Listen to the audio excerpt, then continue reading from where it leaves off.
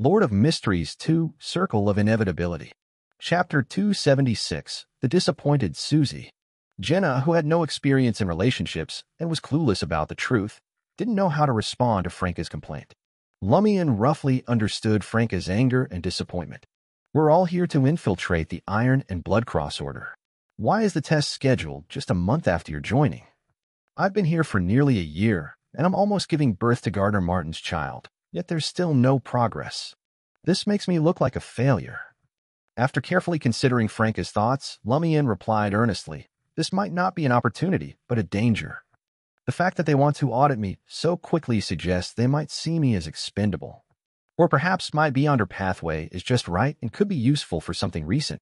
Jenna found Lumian's explanation reasonable and quickly advised Franca, maybe the boss didn't audit you because he cares for you and doesn't want you involved in dangerous matters. Franca's expression turned odd. That's not right. This made her feel guilty for deceiving others. When Madame Judgment arranged for her to be an undercover agent in the Savoy mob and wait for an opportunity to join the Iron and Blood Cross Order, she had been explicitly instructed not to sacrifice herself by seducing the target. The Tarot Club didn't engage in such tactics. Later, as a witch, she wanted to experience a romantic relationship with a man, and Gardner Martin happened to be interested, so they became lovers. From Franca's perspective, this was a pure joy-sharing relationship that didn't involve any emotional aspects. They wouldn't have real expectations of each other. After the mission was completed, they would part ways without hesitation and continue with their exciting lives. Of course, at that time, the Iron and Blood Cross Order might have already suffered a setback. It remained unknown if Gardner Martin could continue with his exciting life. If Franca had enough strength, she would have rehearsed the scene of a cold assassin killing her lover. After a few seconds, Franca exclaimed, "Impossible, impossible. That guy is very chauvinistic and discriminates against women. Him not auditing me must be because he thinks that a woman should just manage the dancers well and have the ability to protect herself. She should just bear a child sometime later. She doesn't need to be qualified to join the core group. Damn it. Did I fail because of my gender?" What she didn't want to admit was that the undercover mission had likely failed because she took a chance, which led her to form a stronger bond with Gardner Martin. Cannon fodder didn't matter if they were male or female. It didn't matter if the expendables of a secret organization were male or female either. Jenna and Lumian exchanged glances and pursed their lips. Then they turned to Franca and asked curiously, "How can you tell that the mission is a test?" Those two monsters were undoubtedly terrifying and dangerous. Jenna didn't think she was as foolish as Lumian had teased her, but she knew she lacked experience in mysticism and playing these kinds of games. Subconsciously, she yearned to learn more. Franca smiled again and said confidently, "I deduced it from the whole process and final outcome. Think about it. Does this matter really require Seal, Simon, and Christo's involvement? Find a couple of key members who understand the situation roughly. Follow the procedures and precautions, and you can escape the monsters and retrieve the box successfully. Moreover, there's no need to worry about leaks or give them any special reminders. No matter how dangerous the darkness around us seems, the fact that nothing happened this time suggests that there's a way and people to resist them. If someone else were to go, they could still complete the transaction." Jenna pondered Franca's analysis for a while and exclaimed in admiration, "That's true. Damn it. Why didn't I think of that just now?" Hearing this, Franca and Lumian exchanged smug and pleased glances. The fact that Jenna could curse meant she was gradually feeling better. Lumian had also considered this before concluding that the boss was auditing him. So it was very likely that there were observers around him during this period. After some thought, Lumian asked Franca, "Do you know what those two monsters are?" They lurked underground and were suspected to be related to Fourth Epic Trier. Lumian might have to venture underground in the future using earth blood mineral. Knowing about the terrifying monsters he might encounter would help in his preparations. Franca appeared thoughtful. After a while, she said uncertainly, "Neither I nor anyone I know has encountered such monsters, but I've heard rumors from sailors. On the Sonia Sea, there's a port called Bansi. Once, a humanoid monster with a spine and no head appeared there. It sounds quite similar to what you described, but the port is now abandoned, likely due to damage caused by a high-level power." Bansi? Lumian wasn't unfamiliar with the term. Madame Magician had used it once to illustrate Cordu's likely fate.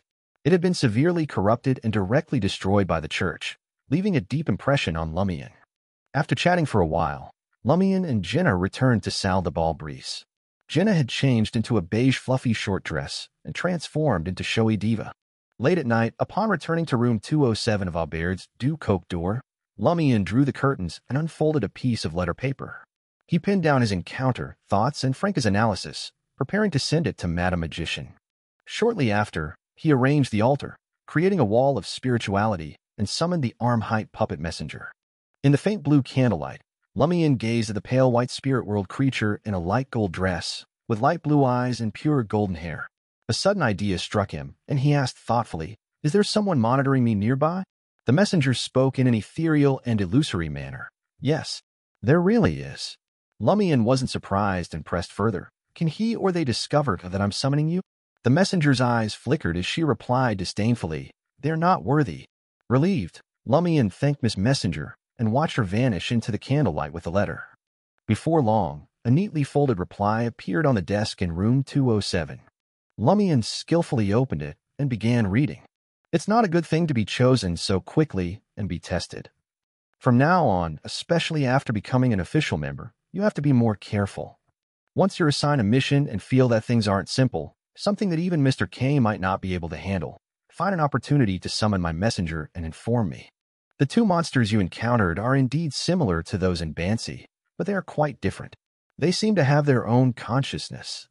As for what abilities and characteristics they can display, since Bansi Harbor has already been destroyed, I can't give you any useful information. I believe most of what the head said is true. What it didn't say was that it and its body might have entered Fourth Epoch Trier during the months he was missing. There's a high chance they possess a method to enter Fourth Epoch Trier. You need to pay special attention to this matter. By the way, the sequence after Alms Monk is a contractee. You need to sign a contract with different creatures and obtain one of their abilities. When the time comes, don't be in a hurry to choose. Write a letter and tell me that you already have the corresponding power. I can give you a pile of information on spirit world creatures for you to choose from. I have significant knowledge in this area. I'll also give you a copy of Sights in the Spirit World. Madame Magician truly possesses a deep understanding of the spirit world." Lumian gleefully crumpled the letter and watched it fuse with the crimson flames. On the sunny Sunday afternoon, Lumian satisfied his hunger and hopped into a public carriage headed for Trier's Botanical Garden. After buying tickets, he leisurely strolled through the vibrant flora. He marveled at the sight of many plants he had only encountered in books, newspapers, and magazines, including the Donningsman tree, which the Intisians mocked as Lone's national tree. These trees originally thrived in the rainforests of the southern continent. Legend had it that the sap from these trees could promote hair growth, a tempting prospect for many Loenians lacking significant hair volume. Around 3:30 p.m., Lumian made his way to Mason Cafe and settled into Booth D. He ordered a cup of Ream espresso, eagerly anticipating the arrival of psychiatrist Madame Susie. Before long, he heard a familiar, gentle female voice. "Good afternoon, Mr. Lumian Lee." Without turning around, Lumian smiled and replied, "Good afternoon, Madame Susie." Susie commented, sounding surprised, "Your mental state seems better than I expected." Lumian smiled wryly. "Perhaps it's thanks to my previous treatment that I've regained some inner strength. As the saying goes, what doesn't kill you makes you stronger." Susie expressed her curiosity, asking in a conversational tone, "I wonder if you're willing to share your experiences?" Lumian pondered for a moment before looking ahead and muttering to himself, "Are you in the same organization as Madame Magician?" "Yes," Susie confirmed. Relaxing, Lumian leaned back on the sofa, sipped his espresso, and began recounting his ordeal. From capturing Louis Lund to taking down Susanna Mattis and saving the lives of most people involved in Permitha, he concluded, "Since that day, my mental state has significantly improved. It's like a fire still burning within my heart." Susie responded gently, "Sometimes life itself plays the role of a psychiatrist. Those experiences indeed triggered your inner strength and improved your condition. However, it also requires resilience and a suitable personality. Otherwise, one might easily descend into a state of collapse, despair, self-blame, and abandonment. And this vulnerability might be exploited by the angel sealed within you." At this point, Susie's emotions were complicated. She added with a hint of disappointment, "Your remarkable progress has rendered the treatment plan I prepared for today useless." Lord of Mysteries 2, Circle of Inevitability. Chapter 277, Guidance. Susie's words elicited a chuckle from Lumian. "Isn't that a good thing? Susie replied, smiling, "That's a good thing." One of the happiest moments for every psychiatrist is to see their patient gradually emerge from their trauma. Lumian probed, "Can we move on to the next stage of treatment? Let's have a chat first. I'll assess your mental state." Susie's voice was gentle, and her demeanor remained calm. About what? Lumian had already shared most of his recent experiences. Susie verbally ruminated for a few seconds before responding. "We can talk about what else you're confused or troubled about." Lumian fell silent momentarily before continuing. "Am I really the unlucky one? Will I bring disaster to the people around me?" This time, it wasn't Susie who answered, but the other lady. She said with a soothing chuckle, "If disaster is the inevitable fate of those around us, it isn't your fault. If it comes because of you and fate turns sour, it just means that destiny isn't set in stone. The entity sealed inside you by Mr. Fool isn't the entity named Inevitability, just an angel from the same realm. He can't use his powers and can only rely on others, so he can't determine a changed fate." "So you're saying I had a chance to change their fates, but I blew it all?" Lumian sipped his espresso, his voice unconsciously deepening. The woman maintained her tone. "First, we gotta be sure that the person who messed with their fate and caused their doom is the companion of that inevitability angel lurking around you. He came for the seal and Termaboros. It's got nothing to do with you. Your only issue is that you didn't do good enough, but nobody can guarantee perfection in everything." At this point, the woman spoke with a hint of self-deprecation. "I get your feelings. Over the years, I've tried my best to do many things, but many of them failed. I even ended up hurting others despite my good intentions. It hit me hard and made me feel real guilty. I felt like running away and never coming back. Thankfully, during that time, I managed to achieve a lot. I helped people, stopped disasters, and rooted out corruption. That gave me confidence and motivation, strengthening my beliefs and ideas. Later, whenever I felt confident and positive about what I wanted to do, I'd remember my mistakes and failures. It would remind me not to be careless, not to be biased, and not to underestimate anyone. Likewise, when setbacks and guilt hit me, I'd remember the people I helped and the disasters I prevented. It reminded me that I'm not all bad, and my beliefs and ideas have a positive side. Our past experiences are both a burden and a source of strength, motivation, and growth."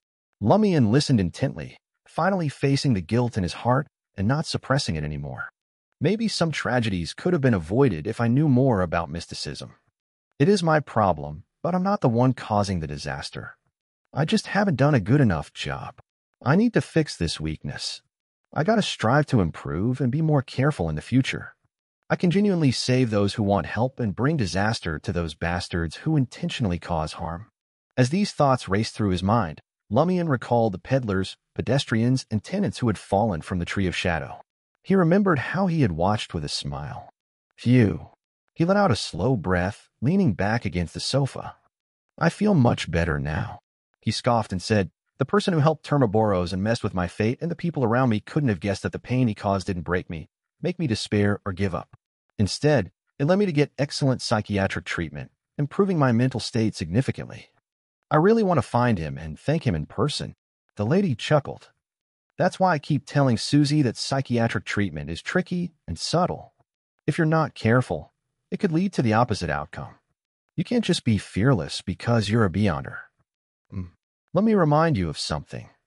We can't assume the target's current intentions solely based on their original image and goals without sufficient evidence." Lumian didn't quite understand. "What do you mean?"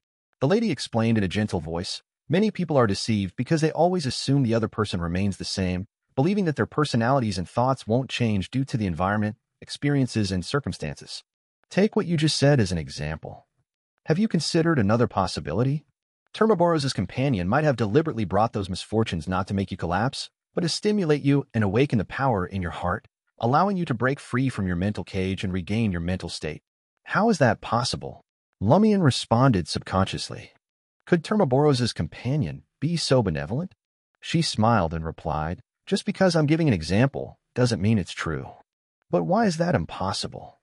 Perhaps that person initially wanted to cooperate with Termaboros and use various methods to influence your state and create an opportunity for him to escape the seal.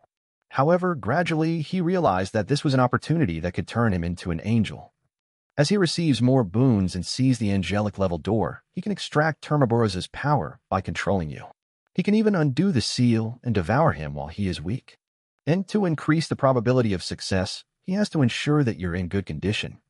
You can extract Termaboros's power time and time again, weakening him. How is it? Does he have a motive to help you improve your mental state? Lumian fell silent. The more he thought about it, the more he realized that from a human's perspective, this was an undeniable possibility. After a few seconds, he retorted, "Is that person not afraid of angering the entity known as inevitability? The power from boons is definitely more influenced by the higher-ups. They are proud to carry out their will and wouldn't have any blasphemous thoughts." The woman in psychological invisibility laughed meaningfully and said, "The being known as inevitability desires an obedient angel to descend upon this land. Whether it's Termaboros or another bestowed, I reckon he holds no particular preference or inclination." That's true. If someone devours Termaboros, they might become an angel of the inevitability domain. Perhaps this is what inevitability expects. If Termaboros can make it here, so be it. If he fails and faces a seal or purification, other bestowed will seek a way to devour his relic and become an angel. Ultimately, an angel in service of inevitability will emerge on Earth. But the identity of this angel is not crucial. Lumian pondered as he nodded gently. Suddenly, a wave of inspiration washed over Lumian. He considered the lady who was suspected of wielding the justice card. Was she not only using this opportunity to teach him, but also conveying these words to Termaboros? Could she be creating a rift between Termaboros and inevitability, making him distrust his companion? If I can think of this possibility, surely Termaboros can as well. He could have figured this out, but since his companion has been discovered, he wouldn't dare to show himself for a long while, nor would he communicate with him. In such times, suspicions would easily grow between them. Once the seed of suspicion took root and flourished, it would prove difficult to uproot in the future. The spectator is truly terrifying. Lumian sighed and said sincerely, "I understand." The lady smiled and said, "So we can't assume that people won't change. They can evolve over time. We need to pay close attention to their circumstances and thoughts. Other Beyonders might not need to think so deeply, but your next sequence is a conspirer. You have to learn to analyze human nature." Lumian nodded, gaining a fresh perspective on Gardner Martin's teachings. The demon is our friend, and hell is someone else's.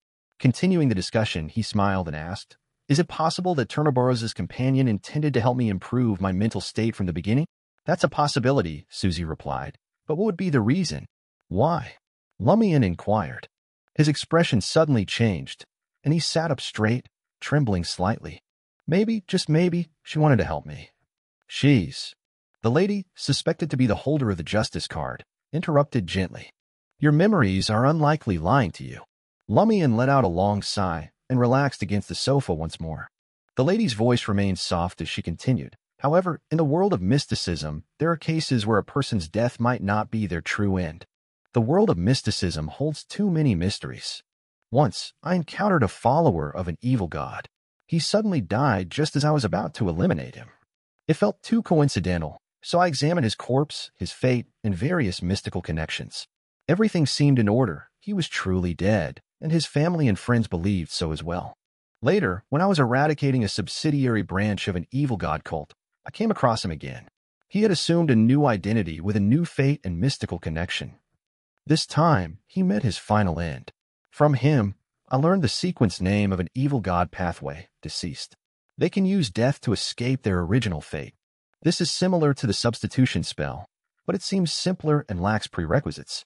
Moreover, after the substitute's demise, the original identity and fate appear irretrievable. Lumian pondered on this, recalling a ritualistic magic that came with Om's monk. Lord of Mysteries 2, Circle of Inevitability. Chapter 278, Consultation. The lady believed to hold the justice card fell silent. It was Susie who spoke up. "Your mental state has improved significantly. If you'd like, I can guide you back into the dream to awaken those forgotten memories." "No problem." Lumian leaned against the sofa and closed his eyes. Unbeknownst to him, he dozed off. He found himself in Cordu, bathed in sunlight amidst the mountains, surrounded by turquoise alpine pastures. White-gray sheep roamed like clouds, creating a painting-like scene. The events unfolded like an art exhibition. Lumian alternated between experiencing them firsthand and observing as a bystander, his thoughts deeply immersed in the unfolding drama. As the events progressed, the weather mirrored Lumian's mood, turning increasingly gray and devoid of sunlight. Occasionally, the fog lifted, revealing an azure sky. These memories confirmed Lumian's suspicions. An anomaly had been brewing in the village from May to June of last year. Initially, he didn't pay much attention, but by the end of the year, he realized the seriousness of the issue. Aurora didn't take his concerns seriously, dismissing them without investigation. He later discovered skeletons in Louis Lund's closet and extracted information from him. In the new year, more villagers began revealing certain problems, leading some unaffected ones to sense that something was wrong. As a result, Ava, Raimund, Naroka, and others were silenced. During this process, Lumian stumbled upon Pons Benet and his crew burying a corpse and sought revenge, gravely injuring the villain's lower body. However, he couldn't take on the thugs alone and ultimately failed. Pons Benet almost crippled him, but Aurora arrived just in time to rescue him. Only then did Lumian realize that something was amiss with his sister. She was suspected to be part of the Padres group and held a high status. Most of the time, she appeared cold and indifferent, which was completely different from the sister Lumian knew. Only rarely did she show her true self. Worried for both her and her brother's future, she sought help. However, she never mentioned summoning the messenger of the curly-haired Baboons Research Society's vice president, Hela. The information in Lumian's dream likely came from her soul fragment. What followed matched Madame Poali's account. Aurora stopped her, and Guillaume Benet, the padre, led a large group of bestowed to attack the administrator's castle, dismantling her setup. She had no choice but to abandon the territory she had built up for a long time and leave Cordu with her remaining subordinates. The only difference was Madame Poali's claim that she had only given birth to one child whose father was the padre. He eventually perished in the attack. However, Aurora, abreast of Inevitability, stated that Madame Poali's had personally given birth to 2 children. One of them vanished after the administrator's castle was destroyed. In the end, it wasn't Aurora who knocked Lumian out and brought him to the altar. It was the deputy padre, Michel Garriga, who also had a lizard-like elf crawl out of him in his dream. Lumian blinked open his eyes, taking deep breaths to steady himself.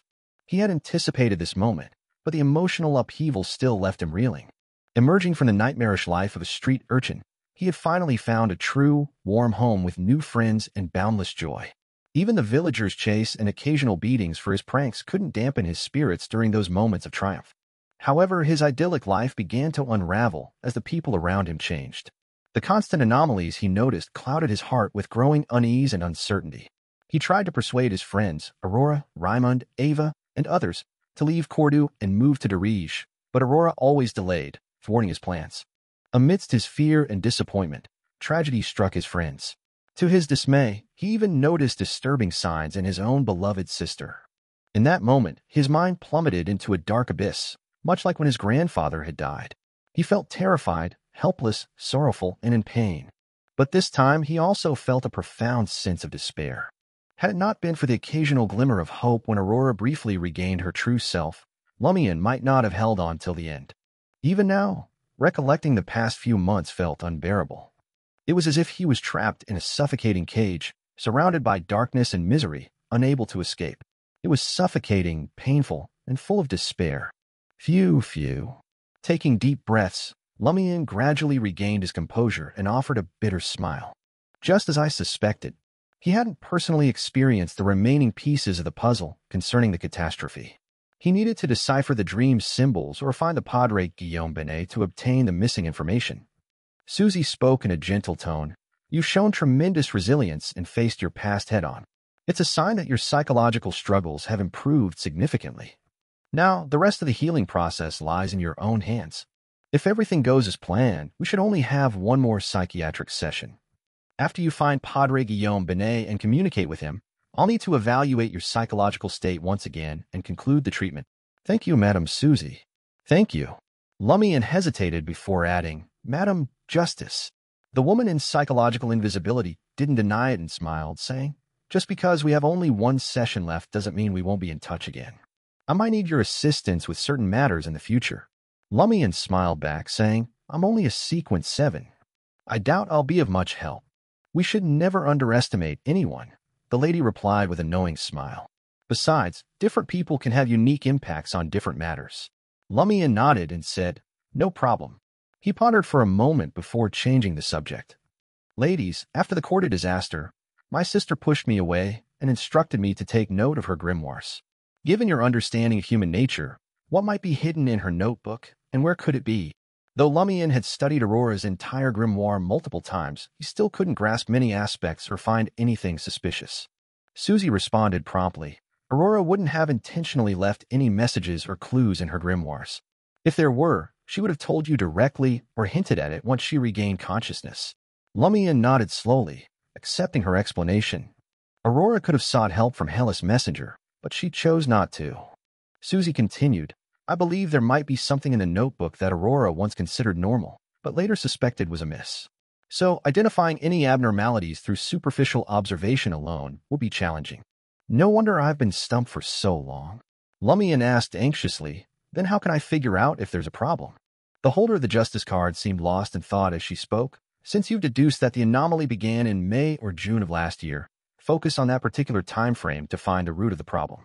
If the source truly lies with Aurora, she must have encountered something before that period that caused her transformation.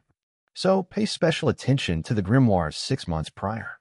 It's likely to contain something significant that triggered her change. Additionally, the grimoires from the last 3 months might reveal Aurora's true intentions. They are an essential part of the castle in her heart. If you analyze these 2 time periods, you're most likely to find something relevant. January to June last year, and January to March this year.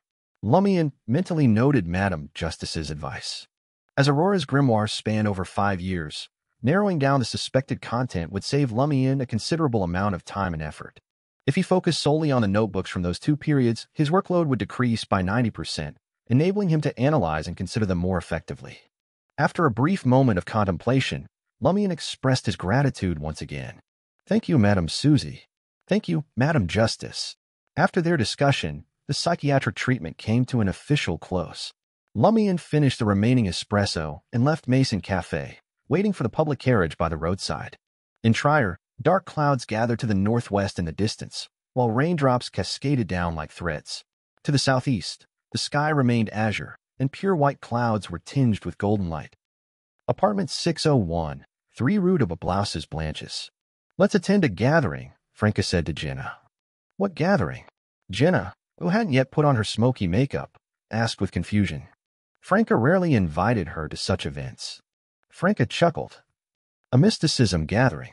Now that you've digested the assassin potion, you should consider advancing to instigator. Attending mysticism gatherings, gathering materials and information, and earning money and supplies are compulsory tasks for every wild beyonder. Advancing? Jenna was bewildered, as the term was unfamiliar to her. Franca clicked her tongue and explained. An important figure told me that the number of evil god believers will increase in the foreseeable future. The same goes for various mysticism-related disasters. If you wish to protect yourself, your brother, and the people you care about, you must progress step by step on the divine paths and grow stronger. Jenna fell silent for a few seconds before finally nodding and saying, Okay, then let's go. Franca smiled again. However, Jenna hesitated for a moment before adding, Should we invite Seal? It seems like he also needs to attend mysticism gatherings. Franca's expression froze. Lord of Mysteries 2, Circle of Inevitability. Chapter 279, Deep Valley Cloister. After a moment, Franca forced on a reassuring smile and spoke. Don't worry about him. He's got his own mysticism gatherings. Jenna nodded and didn't say much more. With disguises, masks, and a bit of makeup, they left 3 Rue de Blouses Blanches and made their way to Avenue du Marquet. They hopped on Subway Line 2, which connected the bustling Market District's Suet steam locomotive station to the elegant Cathedral District's Northern Trier train station. Their destination was Quartier 9, the renowned Quartier de la Maison d'Opéra in the northern continent. They arrived at the world's largest and most vibrant arcade, surrounded by department stores and fancy shops. The colorful glass dome above, supported by steel frames, painted the sunlight with a touch of grandeur, showcasing scenes of sacredness and epic tales. To make up for the dimness from the stained glass, new kerosene lamps on the iron-black street lamp poles burned brightly, emitting a dazzling white light. They were called draft lamps that utilized the heat they generated to turn kerosene into steam, spraying it onto the scorching mantle around it, creating a bright white light. In terms of illumination, they were far superior to conventional gas street lamps or regular household kerosene lamps, a modification of the Church of the God of Steam and Machinery. Jenna followed Franca into the public washroom in the middle of the Opera House arcade. Each found a stall, changed their clothes, and applied simple makeup to downplay their looks. After that, they headed underground through a nearby entrance. Unlike other districts in Trier, the underground street beneath the Opera House arcade was bustling with people. Cafes, galleries, beer houses, and small shops filled the space, making it feel anything but dark, cold, or confined. Only when they left the area did Jenna find her usual impression of underground Trier. As assassins, they could see in the dark. However, to avoid exposing their sequence abilities to those attending the mysterious gathering, they each held a carbide lamp that cast a bluish-yellow light ahead. Studying Franca's actions closely, Jenna mimicked her and donned a silver metal mask that covered the upper half of her face. Silently, she ventured deeper into the damp tunnel.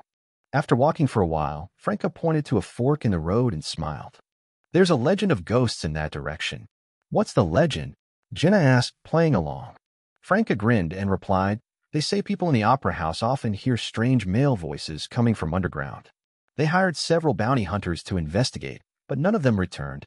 "Didn't the official Beyonders intervene?" Jenna inquired, puzzled. "They did, but they found nothing." "That's because it's a legend we made up," Franca chuckled. Jenna was even more perplexed. Why make up such a legend? For amusement? Franca assured her, smiling, "To prevent the people of underground Trier from meddling with our gathering." Jenna finally realized the reason behind it. "So you scared them off, and they wouldn't dare come here?" "No." Franca shook her head with a serious expression. "No, it's not about scaring them away. It's about diverting their attention to that area so they don't bother with the surroundings. In simpler terms, it gives the adventurous Trier citizens and university students something to keep them occupied." Having grown up in Trier, Jenna fell silent. After a few seconds, she muttered, "Damn it. The Trierians around me are nothing like this. Everyone worked diligently. They just like to go to bars, dance halls, and other places to drink, sing, dance, or vent their emotions by cursing each other after a busy day." "People from Trier can be different," Franca said, clicking her tongue and shaking her head. As they talked, they squeezed through a gap and entered a new tunnel, arriving at a quarry cave overgrown with dark green moss. Outside the quarry cave stood a white skeleton, its face hidden behind an iron mask, its eye sockets dark and empty. Jenna, who had never encountered anything related to mysticism before, couldn't help but feel her heart race with fear. Franca raised her hand and greeted, "You always send a skeleton. Is all this caution really necessary? Damn it, you even put a mask on the skeleton." "What's there to be embarrassed about?" she added. The white skeleton spoke with a voice that sounded like metal rubbing against metal. "I like a line from the Great Adventure series. That's basic courtesy." With its eye sockets devoid of flames, it looked at Jenna. "Who is she?" "My friend. I brought her here to take a look," Franca simply replied. The skeleton didn't push for more information. It cracked its neck, signaling that they could enter the quarry cave at the back. Inside, Jenna saw many people in various disguises, either sitting on rocks or standing in a corner. Silence enveloped the place. After scanning the area, Jenna lowered her voice and asked Franca, "They're letting me in just like that? Isn't this too easy? Aren't they concerned about my trustworthiness or safety?" Franca smirked and replied, "I trust him, and he trusts me." "Is that so?" Jenna nodded, but she sensed something strange. "How did that skeleton know it was you? Weren't you disguised?" "He has a special way of recognizing people," Franca vaguely explained. 15 minutes later, more people arrived one after another. By the time the Iron Masked skeleton announced the official commencement of the trade gathering, nearly 20 people had gathered in the quarry cave. Jenna observed the transactions with curiosity, absorbing the new terms as Franca whispered them to her. During this process, she couldn't help but be shocked by the prices of potion formulas, mystical items, beyonder weapons, and various ingredients. Even the cheapest ones required an entire week's salary as an underground singer. As for the expensive ones, she felt that she had no hope in her life. The last third of the trade gathering focused on commissions. Jenna sat up straight, hoping to find one that could earn her a large sum of money. A man dressed in a black robe, resembling a warlock from horror stories, spoke in a deliberately shrill voice. "I have a mission worth 20,000 Verldor. 20,000 Faldor." All eyes in the room turned to the interestee. Jenna was no exception. She had never seen such a large sum of money in her life. The man glanced around and said, "The gatekeeper of the Deep Valley Cloister in the Hill District has been missing for 3 days. I hope you can help me find him or his corpse. I can't verify the authenticity of the clues, so only those who bring him or his corpse back to the Deep Valley Cloister can claim the 20,000 Verldor reward. Alternatively, you can bring him here. The Deep Valley Cloister belonged to the Church of the God of Steam and Machinery, where ascetic monks devoted themselves to the study of machinery and steam. They didn't marry, have children, or preach. Located in the Hill District, Quartier 19, it was bordered by the Cathedral District of the Church of the God of Steam and Machinery's Patriarchal Cathedral and the Northern Trier train station to the west, and Quartier 20, the Cemetery District, to the east. Seeing no immediate response, the man continued, "The authorities have already investigated, but they found nothing. You can all take this commission and investigate Deep Valley Cloister as bounty hunters. Don't worry about suspicion. I'll post notices in bars, dance halls, and beer houses in various districts. I can give it a try. It won't cost me anything if I come up with nothing. At most, it'll take some time for me making money." Jenna turned to Franca, tempted. Franca nodded, agreeing that they could take on this mission.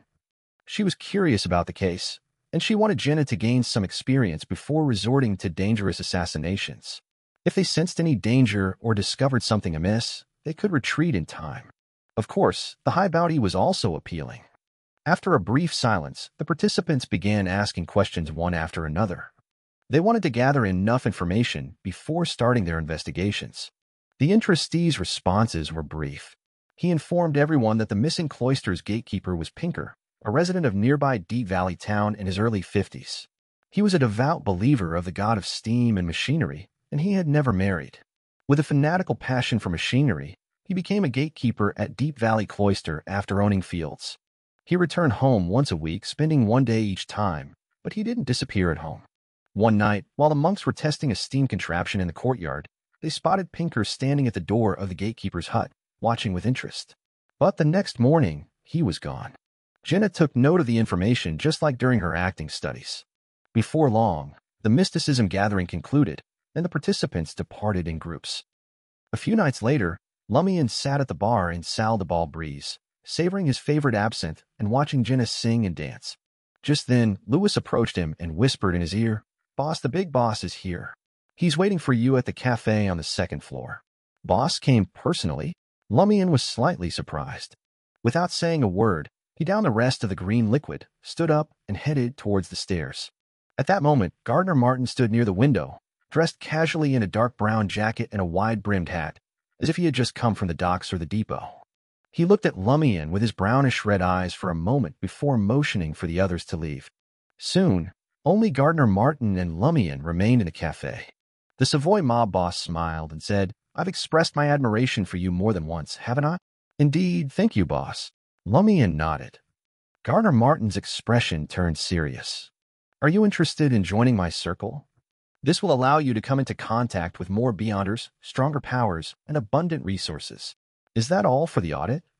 Lumian wondered, not hiding his puzzlement. "What's the price?" Gardner Martin smiled again. "The price is that you might encounter more danger and have to follow orders to complete certain missions. However, as long as you do well, you will definitely progress rapidly.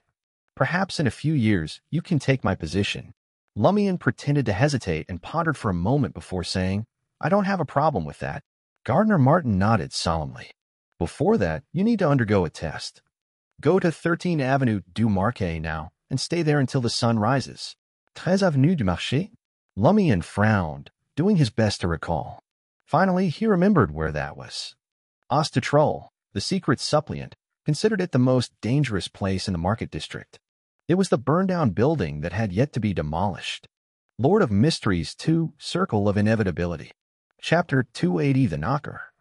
As Lumian thought of 13 Avenue du Marché, his first instinct was that Gardner Martin intended to do him harm. The place is abnormal, a mystery even to official Beyonders. "Why are you asking me to spend the night there?" The image of the dark, charred building he had seen through the mystery-prying glasses still lingered in his mind, with a blurry face staring back at him through the empty eyes behind a window. It had given him an uneasy feeling. As Ostatrol had warned, it was a dangerous place. However, Lumian had no interest in exploring it and wouldn't have triggered any anomalies due to him lacking an adventurous spirit, so he put it aside. Amidst his thoughts, Lumian dismissed the idea that Gardner Martin would set a trap in the charred building to harm him. As a member of the Iron and Blood Cross Order, a secret organization, a powerful Beyonder likely at Sequence 5 or at minimum a 6, Gardner had other, more direct methods to deal with subordinates with ulterior motives. Simultaneously, Lumian recalled everything he had seen and heard recently. The charred building stood close to Rue de Blouses Blanches. Each time he passed it while going to his safe house from Salle de Bal Brise or searching for Franca, he would see vagrants seeking refuge from the rain inside. Never had he witnessed any official beyonders or patrolling police shooing them away, nor had he heard of any fatalities occurring there. For 3 reasons, Lumian considered the charred building highly perilous. Firstly, Ostatrol's spiritual perception had urged him. Secondly, its existence remained intact, as if some mysterious force prevented its demolition. Thirdly, his experience with the mystery prying glasses had left him with a certain feeling. Combining all these signs, Lumian couldn't help but think there was indeed a problem. And it wasn't some trivial matter either. Though under normal circumstances, these abnormalities were unlikely to be triggered. They required specific conditions. But if there wasn't any trouble, why would Gardner Martin arrange for me to spend the night there? Is it some kind of courage test? That's pointless, Lumian thought to himself. He believed that the most striking impression he left on Gardner Martin and the others was that of his boldness. After a brief moment of contemplation, Lumian stared at Gardner Martin, showing his concern and suspicion. Très avenue du marché? I've heard there's something strange going on there. If nothing were amiss, what kind of test would it be to send you there for a night? Gardner Martin replied with a smile. As long as your response is flawless, I believe you'll come out of it unscathed. So, this is a test to see how I handle a sudden abnormality without any prior information? Lumian nodded in understanding, but the situation left him even more puzzled. If that's the case, why did Gardner Martin come here in the middle of the night and ask me to go to 13 Avenue du Marquet immediately? Couldn't he have waited until daytime for me to do this? Then he could test my ability to gather information and see who I'll contact. Now, I won't have the chance to summon Madame Magician's messenger and seek her opinion or possible help, allowing me not to face the hidden danger of the charred building alone. But Gardner Martin doesn't know that I can summon a demigod's messenger. That's probably not what he's worried about. If he suspects that I have another faction backing me, he wouldn't have given me a chance to infiltrate the Corps, in other words, the Iron and Blood Cross Order. He would have already found a way to make me completely disappear. Yes, if he really suspects me, he'll give me ample time to see where I go and who I contact to determine if there's a problem. He must have some hidden motive for making things so urgent. Giving me time to prepare means I might go back on my word. Instead of heading to 13 Avenue du Marquet, I might turn around and sell information about this charred building's possible connection to the Iron and Blood Cross Order to the authorities. But the problem is, even if I manage to stay until the sun rises, I can still go back on my word or betray them. I'll be apprehended right then and there and forced to sign a contract. After careful consideration, Lumian still couldn't decipher Gardner Martin's true intentions. The test was likely just one aspect, but there had to be a hidden motive. The only thing Lumian was sure of was that Gardner Martin wasn't planning to kill him, at least not for the time being. This mission might be life-threatening, but the real danger lay elsewhere. With various thoughts racing through his mind, Lumian finally made up his decision. All right, I'll go now. Gardner Martin grinned. Excellent. If you'd agreed too quickly, it would have disappointed me. One of the most crucial traits for those who join our Corps is intelligence and the ability to think. Otherwise, why wouldn't I just purchase a few new steam robots from the God of Steam and Machinery Church? Are you suggesting that Franca is smart, but not very much so? She thinks, but not holistically. Lumian couldn't help but criticize inwardly. Of course, he knew that this wasn't the reason why the boss refused to let Franca join the Corps team. After his inner critique, Lumian responded to Gardner Martin with a smile. I'm looking forward to experiencing the Corps you described, boss. As he spoke, he turned around and prepared to head downstairs to 13 Avenue du Marquet. Gardner Martin casually called out to him, Don't reveal this to anyone, not even to those sleeping with you like Jenna who's singing downstairs. All right, Lumian said, though he didn't give it much thought. He had to share this with Franca and Jenna. However, the two of them had been busy investigating the disappearance of the Deep Valley Cloister's gatekeeper and hadn't paid much attention to the affairs of the Savoy mob. After leaving Salle de Bal Brise, Lumian touched his left chest. Then he drew a triangular sacred emblem, as if praying to the God of Steam and Machinery for good luck. There was still water on the ground from the rain. Lumian followed the iron-black street lamps and reached the intersection near Rue de Blouses Blanches at a moderate pace. A pitch-black 6-story building stood diagonally in front of him. Many of the walls had collapsed, as if pairs of empty pitch-black eyes had grown out of the house. At that moment, 2 or 3 tramps were sleeping on the ground floor, devoid of doors or window frames. It was strewn with blackened bricks and charred wood. Lumian stood by the roadside and observed for a while, but he couldn't find the blurry face pressed against the window. Must I wear the mystery prying glasses to see it? Without hesitation, Lumian passed through the filthy doorway and entered the target building. He felt no abnormalities from his body to his soul. Walking around the tramps, Lumian found what appeared to be the activity room. There was a small room inside. The wooden door was charred and wobbly, but remained intact. Beyond the shattered glass window lay an alley behind Avenue du Marquet. Lumian walked in and carefully closed the wooden door. Then he sat by the window, ready to climb out of the abnormal building at a moment's notice. Amidst the inevitable torment, time ticked by and the night deepened. Lumian remained oblivious to any abnormalities. It was so quiet that only the tramp's occasional coughs echoed. Suddenly, he straightened his back. He heard sluggish footsteps. The footsteps drew nearer, knocking on the dilapidated wooden door that couldn't be locked, instantly tainting the quiet night with an uneasy atmosphere. At that moment, Termaboros's magnificent voice echoed in Lumian's mind. Don't respond. Don't respond. Lumian's hair stood on end. Although he couldn't fully trust the Inevitability angel, considering the current situation, he chose to look at the door silently after weighing the pros and cons. Knock, knock, knock. The knocks on the door echoed one after another, the intervals long, slow, and heavy. Knock, knock, knock. After a while, the person outside finally spoke. Help me. I was the one sleeping outside. Help me, help me. A murderer has barged in. This fabrication is absurd. Lumian calmed his tense nerves by entertaining himself. He didn't respond, acting as though there was no one in the small room. The voice outside grew more intense, but the pace slowed. There was an indistinct, strange pause. He's here. He's here. I'm about to be killed. The next one is you. As soon as he finished speaking, the person knocking on the door suddenly let out a scream. Lumian heard a dull thud. Thud. It was as if someone had fallen to the ground. Then a heavy object outside the door was slowly dragged further away. Before long, a bone-chilling cutting sound filled the room, accompanied by the sound of gnawing and loud chewing. An image suddenly surfaced in Lumian's mind. A shadowy figure squatted on the ground, dividing a human corpse with an axe and other items. Occasionally, it would pick up an arm and take a few bites. After a while, the similar commotion vanished. Knock, knock, knock. There was another knock on Lumian's small room. If you don't open the door, I'll come in myself. It was the same person who had asked for help.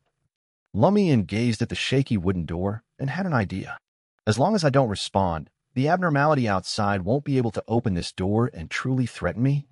This door is clearly unlocked and was burned by the fire. It's very fragile, but it can't open it.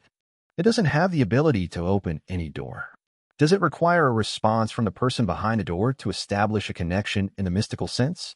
As these thoughts raced through his mind, Lumian gained a deeper understanding of the current situation and felt more confident. Knock, knock, knock. Amidst the knocking, the person outside spoke in a staccato manner. I'm not lying. I really will.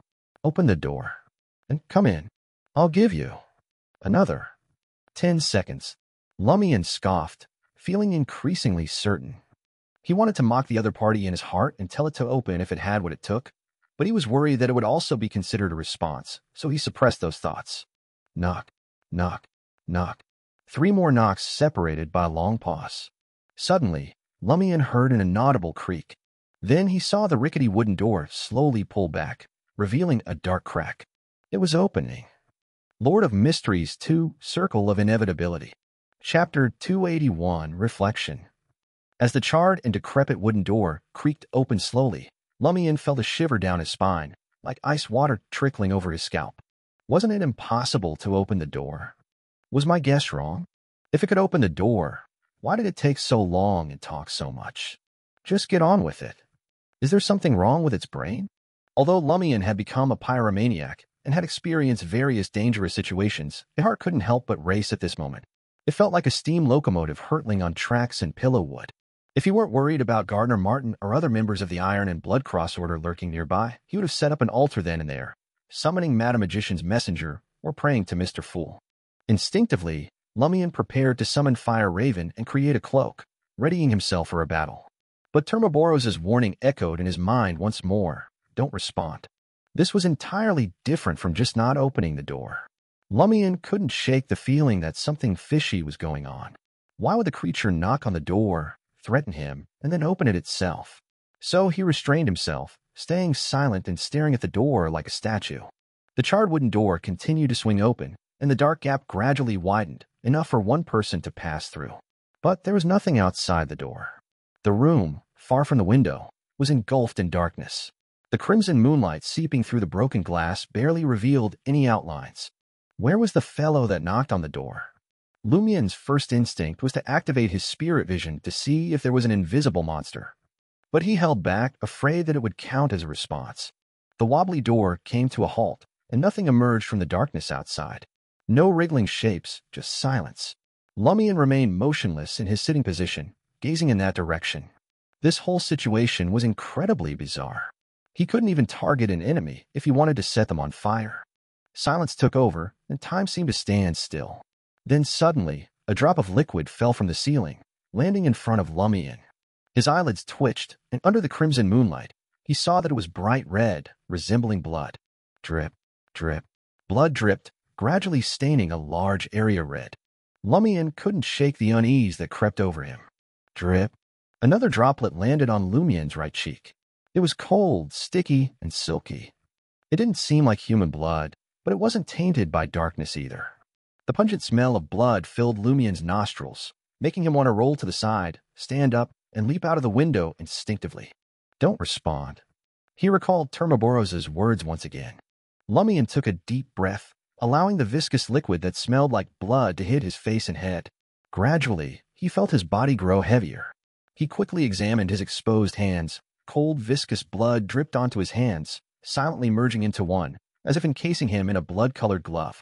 Lumian began to suspect that he was trapped in a mucus blood membrane, making him feel heavier and heavier. Instinctively, he thought about reaching into his pocket to pull out Mr. K's finger. He wanted the Aurora Order Oracle, skilled in blood-related spells, to help him resist this strange mucus blood membrane. Don't respond.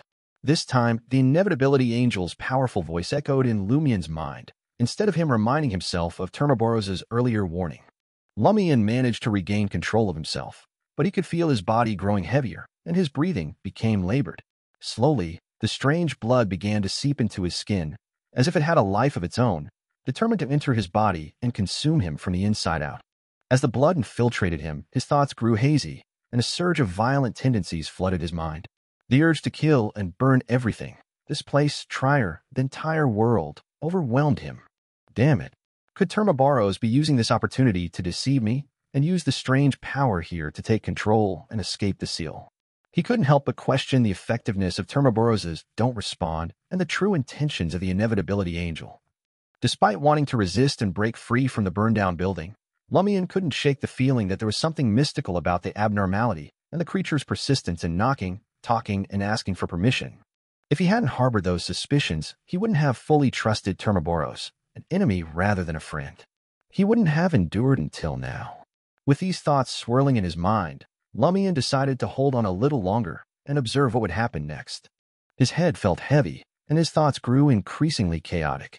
A grinding sound rang in his ears, and his body seemed to ache from a distant pain. It was as if he was slipping into a semi-conscious state, while someone took the opportunity to dismember him, severing his limbs and tearing his body apart. Then, suddenly, Lumian's consciousness withdrew. It was as if his spirit had separated from his body. He watched himself sitting by the window, covered in blood, with his eyes strangely empty. In front of him squatted a charred figure, brandishing a bloodied axe and hacking at his thigh, splitting the bone in half. Lumian slowly realized that something was amiss. He instinctively looked down and saw that his body remained whole. He was still sitting by the shattered window, but the scene he witnessed was no longer the crumbling charred wooden door. Instead, he saw a reflection of his surroundings and his own dismemberment by the burnt shadow. Compared to his severed legs and extracted bones, the most striking aspect was his empty, lifeless eyes. After a brief daze, the horrifying and bloody vision disappeared, and the open, dilapidated wooden door returned to his sight. He knew it wasn't an illusion because he felt as if he had surfaced from water, and his entire body relaxed. If I had responded, what would have happened? Would the nightmarish scenes I saw have become real? Would that response have established a mystical connection, allowing those terrifying and almost illusionary encounters to materialize? Lumian exhaled slowly, fear still lingering in his heart. He placed his hand on his left chest, lowered his voice, and chuckled. Timoboros, you truly are remarkable. Indeed, a worthy angel. Even in his sealed state, he easily discerned the essence of the abnormality. Timoboros's voice echoed, overlapping as if from multiple sources. The abnormality here is considered minor. Minor. Lumian couldn't believe it.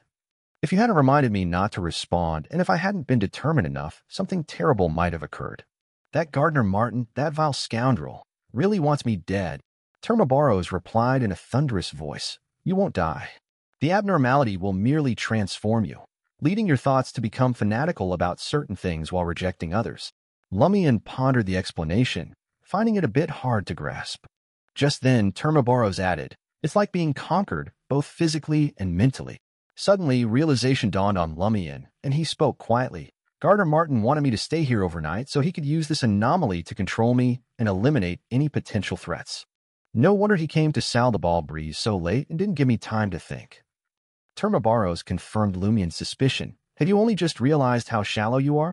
Lumian cursed under his breath and thought to himself, even if he succeeds, I won't be under Gardner Martin's control. I'll be manipulated by the power of this place. Isn't he worried that something might go wrong? The abnormality here is connected to the Iron and Blood Cross Order. Is he not concerned about that? With these thoughts swirling in his mind, Lumian furrowed his brow and asked Timoboros, since I won't be affected or altered abnormally, will Gardner Martin notice something off about me when I leave tomorrow morning? Timoboros's voice boomed. If such a level of corruption was easily detectable, Gardner Martin and his allies would have been eliminated by the official Beyonders long ago. Unless the source of corruption provides direct information, they can't tell that you're unaffected. As Lumian contemplated the situation, he suddenly realized a hidden truth in Timoboros's words. Gardner Martin and the members of the Iron and Blood Cross Order were already corrupted. They were under someone else's control. Yes. The more Lumian thought about it, the more he found it terrifying. After a few seconds, Lumian tried to get more information from Timoboros, asking, when I meet Gardner Martin, how should I display my fanaticism, and which belief should I reject? Timoboros surprisingly replied, show fanaticism towards war and chaos and reject belief in other deities. Lumian nodded, but another concern arose.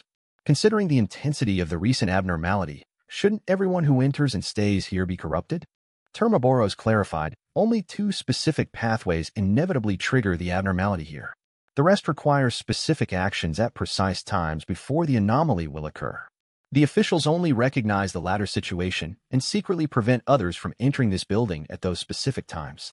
2 special pathways. Hunter and Demoness. Lumian could roughly guess. Timoboros didn't deny it. As Lumian recalled the entire incident, he couldn't help but smile, saying, Timoboros, it seems you've truly understood your situation and positioned yourself wisely. Timoboros remained silent this time, providing no response. In the following hours, Lumian encountered 2 more abnormalities. One almost broke his neck, while the other caused an explosion that sent his organs flying. Remembering the words don't respond, he endured the trials, eventually returning to his unharmed body. Finally, a tinge of reddish gold appeared on the horizon as the sun rose. Lumian stood up, basking in the morning light for a moment before leaving 13 Avenue du Marquet. There, he saw Gardner Martin sitting in a carriage opposite. Their eyes met, and in the next moment, Gardner Martin smiled. Lumian smiled back. Lord of Mysteries 2, Circle of Inevitability. Chapter 282, Treacherous. Gardner Martin stepped out of the carriage and warmly embraced Lumian. Oh, his attitude changed instantly. Lumian criticized as he returned the hug. After the embrace, Gardner Martin let go and smiled, declaring, from now on, we're true brothers. True brothers? Can I inherit your estate if you die? Lumian, whose mental state had improved significantly and had successfully passed the difficult test, held back his teasing thoughts.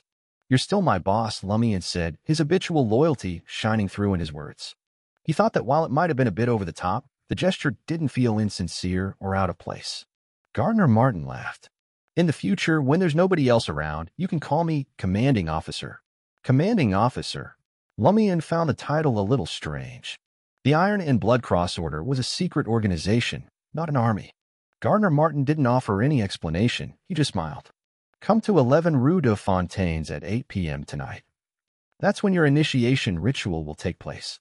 With that, he gave Lumian's shoulder a reassuring pat. Rest well now. Lumian acknowledged his words with a nod and bid farewell to the boss of the Savoy mob. He made his way back to Aubert's Du Coq door and drew the curtains of room 207. It was already past 6 a.m., so Lumian didn't need to catch up on sleep. He sat at the wooden table and began writing to Madame Magician. He recounted the previous night's encounter and Termaboros' performance. Finally, he inquired about how to report this matter to Mr. K. Alone, Lumian couldn't avoid the peculiar abnormality in the abandoned building. He needed to explain the situation convincingly to Mr. K without revealing that he possessed the Fool Seal and an angel from the Inevitability domain. After neatly folding the letter, Lumian set up a ritual and summoned the doll messenger in a light gold dress. The messenger lowered her head and nodded with satisfaction upon seeing the square-shaped letter. As she levitated the letter, she warned Lumian, "Someone is still monitoring you." Huh? I didn't notice it at all. His tracking, concealment, and observation skills are impressive. Lumian prided himself on being a skilled hunter with strong anti-tracking abilities. Yet, he had failed to detect the presence of the monitors. Mr. K's subordinates? No, if Miss Messenger felt the need to warn me, it couldn't be the Aurora Order. The monitors sent by Gardner Martin must still be lurking, even after passing the test and facing that abnormal corruption last night. I've let my guard down after being informed about my induction, and that's made me vulnerable. Damn, how cunning. Lumian realized he had been too naive and not cautious enough compared to Gardner Martin. If he hadn't pretended to be exhausted from sleep deprivation and torture, drawing the curtains to sleep would have been an obvious red flag. It would have definitely raised suspicion among the monitors.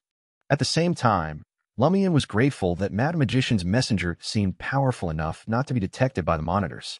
After sending off the doll messenger, Lumian lay on the bed, waiting for a reply. When it finally arrived, he read the message carefully. As a secret organization with a history spanning 2 to 3 centuries, the Iron and Blood Cross Order doesn't recruit members so readily. The fact that they are allowing new members to be corrupted goes against the test I know of. It appears that the Iron and Blood Cross Order has undergone some negative changes over the years. Don't rush to uncover the reasons behind this just yet. Take it step by step and focus on protecting yourself for now. When Termaboros offered help and warned you, it was likely because he didn't want you to be corrupted or perish outright. That would have an impact on him. At the same time, he probably wants to earn your trust before revealing his true intentions at a critical moment. Always remember that an evil god's angel is a true madman. He will surely bring disaster to you and those around you. Stay vigilant at all times. You must both use him to your advantage and guard against his treachery. As for Mr. K, it's simple. Just explain that you recited that entity's honorific name at a crucial moment, and miraculously, you remained untainted. Don't worry about him verifying the authenticity of your claim with that entity. Devout believers wouldn't do such a thing. Besides, even the entity himself might not be certain if he responded to your prayers. Lumian felt a bit bewildered by the last part. How could a deity not know if he had responded to a specific believer? Isn't that too absurd? In an instant, Lumian recalled something Madame Magician had once told him. If he used anything other than the 3-line honorific name to pray to Mr. Fool, she couldn't guarantee that the response would be from that great being. It could be very dangerous. Something similar to this situation, matters involving deities are truly unfathomable, and any mistake could lead to a situation more tragic than death. Could Aurora have faced the same problem? Lumian's thoughts drifted. For the past few days, he had meticulously combed through Aurora's grimoires, copying everything from the 2 highlighted time periods that Madame Justice had pointed out. His plan was to show it to the vice president of the Curly-Haired Baboons Research Society, Madame Hella, when the opportunity arose. Franca had already read through the corresponding content and found no suspicious details. The unconventional mysticism knowledge was just ordinary spells that could only be cast by a warlock or beyonder of the corresponding domain. Neither of them could practice it. The only issue they found was that since the beginning of the year, Aurora's grimoires had gained a significant amount of ritualistic knowledge related to sacrificial rituals and secret deeds. These were obtained from the Curly-Haired Baboons Research Society, but they didn't point to any evil god or hidden existence. They were more basic applications. A crimson flame engulfed the letter, turning it to ash in Lumian's hand. He lay down and pretended to sleep, but his mind was busy contemplating the grimoires and planning his next steps. The most important thing to him was that the 1-month deadline set by the prophecy spell was approaching. Guillaume Binet, the Padre, would appear somewhere in Quartier de la Princesse Rouge, in the Hill District, at the entrance of Deep Valley Cloister. Franca, dressed as a typical bounty hunter with a fake mustache and a top hat, sighed to Jenna. There's really no clue at all. Jenna was disguised in a white shirt, brown vest, dark pants, and black boots, with a brown beret. She had altered her features slightly to look more ordinary, without any moles or smoky makeup. As they gazed at the peculiar iron-black building with steel components and massive chimneys resembling steeples, it felt more like a special factory than the Church of the God of Steam and Machinery Cloister.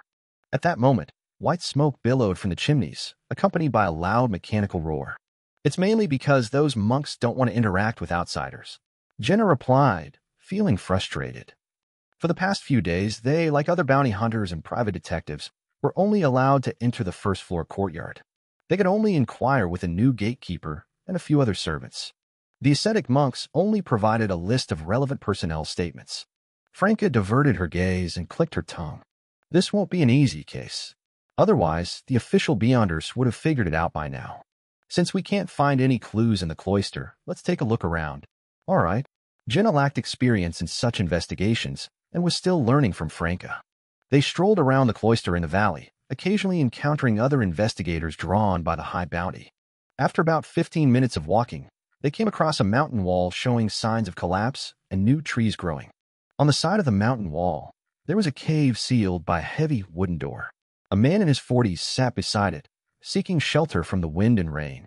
He flipped through old newspapers with comic strips, occasionally chuckling. A brass key hung from his waist.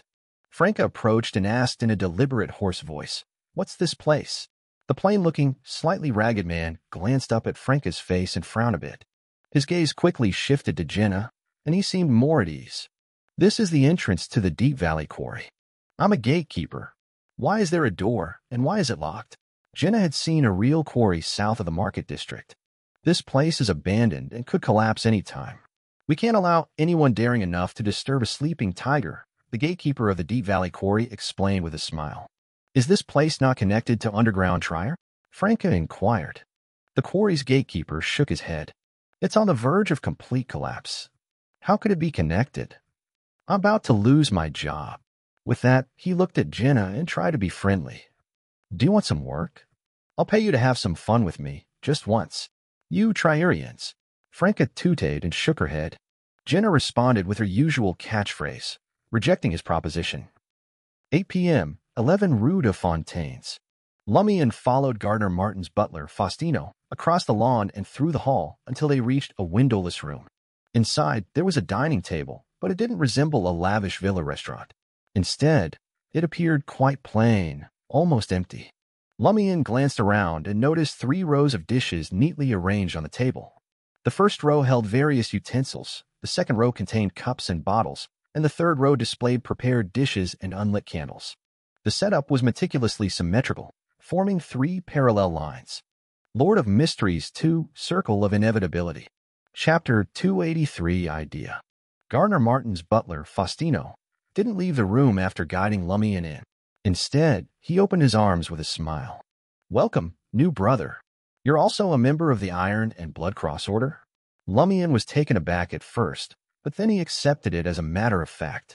A butler, as the master's eyes, ears, and limbs, likely knew many of Gardner Martin's secrets. So it made sense that he either promoted Faustino to be a member of the Iron and Blood Cross Order, or had a member of the order become his butler. Lumian observed Faustino's slightly gray temples, sunken eyes, and light blue eyes, then embraced him warmly. "Thank you." Faustino, dressed in his butler attire, went to the dining table and pulled out a chair at the west end, saying to Lumian, "Sit here." Lumian nodded and settled down, feeling strangely at home. Of course, thanks to Aurora's education, he had avoided the habit of raising his legs and crossing them at the edge of the dining table. Faustino seated himself beside Lumian and briefly explained, "A few more brothers will come later." 15 minutes later, the rest of the Iron and Blood Cross Order members arrived. Following Faustino's introductions, Lumian embraced each one. They were Vincent Lorraine, representing Gardner Martin in the Ristock operations, was under 30 years old with a typical Intis look, black hair, blue eyes, refined appearance, and slender figure. He didn't strike Lumian as a beyonder of the hunter pathway, as he didn't differ much from ordinary white-collar workers, but that begged the question, how did he survive the vigil? Parsifal, who helped Gardner Martin manage the depot and freight company, appeared as an average middle-aged man with slightly disheveled brown hair and amiable brown eyes when he smiled. However, his emotionless gaze gave Lumian chills, making him wary. Not in charge of specific matters, Albus seemed to operate in the dark and had a hint of red in his hair. His sharp brown eyebrows and eyes made him rather handsome, but he had a less likable appearance. There was also an acquaintance of Lumian's, blood palm black of the Savoy mob. As the manager of Le Marché du Quartier du Gentleman, he was dressed formally, had brown hair and blue eyes, and enjoyed a cigar with a warm smile. Lumian had suspected that the Savoy mob had an official member of the Iron and Blood Cross Order secretly monitoring the market district and their activities. However, he hadn't expected it to be Blood Palm Black, who didn't stand out at all. Lumian had initially thought it might be Baron Brignays or Rat Christo, but it turned out differently. Strangely, Black bore a resemblance to Gardner Martin. With Faustino and Lumian, there were now 6 members of the Iron and Blood Cross Order present. In the past, Lumian had criticized, isn't it too much for a regional mob like the Savoy mob to have 5 or 6 Beyonders? But now he found it unsurprising. As a secret organization with a long history, it was normal for the Iron and Blood Cross Order to have such influence and heritage. Even its subsidiaries enjoyed abundant resources. After exchanging pleasantries, Butler Faustino introduced the items on the table to Lumian. In the ensuing ritual, the goblets will be our weapons. They can also be used as cannons. Red wine will be ordinary explosives. White wine will be potent explosives. Food will be the components, and knives and forks will be sharp swords. Lumian listened quietly, wondering if there was something odd about their thinking. Are they too self-aware? Or is there some mystical significance to this? By the time Faustino finished speaking, Gardner Martin, now wearing his tailcoat and an iron cross medal embedded with a ruby over his chest, entered the room. He stood on the east side of the long dining table, facing the 6 seated members on the west side. With a swoosh, the 5 members, excluding Lumian, stood up in unison. Oh. Lumian inwardly sighed as he rose to his feet. Good evening, commanding officer. Faustino, Black, and the others greeted him in unison. Lumian was slightly slower to respond. Gardner Martin motioned for everyone to take their seats and smiled. We'll officially begin the ritual when the supervisor arrives. Seal, let me tell you what the corps you're about to join represents. Gardner Martin locked eyes with Lumian, his tone growing more serious. We are all members of a secretive organization with a history spanning centuries. It's known as the Iron and Blood Cross Order. Lumian didn't show any intentional surprise or dismay. After all, the name sounded rather ordinary. Albus, the young man with dark red hair sitting at the edge of the dining table, seemed about to speak, but Gardner Martin shot him a stern look. The commanding officer of the Iron and Blood Cross Order turned his attention back to Lumian. Nearly 300 years ago, a few influential figures established the Iron and Blood Cross Order. They believed that deities were merely powerful Beyonders, and no matter how you look at it, even the weakest Beyonder is fundamentally different from ordinary people. Our philosophy is that regardless of how one obtains Beyonder powers, they should be recognized and treated with a status above ordinary people. However, the 2 churches and the government only acknowledge the Beyonders they nurture. They also insist that superpowers should be concealed from ordinary folks as much as possible. This goes against nature and the course of history. We must change it. This also means we have to oppose the government and the 2 churches, but there's no need to fear. We possess sufficient strength and true demigods. In the future, if the 2 churches are willing to accept wild Beyonders and acknowledge their statuses, we might consider cooperating with them. In other words, the ultimate goal is to overthrow the government and establish a country where Beyonders hold positions at all levels. Lumian interpreted Gardner Martin's words from his own perspective. Gardner Martin glanced at the 6 members of the Iron and Blood Cross Order seated opposite him and smiled once more. Our Iron and Blood Cross Order's strength is mainly concentrated in Intis, with over a third of our members based in Trier. As you can see, we have many powerful brothers in the market district alone, and even more Beyonders under our control.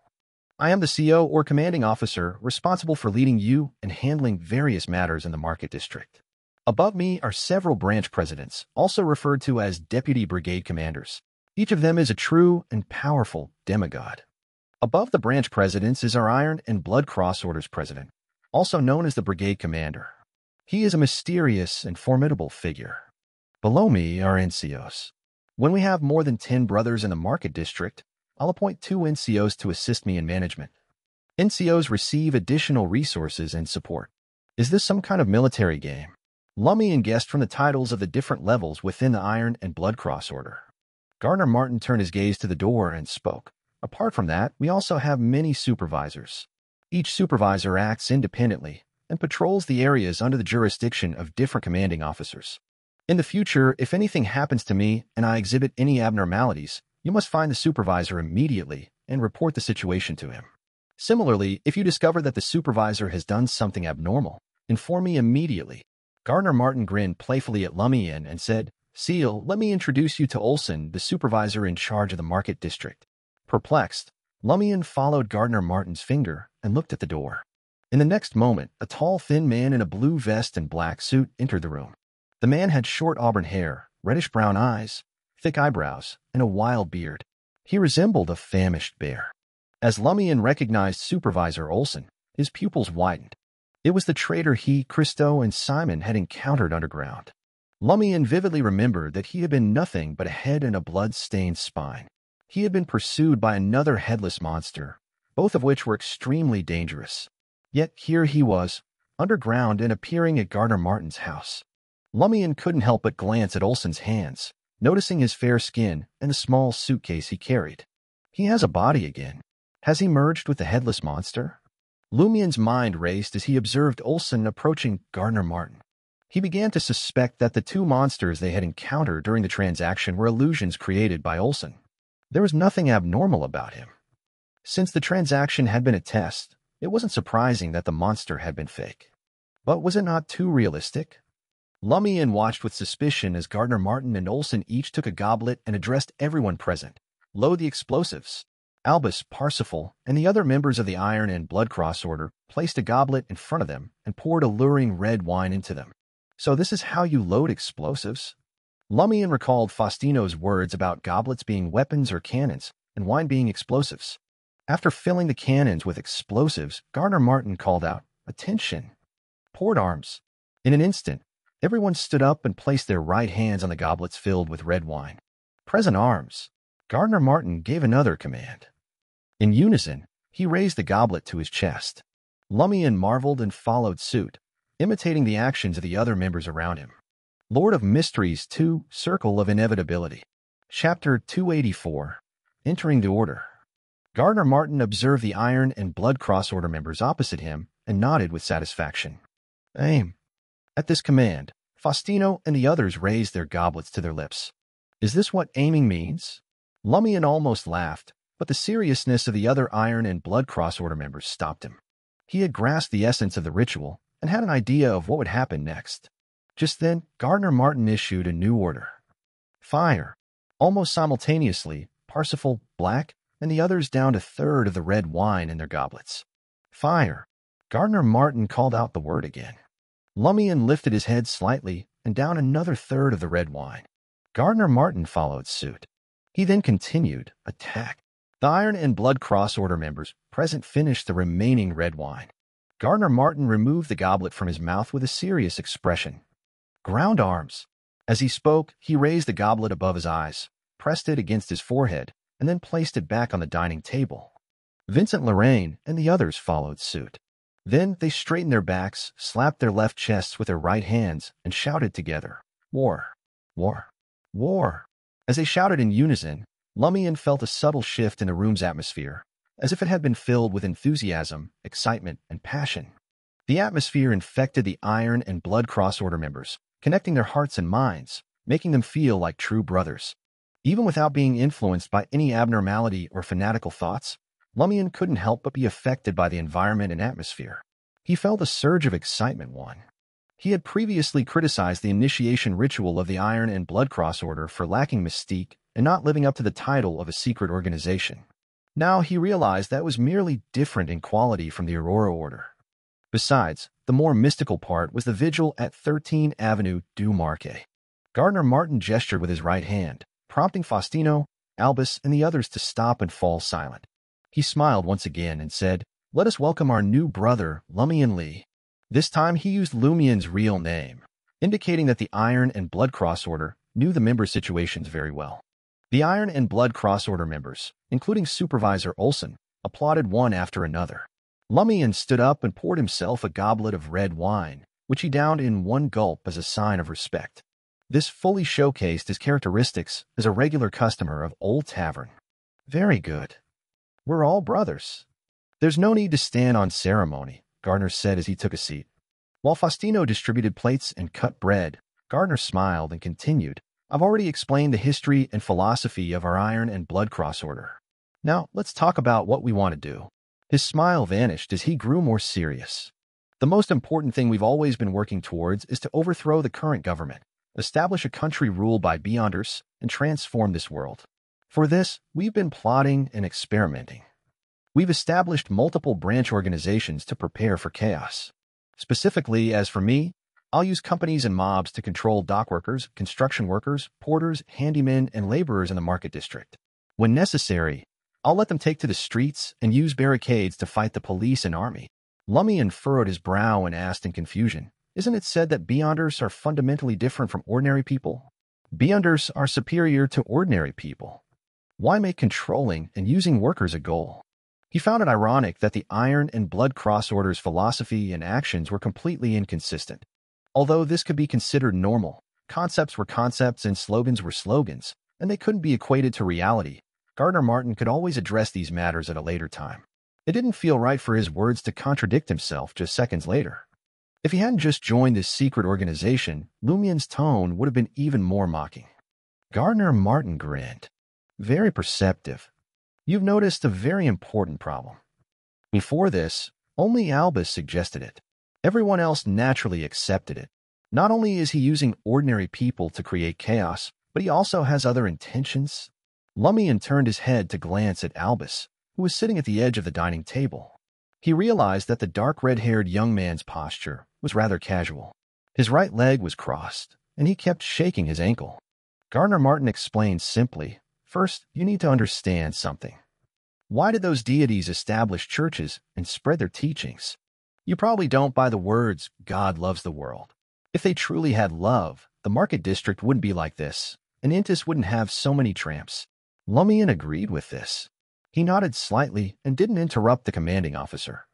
Gardner Martin smiled and said, We reckon that deities require believers, and we've proven this over the centuries. The more common folk we influence, the greater our resources to strike fear into the hearts of the eternal blazing sun church and the church of the god of steam and machinery. This will weaken their support for the current government and boost our chances during the riots. Eventually, it'll become a crucial bargaining chip to make them agree to us, if not outright support us. They're all just bargaining chips. Lumian's eyes flickered. The people he knew and interacted with were distinct individuals, unique families. Gardner Martin let out a sigh. If we aim to control more workers and citizens, we need the government and the National Convention to cooperate with us. I've always known what kind of person Hugues Artois is and the forces behind him, but I still decided to support his bid for Parliament. I knew he'd inevitably create plenty of chaos in the market district. Being associated with a national convention and the government, the worse he performed, the more people would flock to our side. Unfortunately, this piece of trash was assassinated just a few days after being elected, so that's why the Savoy mob supports Hugues Artois. I thought there was an evil god backing you, and the evil gods all support Hugues Artois. Lumian realized. Without Gardner Martin's personal explanation and a proper understanding of the Iron and Blood Cross Order's philosophy, Lumian couldn't possibly fathom the secret organization's true intentions behind supporting Hugues Artois' candidacy for Parliament. Gardner Martin summarized, Hence, in the market district, we place great importance on docks, depots, warehouses, freight companies, and construction firms. The Savoy mob's purpose is to interact with various individuals and gather crucial information, all while contributing to the organization's funds. Naturally, mobs also serve as a vital tool to control ordinary people. No wonder he poured so many resources into the Savoy mob. Lumian glanced at the intense blood-gloved black and inwardly mocked him for being better at acting than himself. Haven't you heard the boss's words countless times? Why are you still looking so focused? Look at Albus, constantly eating, drinking, and shaking his leg. After Lumian nodded, Gardner Martin took a sip of red wine and said, One more thing we're doing is exploring the underground to find the entrance to Fourth Epic Trier. Lumian couldn't help but glance at the silent supervisor Olson. The lanky man, looking like a hungry bear, was slicing a medium-rare steak and devouring the juicy meat. Lumian's eyes scanned Olsen's neck several times, but there were no signs of sutures. Could it be that the state of having only his head and spine is just an illusion created by some power? Lumian wondered to himself. However, this was in line with the legend of Bansi Harbor. Either Olsen has a deep understanding of the unforeseen events in Bansi Harbor, or he encountered similar monsters elsewhere. Even if it's an illusion, it can't be something he imagined. It must be based on his experience and knowledge. Madame Magician said most of his words were likely true. She even suspected that he disappeared for a few months because he entered Fourth Epoch Trier. Where did he encounter a monster with only its head and spine? If he already entered Fourth Epoch Trier, why is Gardner Martin still searching for the entrance? Is Madame Magician's suspicion off? Lumian's thoughts raced as he made a series of guesses. Looking at Gardner Martin, he asked in confusion, "Why search for Fourth Epoch Trier's entrance?" Gardner Martin grinned. To other Beyonders, it's hell, an abyss. It's a calamity they can't approach, but to hunters, it represents a massive treasure trove. And our Iron and Blood Cross Order is dominated by Beyonders of the Hunter Pathway. A treasure trove? Lumian thought of the Tree of Shadow and the invisible sea of flames that could incinerate a portion of the tree roots. Gardner Martin continued, speaking solemnly, "I don't know how much you know about the history of the Fourth Epoch, but I can tell you that in that era, deities once walked the earth and angels often appeared. It was known as the Age of the Gods. In the northern continent, there were 3 powerful countries during the Age of the Gods, and one of them was the Tudor Empire. Its capital, Trier, had sunk underground. The Tudor Empire's emperor, Alista Tudor, was known as the Blood Emperor. He was a true deity who controlled the Hunter Pathway. He perished in a battle of gods. His remains are in Fourth Epoch Trier, Blood Emperor Tudor's remains." Lumian instantly recalled some of the contents of Aurora's grimoires. Aurora didn't delve deeply into the history of the Fourth Epoch, only having a rough understanding. She mentioned the Solomon Empire, the Trunsoist Empire, and the Tudor Empire. She also mentioned titles like the Blood Emperor, the Night Emperor, the Emperor of the Underworld, the Black Emperor, and the War of the Four Emperors. According to Aurora's description, the Blood Emperor was as powerful as a deity. Lord of Mysteries 2, Circle of Inevitability. Chapter 285 Maxim. The Blood Emperor's remains, the remains of a deity. Does it hold the Beyonder characteristic of Sequence 0? No wonder the Iron and Blood Cross Order dreams of entering Fourth Epoch Trier. But what's this got to do with me? As a Sequence 7, I don't even dare think about becoming a demigod. Advancing to a Sequence 6 conspirer is beyond my consideration for now.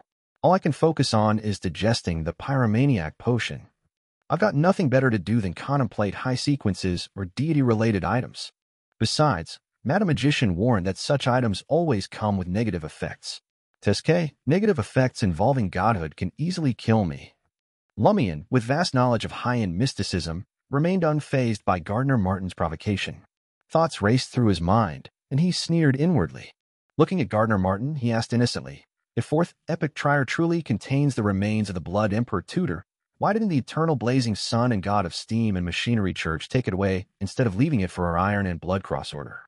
Even if only hunters can enter safely, it's just a matter of time before they nurture a high-sequence hunter with the resources they have. The Fifth Epoch has been around for over 1,300 years. Gardner Martin fell silent for 2 seconds before responding. There are other factors restraining them, but they won't be a problem for us. I'll tell you all the details once we find the entrance to Fourth Epoch Trier. Isn't that just saying, I don't know why, but we have to give it a try? Maybe the boss knows the reason, but he's afraid of scaring us if he reveals it. He can't directly tell the present members that there are many dangers hidden underground that even deities can't resolve, the kind that requires rebuilding a trier above the Fourth Epoch ruins as a seal. That's why the 2 churches won't attempt to enter. Heh, who would dare to go underground when they're not seriously corrupted? Lumian tried his best to control his gaze and posture, so as not to show any air of superiority. Compared to the members of the Iron and Blood Cross Order here, him having a rough understanding of the underground situation, and having seen the invisible sea of fire, the Tree of Shadow, and the bizarre catacombs indeed made him qualified to be superior.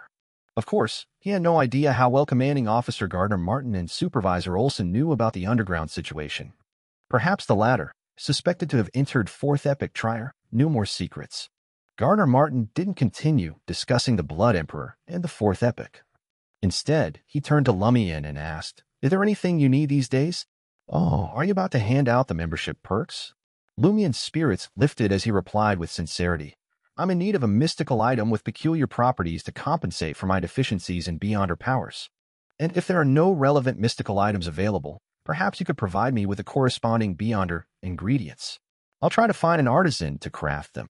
He had almost mentioned the term Beyonder characteristics, but quickly changed it to Beyonder ingredients after a pause, feigning embarrassment. Though people often spoke of Beyonder characteristics at Trier's mysticism gathering, they usually referred to the fusion of two main potion ingredients. Of course, some people had long discovered that Beyonders were also Beyonder creatures, capable of producing ingredients for potion concoction, hinting at the law of Beyonder characteristics indestructibility. Typically, Lumian's mention of Beyonder characteristics wouldn't attract suspicion or attention, but he needed to be cautious not to arouse suspicion from a conspirer like Gardner Martin. Hey, you really dare to ask? Albus mocked Lumian, shaking his feet with crossed legs. Even Parsifal, Vincent Lorraine, and the others wore strange expressions. None of them had dared to make such a bold request when they joined the Iron and Blood Cross Order. Undeterred, Lumian sneered back at Albus. Why not? I'm not like some piece of trash who can't handle a reward. What the organization gives me today, I'll repay tenfold in the future. With a whoosh, Albus lowered his right leg and glared at Lumian with fiery intensity, clearly displeased with his response. The others, except for Faustino, who maintained his butler demeanor, also showed discontent. Lumian's snide remark had included them as well. Enough, Gardner Martin intervened, smiling at Lumian. As the commanding officer, I must be fair. I can't grant you a mystical item right now, as others will protest.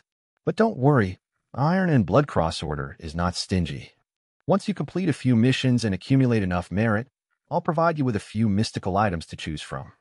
Meanwhile, before each mission, suitable mystical items will be temporarily provided to the participating members, ensuring their safety and mission completion. Lumian nodded, accepting the response. He hadn't expected much, but he still made the request in case Gardner Martin was in a generous mood.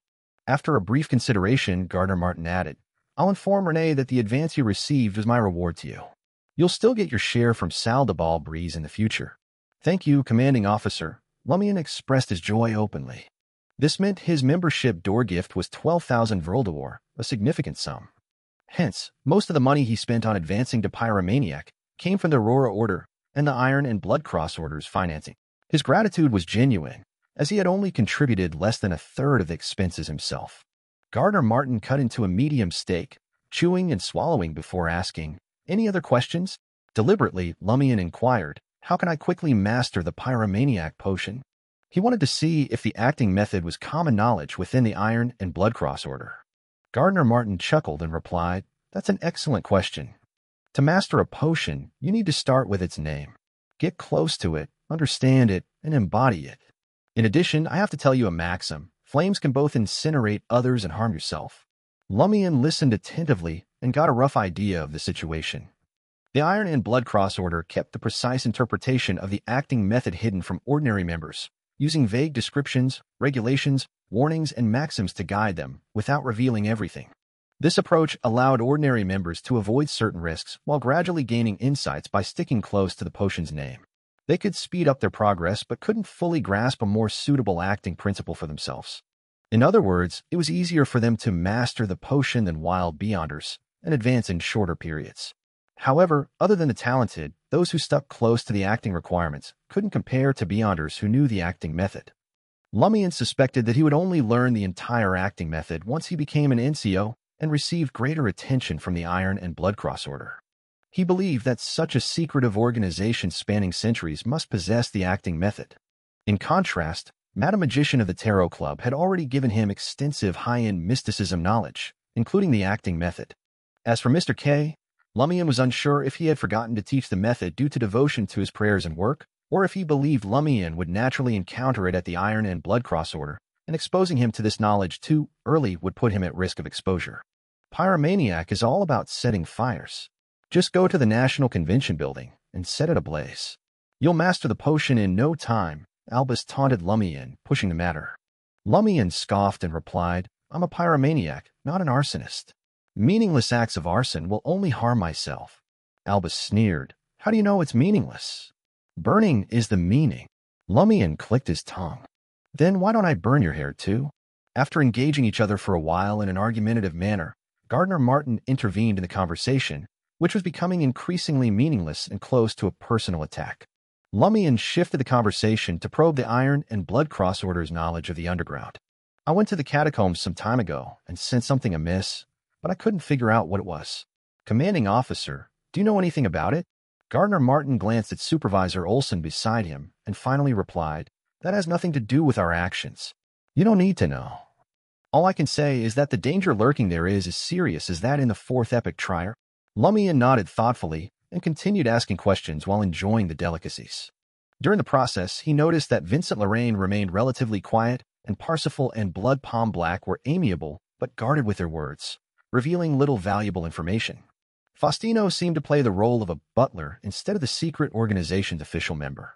Only the dark red-haired Albus, despite his malicious and mocking comments, gave Lumian some useful insights. By 10 p.m., the initiation concluded, and Lumian was the last to leave 11 Rue de Fontaines, boarding the carriage belonging to Sal de Balbrise. As the carriage moved, Lumian's heart skipped a beat as he looked up at the seat opposite him. At some point in time, another person had joined him, Supervisor Olson, who looked like a hungry bear. The traitor who played the underground monster. Lord of Mysteries 2, Circle of Inevitability. Chapter 286, Magic Mirror Divination. Ignoring Lumian's tense state, Olson spoke in a deep, raspy voice. As per tradition, I must speak to you in private as supervisor. Lumian let out a relieved breath. About what? Olson placed the brown suitcase beside his left leg. If you discover anything suspicious about your commanding officer, Gardner Martin, or any abnormal occurrences, report them to me immediately. That's only right. The spot will be vacated only if something happens to the boss. Lumian thought silently with a hint of mockery before asking, how do I contact you? Olson looked into Lumian's eyes and said, leave the information in the basement of 13 Avenue du Marquet. 13 Avenue du Marché? The Iron and Blood Cross Order is indeed linked to the burned-down building. Olson might have entered Fourth Epic Trier and is likely seriously corrupted. Does he have a way to exploit the anomaly at 13 Avenue du Marquet? Lumian recalled the previous night and felt that Supervisor Olson was even more mysterious than Commanding Officer Gardner Martin.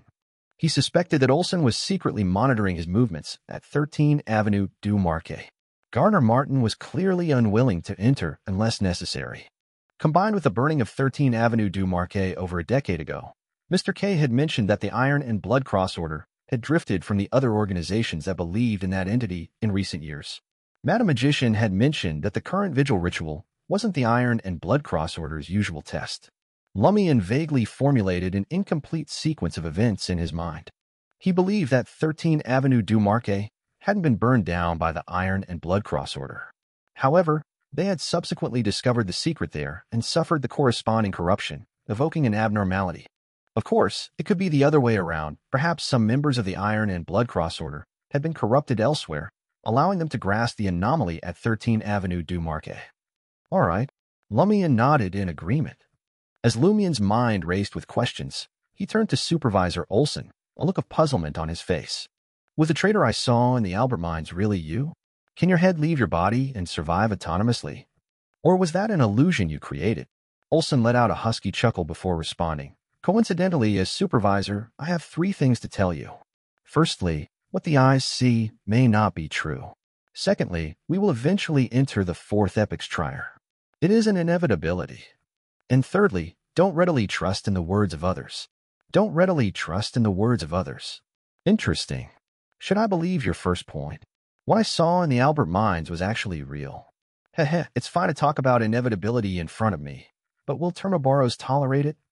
Lumian pondered, resisting the urge to place his right hand on his left chest. Seeing Olson pick up the small brown suitcase again, Lumian couldn't help but ask, what's in there? Why do you keep carrying it? Olson smiled. If I were you, I'd pray I never find out the answer. With that, Supervisor Olson opened the carriage door and leaped into the darkness, disappearing instantly, without intentionally concealing himself as he had done when he first arrived. Acting all mysterious, Lumian muttered under his breath. Taking the carriage back to the bustling market district, he resisted the urge to hurry to Aubert's Du Coq door or the safe house on Rue de Blouses Blanches to contact Madame Magician's messenger and report his official admission into the Iron and Blood Cross Order. Instead, he made his way to Sal de Balbrise. His concern grew as he suspected that the treacherous members of the Iron and Blood Cross Order might be taking advantage of his relaxed state to continue their final, clandestine surveillance. Although they couldn't locate Madam Magician's messenger, Lumian knew better than to return to room 207 or the safe house at this time. It would surely raise suspicions. Taking a seat at the bar counter, Lumian ordered a glass of Kirsch. As he savored the drink, he immersed himself in the lively song and dance happening on the stage. Jenna had the night off, and the performers tonight were two other showy divas and a male underground singer known for his high-energy songs. Hill District, outside the Deep Valley Cloister. Wearing a silver-white half-mask, Jenna regarded Franca, who adorned an assassin's outfit, with concern. What are we going to do tonight? Don't tell me you're thinking of infiltrating the cloister for an investigation? Of course not. Franca denied vehemently. The Deep Valley Cloister is one of the most well-known cloisters of the Church of the God of Steam and Machinery. They have powerful beyonders and hide mysterious artifacts crafted by artisan monks. With our abilities, we'd only be walking into a trap or worse. Franca couldn't help her mind from wandering. She had heard rumors that though the monks in the cloister were focused on steam and machinery and didn't marry or have children, it didn't mean they refrained from sex with others. The Church of the God of Steam and Machinery didn't prohibit such interactions. Some said that some monks would seek out street girls from time to time to relax, while others engaged in affairs with colleagues or men who sold their bodies. There were still a large number of people who had mechanical fetishes or were truly undergoing ascetic training, capable of controlling themselves. Of course, Triarians tended to exaggerate and embellish these rumors with their own ideas. It likely strayed far from the truth. Franca didn't entirely believe it, but she couldn't dismiss it entirely either. She believed that some monks might have such inclinations, but they were likely not the majority. Nonetheless, infiltrating a cloister as a wild beyonder was dangerous. They could be accidentally killed by machinery, used as experimental subjects, or become playthings for a select few monks. The chances of success were slim. In short, whether male or female, anyone below sequence 4 or lacking enough confidence ought to forget about infiltrating the Deep Valley Cloister. Behind her hood, Franca smiled and explained in a good mood. We scoured the area today, but found no clues. But there's one place we haven't checked. Jenna thought for a moment and asked, that Deep Valley Quarry? That's right, Franca affirmed with a grin.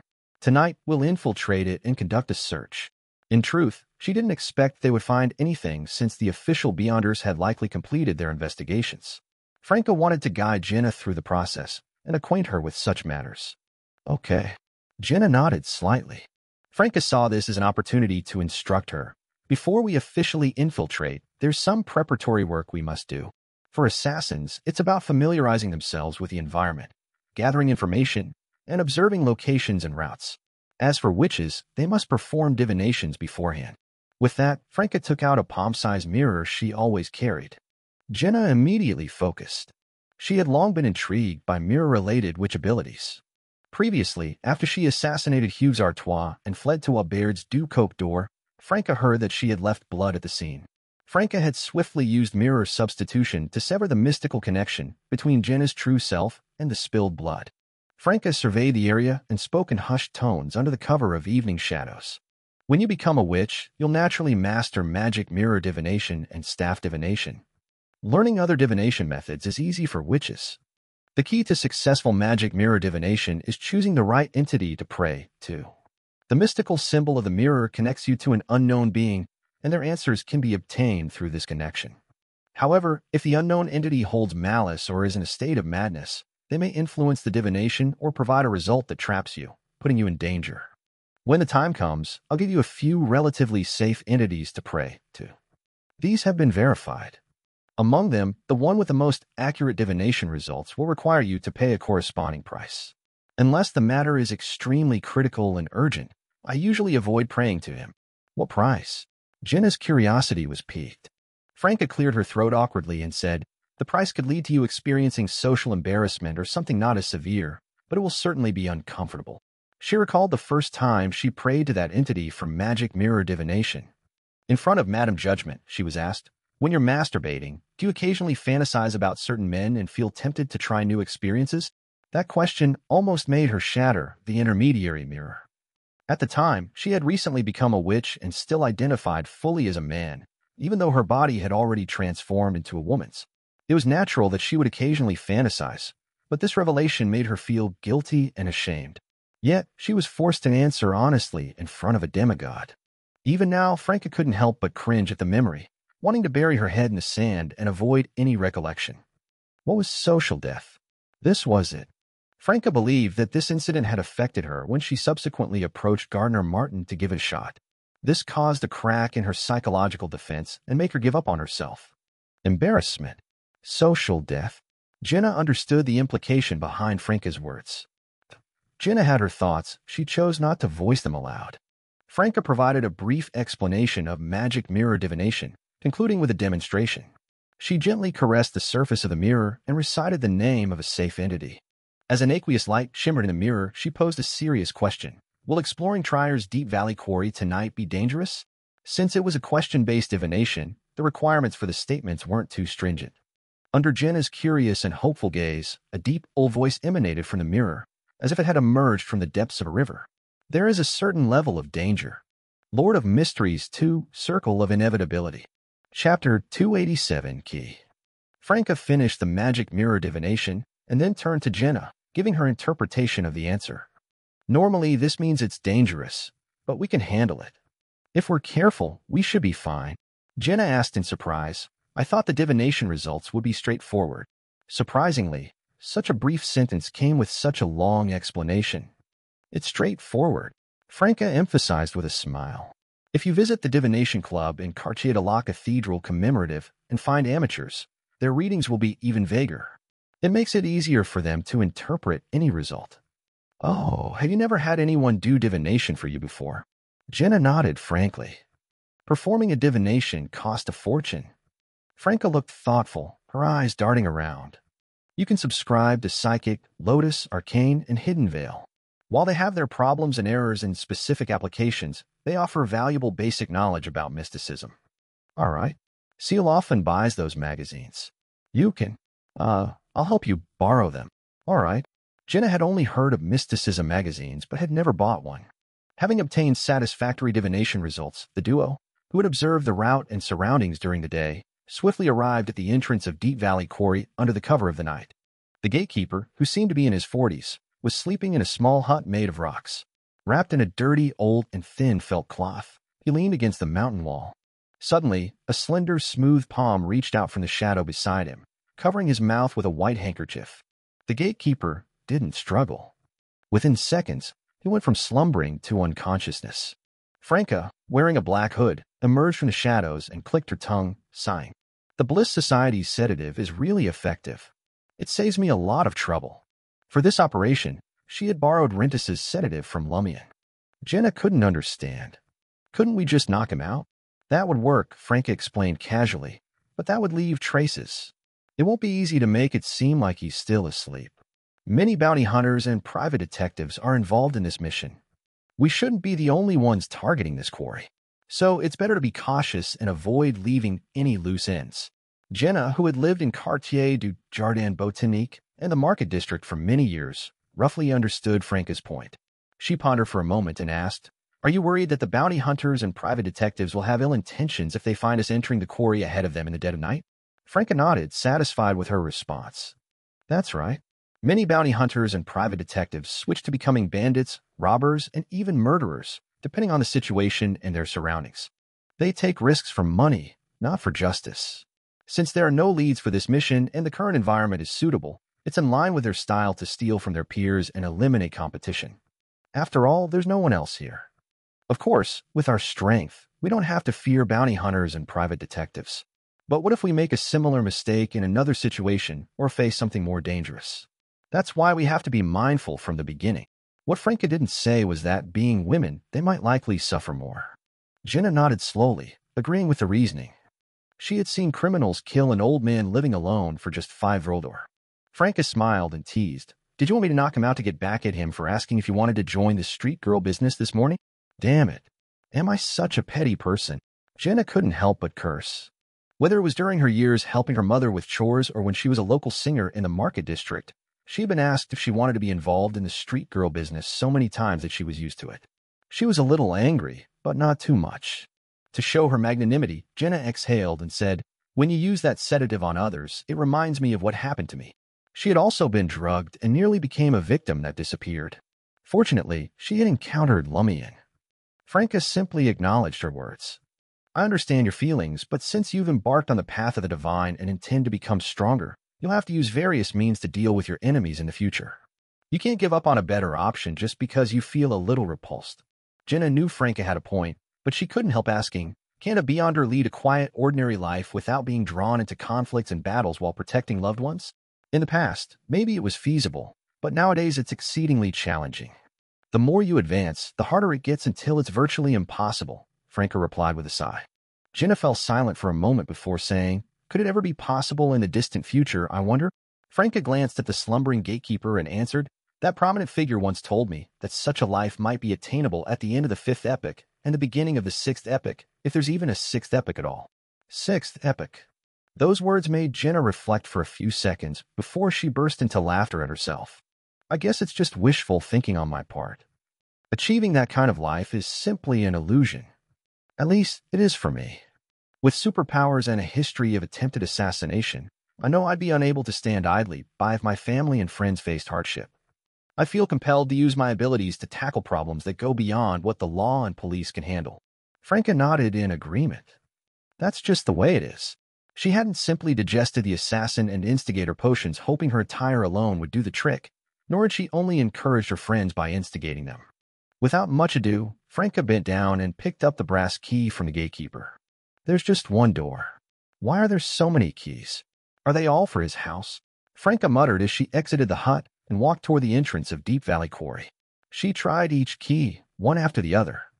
In the end, she muttered to herself in shock and suspicion, none of it is right. None of them are right. Jenna hadn't expected such a possibility. If not a single key could unlock the entrance to Deep Valley Quarry, what was the point of watching the door? Franca said, partly instructing and partly thinking aloud, perhaps this set of keys is a decoy. The real key must be hidden somewhere else. She then said to Jenna, search the area. I'll take a look at the gatekeeper. Jenna didn't object. With her night vision, she began searching the nearby bushes and crevices starting from hut. Franca squatted beside the gatekeeper and meticulously searched his body from head to toe. When she reached his crotch, she bent her finger and flicked it firmly. She sneered and whispered, Jenna may not be petty, but I am. After their search, the two of them met at the heavy wooden door, shaking their heads to signal they had found nothing. Franca clicked her tongue and said, there's definitely something wrong with this quarry. That guy is truly a gatekeeper. He's only meant to watch the door, but lacks the ability to open it. Are we still going in? Jenna asked hesitantly. I'll give it another shot. Franca extended her right hand to the copper lock embedded in the heavy wooden door. Thick frost emerged from her palm, filling the keyhole. The frost continued to accumulate and compress until it finally solidified into ice. Franca skillfully extracted the ice block, revealing a transparent key.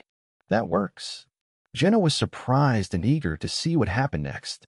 Sensing her gaze, Franca said smugly, I have a friend, you see. I really have a friend, one who's quite skilled at picking locks. We had a conversation about using a witch's power for such purposes. Once she made the ice more solid, Franca inserted it into the keyhole again and twisted it gently. With a click, the heavy wooden door swung open. Franca retracted the ice key and allowed it to melt, erasing all traces. Before venturing into Deep Valley Quarry, the witch hung the brass key back in the gatekeeper's waist and adjusted his posture to make him appear asleep. With that done, Franca fetched a pouch of coins and took out a thick iron-colored ring adorned with tiny spikes. This is the ring of punishment I mentioned before. You'll wear it today. I've already explained how to use it and its taboos. One thing to remember, you can't use it more than 3 times within an hour. Also, take it off immediately after the operation and put it back in this coin bag. All right. Jenna extended her left hand and allowed Franca to put the iron-colored ring on her middle finger, keeping their skin in contact. Franca couldn't contain her inexplicable joy as she adjusted her hood, confidently pushed open the creaky wooden door, and stepped into Deep Valley Quarry.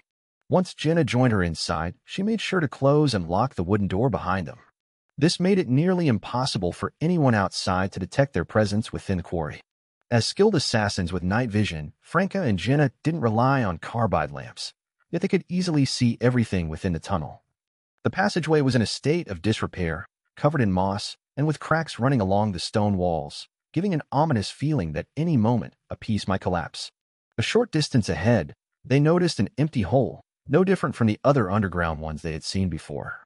For almost half an hour, Jenna and Franca diligently searched the small area, looking for any signs of suspicious activity, but their efforts yielded no results.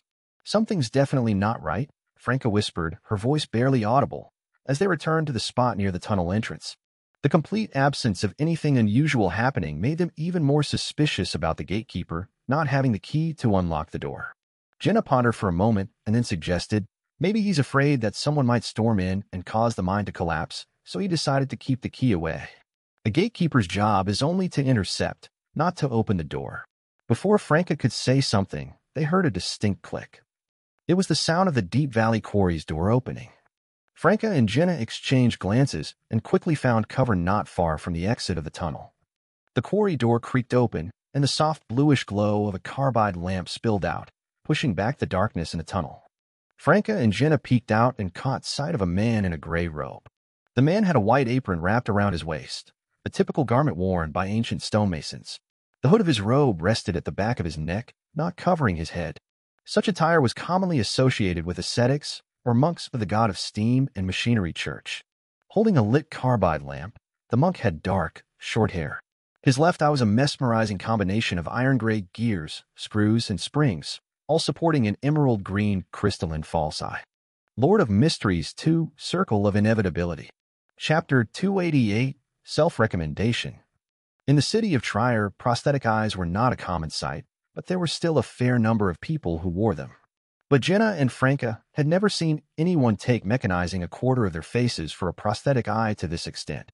However, when they recalled that the monk was suspected to be from the Church of the God of Steam and Machinery, it made sense. Fanatical devotion to machinery was their hallmark. Carrying a carbide lamp and wearing a white apron like a stonemason, the monk entered the tunnel step by step. His emerald-green prosthetic eye, surrounded by gears and springs, seemed to possess a life of its own as it rotated left and right, scanning the surroundings. Franca tugged at Jenna, signaling for her not to look towards the tunnel. She was to quickly avert her gaze to avoid detection. The two of them slunk deeper into the shadows, hiding beyond the reach of the carbide lamp's light. The gray-robed, hooded monk from the Church of the God of Steam and Machinery advanced slowly, surveying his surroundings as he approached the bottom of Deep Valley Quarry, the area that had collapsed and been buried. Thanks to their assassin abilities and the cover of darkness, Jenna and Franca remained undetected. They waited until the monk was far away before quietly peeking out from their hiding spot, eyes fixed on his back. The monk stopped beside the collapsed area, extending his right palm which glinted with an iron-like metallic sheen, grasping a protrusion on the wall. A grinding sound echoed as if multiple massive gears were slowly rotating and meshing. The stone wall cracked open as metal chains extended out from behind each rock. The rocks bloomed like flowers, revealing a dark cave behind. With the help of the monk's carbide lamp and their eagle-eyed assassin vision, Franca and Jenna could see a thin white fog inside the cave and arms and legs embedded in the rock walls, human arms and legs. Some were still fresh while others had shriveled, but there were no signs of decay. Jenna and Franca exchanged shocked and fearful looks. As the monk entered the cave and triggered a mechanism, the metal chains relaxed, allowing the rocks to return to their original positions, leaving only faint cracks as signs of the hidden entrance. So that's how it is. I assumed the cracks were from a collapse, so I didn't inspect them. Franca realized why they hadn't noticed anything amiss before. She tugged Jenna's arm and whispered, "Let's get out of here first and come back another time." Having discovered the secret and knowing how to open it, there was no need to confront the monk from the God of Steam and Machinery Church directly. They could return later. Jenna nodded slightly, twirled the ring of punishment on her finger, and crouched down. She followed Franca away from their hiding spot and back through the tunnel to the entrance of Deep Valley Quarry.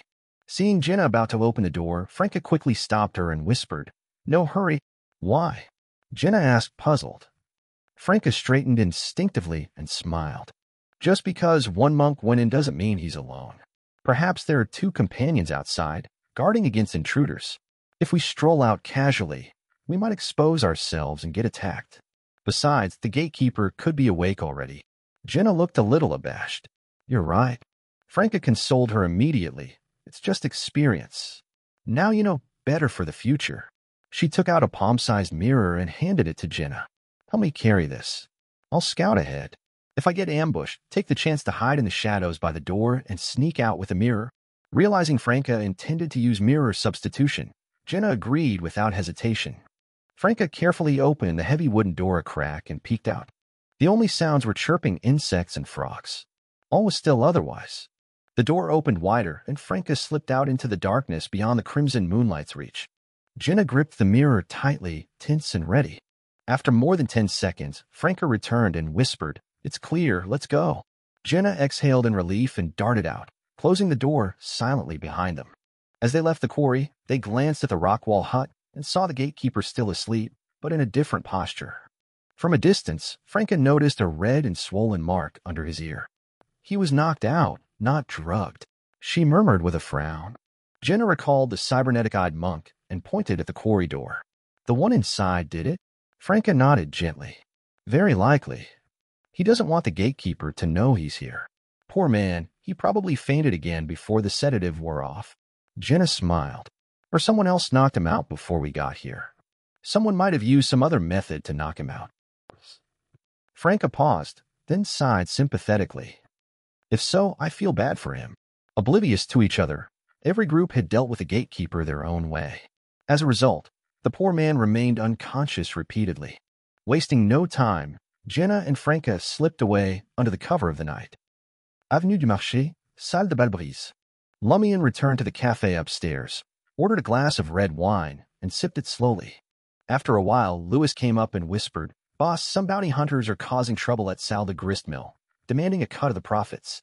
With the poison spur mob's upper ranks destroyed, some remnants had been arrested, some had fled, some joined other mobs, and some found legitimate work. Their former businesses have been taken over at low prices by various factions. The Savoy mob got the largest share, but now lacked manpower. Some industries operated fairly independently. Occasionally, opportunists tried to take advantage of the power vacuum." Lumian cracked his knuckles and grinned. "Send word asking if they want to be my enemies or my dogs." He realized that after becoming a pyromaniac, he had grown more aggressive. Itching for a fight after so long, his hands twitched in anticipation. Furthermore, for someone to dare challenge a dance hall nominally belonging to the Savoy mob, there might be one or two Beyonders among the bounty hunters. Lumian's Shadow Branch lacked a corresponding Beyonder characteristic. "Yes, boss," Louis replied eagerly before hurrying downstairs to send the invitation. Lumian had planned to return to Aubert's Ducoque door to write Madame Magician, but now waited patiently. In less than half an hour, Louis returned with a man. He appeared to be in his mid-30s, wearing a cheap suit and black top hat. With brown hair, brown eyes, refined features, and a burly build, he could have been a protagonist at the Theatre de l'Ancien Cage aux Pigeons. Seeing Lumian, the man smiled, doffed his hat, and greeted, "Good evening, boss." "Who are you?" Lumian asked with an amiable smile. The man replied solemnly, "Boss, didn't you ask me to be your dog?" Momentarily stunned, even the quick-witted Lumian needed a few seconds to respond. He had said it purely to provoke them and see if they would retaliate. After recovering, Lumian chuckled. "I told you to be a dog, and you'll really do it? This is my big chance." The man didn't seem ashamed at all, rather honored. "I believe following you will let me achieve my true worth. In time, I could even become your godson. How old are you?" "You're more fawning than Giant Simon." Interested, Lumian asked, "Why do you think I'll give you a chance?" The man didn't answer immediately, but glanced meaningfully at Louis and Sarkota, hinting for them to leave. Unworried about assassination attempts, Lumian had them exit before smiling at the man. "Go on." The man cleared his throat. "My name is Lugano Toscano a Beyonder." "Which pathway? What sequence?" Lumian's eyebrows rose. Lugano forced a smile. "I'm a planter, sequence 9. Church of Earth Mother's pathway?" Lumian nodded thoughtfully. "From Faina Potter?" "No, Riston Province," Lugano replied, smiling. "A few years ago, some friends and I became bounty hunters. I got to know a Faina Potter Beyonder and later acquired his belongings when he passed away. A fellow countryman. Did you kill him, or just conveniently profit from his death?" Lumian gestured for him to continue. Lugano chuckled. "I can now advance to Sequence 8, Doctor, but lack funds for the potion ingredients. I've heard of your exploits, boss, and believe you to be a powerful Beyonder. I also know the Savoy mob lacks manpower, so I caused some trouble to meet you. I hope to work for you, help manage your estates, and earn money through hard work. Doctors are useful for ordinary people and Beyonders alike. Lord of Mysteries 2, Circle of Inevitability. Chapter 289, Late Night Visitors. Doctor. Lumian recalled the 2 canisters of healing agent obtained for the poison spur mob. Their healing effects were quite impressive indeed. Leaning back in his chair, Lumian gazed intently into Lugano Toscano's eyes, pondering silently for some time. Gradually, Lugano grew uneasy, his body tensing up. Finally, Lumian smiled. Sal the gristmill isn't my property. I'm just managing it for the boss. I'm not sure you can handle it, but I'll give you a chance. Lugano visibly relaxed and smiled. Boss, I won't let you down. Lumian raised his voice to call Lewis over. From now on, you'll be Lugano's deputy at the gristmill. Manage it together. Is this for real? But why give an untested new recruit such an important post? Before Lewis could react, Lumian had already turned to Lugano. You have 2 months. You and your friends will be the dance hall's protectors for now. Take a portion of the profits. Negotiate the details with the manager. He deliberately left the profit distribution vague, especially his own cut. He wanted to see what Lugano would do. Thank you, boss. Lugano's joy was unconcealed. He nearly blurted out, Once I'm a doctor, I'll treat any illness or injury you have. But that felt like cursing misfortune upon Lumian, so he quickly sealed his lips. Watching them leave while discussing the dance hall, Lumian's smile faded. Lugano's fawning and zeal made him suspect ulterior motives, like him with Baron Brignace and the fake diamond necklace. But Lumian had cowed the Baron by showing his might and madness. The key was proving the value of exploiting him. Lugano was more focused on ingratiation. Of course, he had revealed his usefulness too. That's why Lumian decided to give him Sal the gristmill for 2 months to monitor any abnormalities and act quickly if the bounty hunter had hidden motives, or gain a doctor cheaply if he was clean. Either way, it wouldn't cost Lumian anything. Sal the gristmill belonged to the Savoy mob. He would just lose some of his own share. That could be offset by Lugano stabilizing the unruly dance hall. After sitting a while, Lumian left for room 207 at Aubaird's Du Coq door. Drawing the curtains, he sat at the table and began writing. Esteemed Madam Magician, I've officially joined the Iron Blood Cross Order. The initiation ritual was. I'm puzzled. The order has members clearly not from the Hunter pathway. How did they pass the vigil? Assassins. Or did Gardner confirm their trustworthiness some other way, bypassing corruption? He almost asked about entering 13 Avenue du Marquet at special times, but that was surely monitored by official Beyonders. It was unlikely anyone could approach then. After neatly folding the letter, Lumian summoned the doll messenger on the altar. Wary, he asked, am I still being watched? No, the doll slowly shook her head. Relieved, Lumian scheduled reporting to Mr. K and heading to the Fool's Cathedral for a sermon. After nearly 15 minutes, Madam Magician replied, I once heard from Mr. Fool's oracle that a friend of his was originally in the Iron and Blood Cross Order, but couldn't stand it and fled to sea. I didn't understand at first, but now I see it's been hard on you. It wasn't so bad. Watching them perform was rather interesting. A study in human diversity. Lumian didn't see an issue with it. Something else concerned him more. When mentioning the oracle, Madam Magician didn't say one of. Lumian suspected Mr. Fool had only a single oracle, meaning the major arcana card holders of the Divine Council weren't considered oracles. Pondering this, Lumian read on. They might be assassins or used another corruption method. Remind the Two of Cups, if accepting the vigil, bring the ancient underground mirror. Other than keeping in mind not to respond, it's best to bring the ancient mirror that provides entry into the underground mirror world. Hunter/demoness corruption likely differs. It may help. That mirror. Mulling it over, Lumian swiftly burned the letter in crimson flames. Just as he was about to wash up, he sensed something and glanced at the door. A series of knocks promptly came. Who is it? He called. A strained voice answered, Guess who I am? Seated, Lumian looked helplessly at the bedbug-free ceiling. Come in. As expected, it was Franca and Jenna, dressed as assassins. Here to play fighting evil, he joked. Franca scoffed, I don't play cards with sore losers like you. Having tricked many into drinking excessively over card games recently, Lumian had been winning at fighting evil with the ladies and mocking their poor skills. Suspecting cheating, Franca had intensely coached her dancers the past few days. Entering, Franca added, We're here to borrow mysticism magazines. Lumian sneered. Nice try. Why come so late just for that? Is waiting till morning not an option? Jenna doesn't seem the studying type. He smiled. What's really going on? The two gritted their teeth in sync. After Franca shut the door, Jenna glanced around and whispered, "Are the walls too thin here? Could neighbors overhear us?" Lumian smiled approvingly. "You're learning, thinking about eavesdroppers now. Not like before, blabbing recklessly without a care." Before. Franca's suspicious gaze shifted from Jenna to Lumian, then from Lumian to Jenna. "Damn it. We didn't discuss anything important." Jenna defended. "Why not mention Charlie? He spills secrets immediately." "Charlie?" Franca's frown faded. "It was fine. Others were asleep or gone. That's why I didn't stop him." Lumian stood, ritual dagger in hand. Letting spirituality flow from the blade, he enveloped the room in a wall of spirituality. The singing and rowdiness on the streets and the inn's noises instantly grew distant and muted. Jenna was amazed. Franca pursed her lips and said to Jenna, "A basic wall of spirituality ritual. Once you become a witch, you'll naturally master it." At this point, she couldn't help but imagine what witch Jenna would look like.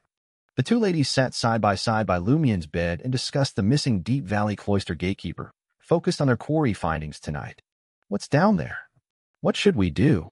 Franca returned Lumian's sedative.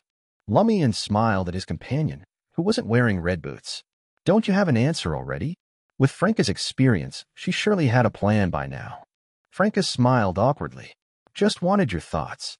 "My thoughts," Lumian joked, sneaking while the monk's away for that 20,000 Veraldor. Jenna looked around warily. "Meaning it's too dangerous to investigate further?" Having heard Lumian's mockery countless times now, she could distinguish sarcasm, well-meaning teasing, and jokes. "Right," said Franca. Recalling the client, there seems to be an internal Deep Valley Cloister conflict. Someone hiding, someone exposing. Meddling in an Orthodox church's internal conflict is dangerous for any beyonder. Internal conflict? Jenna was startled. Lumian chuckled. "A missing gatekeeper, and some random person offers 20,000 to find him, even just a corpse? And said corpse needs to be carried to the Deep Valley Cloister. Clearly they want someone to see it." Jenna was almost convinced, but she still had a lot of doubts. But the limbs in the cave seemed too sinister for an Orthodox church. Lord of Mysteries 2, Circle of Inevitability. Chapter 290, Lavini Docks. Air. Franca deliberated briefly before telling Jenna, "When it comes to losing control and madness, Orthodox or wild beyonder, all are equal. Those monks can become monsters too, or have mental problems and walk the abyss." Jenna grew grave as she listened. It wasn't the first time Franca had said something similar, but without personal experience, the full cruelty and horror of those words never quite sunk in. Seeing the limbs in the dark cave had driven home the visceral reality of losing control and madness. Lumian added meaningfully, "That's why the acting method is so important. But never forget you're only acting. You should know very well being a theater actress, you mustn't lose yourself in a role. Even without being a beyonder, that path leads to mental issues." Franca and Lumian educated the newcomer one after another. Jenna nodded solemnly. Franca returned to the missing gatekeeper. "My plan is this. Reveal the cave anonymously to the Eternal Blazing Sun Church via my sources. How they handle it is their affair. Even if they suppress it, they'll be vigilant against trouble now. I'll also inform the client and see his reaction. We might get paid for our work." She chose the Eternal Blazing Sun Church over the God of Steam and Machinery Church beyonders, unsure which side was trustworthy in this internal conflict. No objections here, Jenna conceded after hearing their advice, shelving her longing for the 20,000 Veraldor reward. Franca turned to Lumian. "I found a buyer for Harvest Sacrifice, but the deal isn't finalized yet. Offer is 10,000 Veraldor. I gave you 4,000 already, and can give you another 1,000 in 2 days. Very efficient." Lumian smiled approvingly. "Can't tell if that's praise or mockery," Franca muttered. Jenna listened enviously. 10,000 Veraldor was casual business for them, while her family struggled to pay 7,000 to 8,000 for the treatment of her mother. This is what it means to be a beyonder. Her understanding grew clearer. Glancing at the curtains, Lumian didn't get Jenna to leave. "Last night, I completed the test and officially joined the boss's inner circle." "What kind of test?" Still aggrieved, Franca had already vented her anger once, leaving mostly curiosity. Lumian described Gardner's late visit to Salle de Ball Breeze, how he was requested to stay the night at 13 Avenue du Marquet, and him overcoming the abnormal corruption until sunrise. He concealed Termaboros, portraying himself as intelligent, decisive, perceptive, and steadfast, grasping the crux with just a few details and adhering to the principle of no response despite the influences. Lumian excelled at fabrication. Franca still felt lingering fear and suspicion. You really didn't waver at all? Jenna agreed. She would have responded the moment the door opened. Franca might have lasted until her face bled. Lumian chuckled. I definitely felt some uncertainty, but I trusted my judgment more. Franca sized him up doubtfully. You really thought of not responding by yourself? No. Lumian ended the fiction honestly. The ladies were stunned. Lumian seized the chance to divert attention, smiling. Don't be daft. A recently graduated mysticism novice like me could never think of that. I got intelligence beforehand, of course. If you do the vigil, remember, do not respond, and take the mirror that provides entry into the underground mirror world. 13 Avenue du Marques's abnormalities may differ by pathway. Enlightened, Franca grasped his source. She muttered, no girlfriend for you with that attitude. She had almost been provoked just now, let alone a real woman. Relieved, Franca thought the rascal seal had no romantic prospects currently. While still irked by the mockery, Jenna also regained confidence. She had thought her intelligence irredeemably inferior to Seal's. Admirably, he had firmly trusted the intelligence and not wavered. She pursed her lips and said, I'm seeing more of the mysticism world horrors. The 13 Avenue du Marques abnormality was even more terrifying than the Deep Valley Quarry's secret cave scene. By comparison, her underground ordeal with Hedzi seemed just a criminal case. There will be more such occurrences in the coming years. Franca seized every chance to motivate Jenna's advancement. Lumian then mentioned his guess that Avenue du Marques 13 only affected Beyonders to the Hunter and Demoness pathways at specific times. Discussing a while longer, the ladies left with a stack of mysticism magazines, returning to Rue de Blouses Blanches. At 3 p.m. the next day, Lumian, who had been playing the part at Salle de Bal Brise all day, arrived at Lavigny docks in the Square District by taking multiple public carriages, ready to hear the full bishop's sermon. It was a lively inland river port, teeming with steamships emitting white fog. Countless dockworkers used various tools and their strength to move crates of goods and stack them on flat surfaces along the tracks. Massive machines towered over the docks, some standing more than 10 to 20 meters tall, made entirely of steel components. Operated by massive steam engines and controlled by technicians, they effortlessly lifted steel crates that would be impossible for humans to move. Lumian observed the chaotic and bustling scene, a mix of spectacular sights and grimy realities. He strolled around the dock, acting like a carefree tourist rather than inquiring about the full cathedral's location from suspicious foreigners. Buildings surrounded the harbor, housing bars, motels, warehouses, beer houses, cafes, restaurants, and dance halls. Street vendors loudly peddled their goods along the paths. Lumian also noticed frosted glass windows with green shutters, indicating licensed brothels. After taking a long detour, Lumian finally arrived at Mr. Fool's Cathedral. It looked like an ordinary four-story house with a bell tower and pointed roof, completely black. Engraved on the outer wall was the familiar mystical symbol, Mr. Fool's symbol, a silvery white symbol composed of an incomplete pupilless eye and a portion of contorted lines. Before entering, Lumian took his time, continuing to explore the area as if he were casually shopping. As a hunter, it was second nature for him to assess his surroundings when he had the chance. After walking for a while, Lumian chose a bar called Sea Breeze to gather information about the full cathedral from merchants, sailors, and locals. The interior of Sea Breeze was decorated like a cabin, with taxidermied fish, rudders, and sail fragments adorning the walls. The air was thick with the scent of liquor and cheap cosmetics. Some sailors sat together, engrossed in a card game, while others were seeing the company of street girls.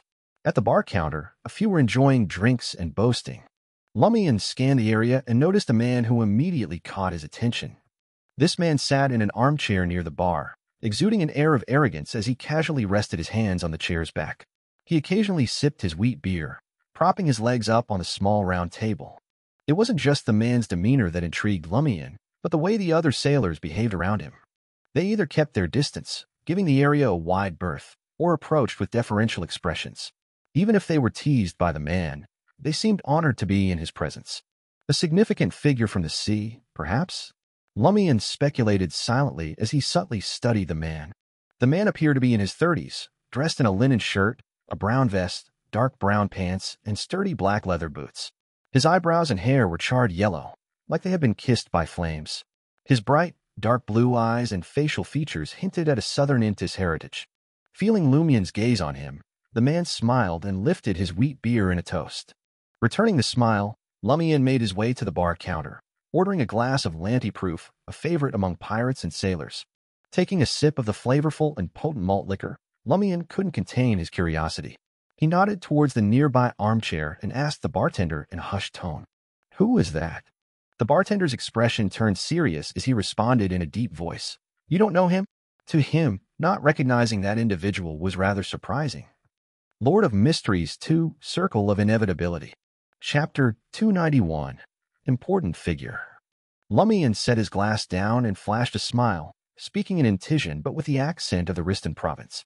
"I arrived in Trier just 2 days ago. Came to Levine in search of work. Thanks to Aurora's help, he could speak like a local from Trier, shedding his Riston province Dirige accent. Having spent 6 years in Cordoue, he had a knack for learning, imitating, and adapting to new dialects effortlessly." The tired bartender looked around as if he hadn't slept well and spoke cautiously. "That's the famous Blazing Danitz, a significant figure at sea." "I've never heard of him," Lumian replied bluntly. The bartender cleared his throat, reminding Lumian to watch his tone and attitude. "Had you heard about the 6 pirate kings and 9 pirate admirals?" "A little," Lumian honestly admitted. His knowledge about the pirate kings and pirate admirals came from newspapers and adventure novels, and he was aware of Gehrman Sparrow hunting down a few. He knew that the great adventurer's servant, Du Bois, had once served as a pirate on Vice Admiral Icebird's ship. He knew of Ailment Maiden or Vice Admiral Ailment and the frequent change of pirate admirals. As for the pirate kings, they were well established and had held their positions for so long that no one could remember when they first came to power. Realizing Lumian wasn't completely ignorant, the bartender breathed a sigh of relief. That individual used to be a pirate, acknowledged to be stronger than all the pirate admirals, second only to the 6 pirate kings. Quite impressive. Lumian couldn't determine the exact sequences of the pirate admirals and pirate kings, but their survival despite constant pursuit by the authorities showed they weren't weak. Blazing Danitz ranked 7th among the pirates, almost reaching the level of a quasi-pirate king. He was undeniably formidable. A saint? If he's one, the same can be said for the pirate kings. The strongest among sequence 5s. Lumian quickly grasped the bartender's words. "Used to be." "Yes, used to be. He's no longer a pirate or a treasure hunter. Look, there's no wanted poster of him on the wall." The bartender gestured around. "But there's my wanted poster. Thankfully, the bounty is low. It's tucked away in a corner where no one pays attention." Lumian asked curiously, "He can just stop being a pirate because he wants to?"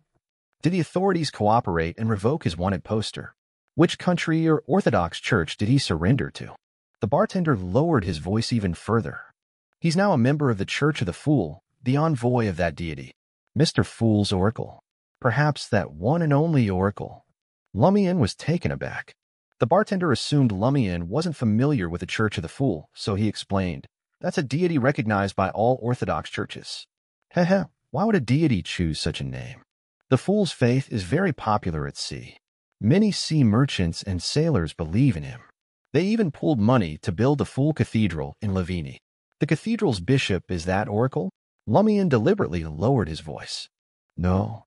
The bartender shook his head. "But Blazing Danitz often comes to Trier. He likes it here." "Yes, he's from Intis. There isn't an Intisian who doesn't long for Trier." Just as Lumian was about to say something, the important figure at sea, the Oracle of the Fool's Church, Blazing Danitz, finished his remaining wheat beer and stood up, heading towards Sea Breeze's entrance. Almost simultaneously, the sailors, playing cards, drinking, boasting, and making out with street girls, stood up in an unusually orderly fashion. They didn't cause any commotion as they silently and orderly followed Blazing Danitz out of the bar. If he hadn't witnessed this scene, Lumian wouldn't have realized that all the sailors in the bar were subordinates of the Fool's Oracle. Blazing Danitz. From his nickname, he deals with fire. Could he also be from the Hunter Pathway? Lumian sipped his Lanty Proof and chatted with the bartender about the Church of the Fool. "What kind of deity is the Fool?" The bartender gestured a triangular sacred emblem on his chest and shook his head. "I'm not a follower, so how would I know?" "By steam." Lumian drew a triangular sacred emblem on his chest as well. The bartender glanced at the empty area and said, But the Church of the Fool isn't bad. Even if you're just a tramp, even if you don't believe in the Fool, you can still receive communion after entering their cathedral. If you ask them for help, you might even get a meal with meat and bread and a room to sleep in. Should I join the queue now? Lumian asked with a smile. The bartender shook his head again. No need. They can't leave the cathedral to preach or proselytize. Only the local tramps know they can seek help there, but they only go once in a while because the Church of the Fool is more willing to offer job opportunities to them. After a pleasant chat and having figured out the schedule of the Fool's Cathedral's bishop sermons, Lumian finished his landy proof and decided to make the most of the spare time by exploring the nearby streets in detail. He soon noticed that several strategic points were guarded by the military, armed with cannons and massive firearms that required water cooling. The government's distrust of these sailors and merchants, who occasionally indulge in piracy around the docks, is evident. Lumian turned away and hurried towards the Fool's Cathedral before darkness fell. The cathedral had a simple layout, devoid of gold embellishments or intricate machinery. The most remarkable aspect was its numerous windows, allowing natural light to illuminate the interior without the need for candles and gas lamps even before nightfall. Like many religious spaces, the walls were adorned with giant murals, although the colors were muted and somber. Using the fading light of dusk, Lumian examined the mural's contents and discovered that it depicted a wilderness where humans struggled to navigate. These humans were unusually tall, almost resembling legendary giants. Some had 3 eyes, while others lacked noses, leaving only 2 dark holes. They looked more like monsters than ordinary people. Despite the pain and despair evident on their faces, their eyes shimmered with hope. Leading these peculiar humans were several distinct and detailed guides. Some had gray hair and carried 2 swords on their backs. Others wielded dark blue sledgehammers emitting a sun-like glow. There were also figures clad in dark black armor with silver-gray, curly hair. At the forefront of these guides stood a figure. Dressed in a black trench coat and a half-top hat, the figure walked with a straight back, holding a lantern. Just ahead of the figure was a ball of light, the altar of the Fool's Cathedral, a silver-white sacred emblem emitting a radiant glow under the sunlight. Lumian's attention was drawn to a few stained glass panes. Sculpted in an exaggerated style, angels and saints adorned them. Some were also featured in the murals, while others were not. There were angels with wings and halos, and saints with only halos. Lumian carefully circled the area, observing for over half an hour. Eventually, he found a seat and settled in to wait for the 6 p.m. sermon. As time passed, many people entered the cathedral. Some were dressed as merchants, others as typical sailors. There were also dock workers, visibly exhausted after a long day's work, and a few street girls as well. Amidst the tolling of the bell, the bishop arrived at the altar. His hair and eyes shone with a golden hue. Towering at 2.56 meters tall, he donned a finely tailored black trench coat and a half-top hat, hardly resembling a typical clergyman. With a hearty gesture, the boorish bishop pressed his hand to his chest and called out in a booming voice, "Praise the Fool! Praise the Fool!" echoed the gathered believers, and Lumian enthusiastically joined in. Flipping through the black and silver patterned Bible in his hand, the bishop spoke with a voice that reverberated through the cathedral. Our Lord is known as the Fool. Across past, present, and future, he reigns supreme over the spirit world. He's also the king of yellow and black who wields good luck, a beacon for all in the pursuit of eternity. He is compassionate, benevolent, and the savior of this world. He allows us to address him as him instead of him. Our Lord resides above both reality and the spirit world. His benevolence extends to heaven and the land. Beside him stand 8 angels. The angel of Mercury is the embodiment of fate, our Lord's most cherished angel. The angel of death has followed our Lord for the longest period of time and is the consul of the underworld. The angel of redemption is our Lord's bugle, once taking on the form of Gairman Sparrow to deliver his revelations. The angel of life is the crystallization of wisdom itself, the indestructible spirituality that resides in everyone's body. Gairman Sparrow? That adventurer is an angel of Mr. Fool. Lumian was astonished by the revelation. The giant bishop continued, There's also the angel of retribution beside the Lord's throne. He is the Lord's lightning, the Lord's rage, and the Lord's palm, the judge of all the fallen and the ones who aren't chaste. Next to the angel of retribution is the angel of the Holy Spirit, reigning over all spirits and representing our Lord in controlling the spirit world. In contrast to them, there are the angel of time and the angel of stars. The angel of time was an angel of ancient times. He eventually submitted to our Lord and now strikes the bell of heaven. The angel of stars is a witness, a recorder, the eyes and ears of our Lord. Lumian listened attentively, finding it hard to believe that there were 8 angels by the fool's divine throne. Wasn't this strength too terrifying? It seemed no different from an Orthodox church. Suddenly, Termaboros's magnificent voice resounded. Do you believe it? Why not? Lumian replied in a hushed tone, as if reciting passages from the Bible. After all, whose Bible, even among the Orthodox churches, didn't have a touch of exaggeration? Even without embellishments, it was still impressive. Lord of Mysteries 2, Circle of Inevitability. Chapter 292, Communion. Termaboros fell silent. Lumian continued to listen intently to the bishop's sermon as he recounted the general situation of the Church of the Fool.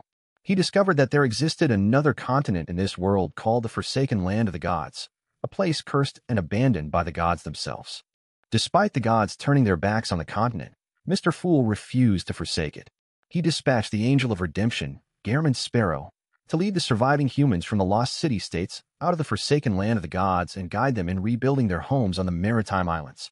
Consequently, the Church of the Fool's headquarters were established in the new city of Silver in the Sonia Sea.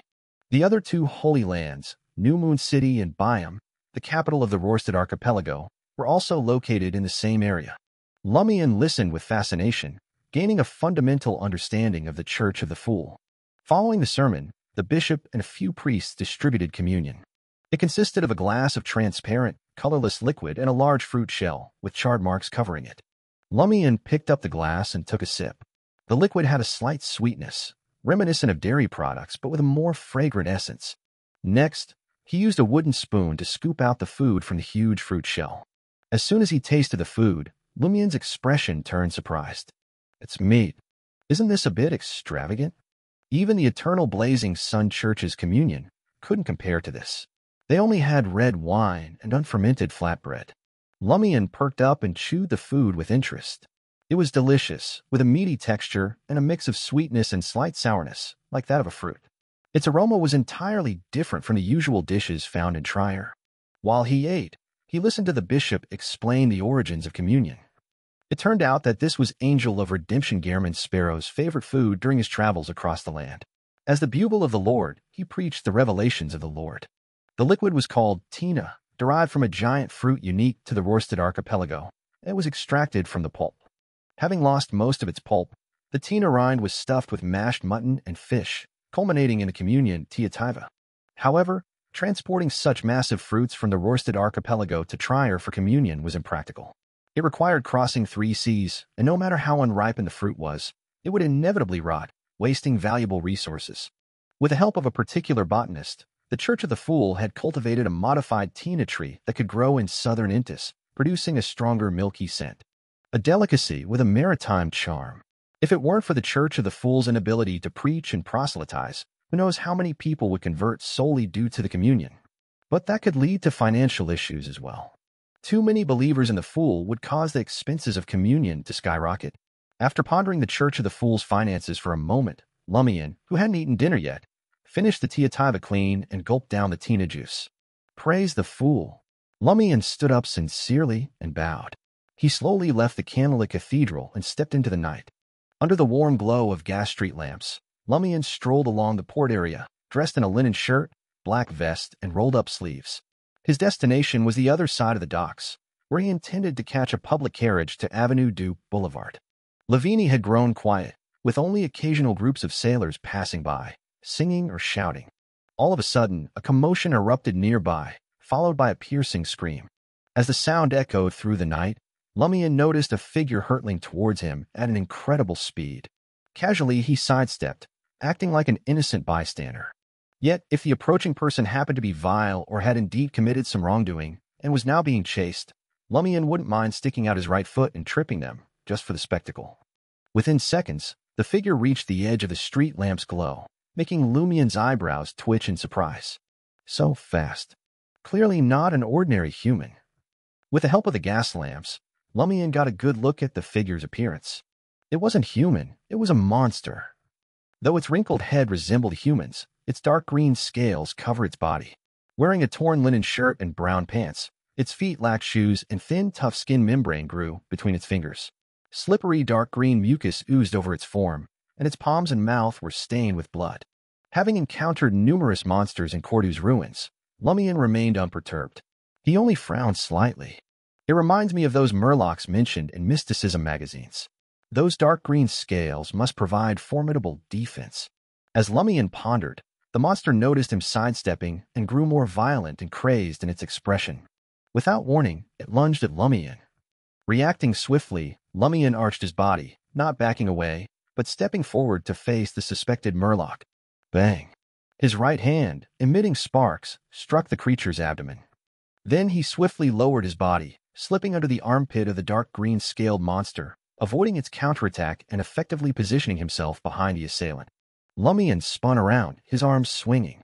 His fists, with flickering flames, delivered powerful blows to the back of the suspected murloc, knocking it to the ground. Blows resounded until Lumian withdrew his hands, ceasing his assault. He observed silently as the struggling body left corrosive marks on the ground. With a muffled explosion, crimson sparks erupted from the monster's eyes, nose, ears, and mouth. Its body swelled before collapsing, shedding several dark green scales. After a few convulsions, it lay still. Lumian averted his gaze and looked towards the figures chasing after him. He nonchalantly flicked his hands, alleviating the corrosive pain caused by the dark green liquid. His injuries were minor. After all, he had delivered a barrage of powerful punches, and his contact with the dark green scales and viscous liquid had been brief. Soon the figures reached the lamp pole. They were sailors, led by a mixed-blood man from the southern continent, sporting braided hair and brownish red skin. He appeared to be in his 30s, with thick lips. His eyes first scanned the murloc-like monster lying motionless on the ground. Then he looked at Lumian with surprise, suspicion, and fear. After a few seconds of silence, the sailor with the braided hair spoke with a solemn voice. "This is the murloc we captured at sea. It injured one of our crewmates and managed to escape. It is indeed a murloc. Did they truly capture it? Why didn't they turn it into various materials and transport it to Trier? Why risk keeping it alive?" Lumian silently mused as he asked with a smile, "Are you planning to apologize on its behalf and compensate me for my mental distress to soothe my terrified mind?" The sailor and his companions exchanged glances, unable to decipher the lad's true intentions. In the distance, the sound of regimental-like running resonated, accompanied by gunfire. Patrol soldiers had rushed over upon hearing the scream. The sailor's heart tightened as he unconsciously grabbed the monster's corpse, closely observing Lumian's reaction. He intended to stop once the other party showed any dissatisfaction. Simultaneously, he continued, "No problem. We have no problem." What he meant was that they would provide compensation for Lumian's mental distress. Lumian sensed that they mainly wanted the beyonder characteristic produced by the murloc, but the monster was too weak. He wasn't in the mood to discuss how the prize would be divided with them. It was not worthy of the Shadow Branch at all. If these individuals, who acted recklessly without concern for covering their tracks, managed to evade pursuit and crossed paths with him again, he could simply demand compensation from them for his mental distress. As Lumian watched the sailors carry the murloc away, he continued on his way as if nothing had happened. Before long, several patrolling soldiers caught up with him, examining his condition and inquiring if he had witnessed anything unusual. Lumian candidly pointed in the direction the sailors had fled. "I heard a scream and saw a group of people running that way. They were dressed like sailors." The officer leading the patrol nodded approvingly. "Thank you for your cooperation." "No need to thank me. It's what any responsible citizen should do," Lumian replied with a smile. Soon, the other soldiers discovered traces of corrosion and scales on the ground, along with sticky liquid that hadn't entirely evaporated. They followed the trail towards the docks. Lumian clicked his tongue and continued on his way towards the public carriage stop. Clap, clap, clap. He heard a soft applause. Feeling uneasy, Lumian turned his head and saw someone sitting on a nearby cargo box, seemingly having appeared out of nowhere. The man's eyebrows were charred yellow, and his hair shared the same color. His eyes were dark blue yet radiant. He wore a linen shirt, a brown vest, and a pair of black leather boots hung from his dark brown pants. Lumian recognized the man and felt alarmed. Blazing Danitz, a great pirate second only to a few pirate kings. But Lumian calmed down when he recalled the man's other identity. He was no longer a pirate. He was now Mr. Fool's Oracle. As the holder of a minor arcana card, Lumian believed that as long as he revealed his identity, Blazing Danitz wouldn't give him trouble. Blazing Danitz gazed at Lumian for a few seconds before effortlessly leaping down from the top of the wooden crates. He chuckled and spoke leisurely. To be able to swiftly choose the most effective, targeted, and efficient attack method against your prey, perfectly evading the enemy's enhanced scale defense, your combat intelligence is quite impressive. I admire it. So, how about it? Are you interested in joining my team and becoming my subordinate? Lord of Mysteries 2, Circle of Inevitability. Chapter 293, Pious. Inviting me to join your team without even checking my background or confirming my strength. Are you that confident, Mr. Fool's Oracle? Lumian couldn't help but criticize, feeling unsure about the whole situation. He looked at Blazing Danitz and responded with a smile. No. Blazing Danitz acknowledged tersely, his voice gaining intensity as if confirming it for the last time. Lumian slipped his right hand into his pocket, maintaining his smile. Not interested. What a joke. How can I complete the Tarot Club's mission if I join your team? This requires your consultation with Madam Magician. Danitz's dark blue yet bright eyes narrowed slightly, his aura instantly becoming more intense. Lumian felt as if he were facing a spear or a loaded gun pressed to his forehead. Fear and danger washed over him. However, he didn't look away and met Blazing Danitz's gaze with a calm determination, as if facing an apex predator. After a brief silence that filled the air with tension, Blazing Danitz broke into a smile. Not bad. You're quite resolute and bold. I admire you even more. With those words, the former great pirate, now the Fool's Oracle, turned around and strolled towards the well-lit street in the distance. Confidence naturally breeds resoluteness. Lumian thought silently as he withdrew his right hand from his pocket, revealing a tarot card held between his thumb and index finger. The tarot card, 7 of Wands. Though he couldn't fathom Blazing Danitz's impromptu recruitment, he felt somewhat glad to have encountered Mr. Fool's Oracle. This meant that the Fool Church held substantial strength in Trier. After leaving Lavini Docks, Lumian hopped onto a public carriage and soon arrived at Avenue du Boulevard. He walked to 19 Rue Scheer and met Mr. K beneath the headquarters of the psychic organization. The Aurora Order Oracle remained seated in the red armchair, his face concealed in the deep shadows of his black hood. His voice rasped as he inquired, "How's your progress in gaining Gardner Martin's trust?" Lumian replied calmly, "I've already joined the Iron and Blood Cross Order." Mr. K fell silent for a moment before asking, "How did you gain Gardner Martin's trust? How did he test you? And how did you pass the test?" The Aurora Order Oracle altered his usual demeanor, posing 3 questions at once. Lumian chuckled. Well, there was no need to gain Gardner Martin's trust. Simply joining the Iron and Blood Cross Order earned loyalty. Upon hearing this, Mr. K, who had been reclining in his chair, sat up straight. The shadows in the basement seemed to stir, almost alive. With his expertise and knowledge, discerning the hidden meaning behind Lumian's words wasn't difficult for him. And it undoubtedly spelled danger. Lumian had indeed become a member of the Iron and Blood Cross Order, pledging his allegiance to them. He was here to report while bringing the powerful figures of the Iron and Blood Cross Order. Lumian smiled, unfazed by the immense pressure radiating from Mr. K. He proceeded to recount how he informed Gardner Martin that he had become a Sequence 7 pyromaniac, leading up to the vigil at 13 Avenue du Marquet and the formal initiation ceremony. He didn't hold back the fact that he had engaged in an underground transaction and fled in terror after encountering Supervisor Olson's monstrous creation.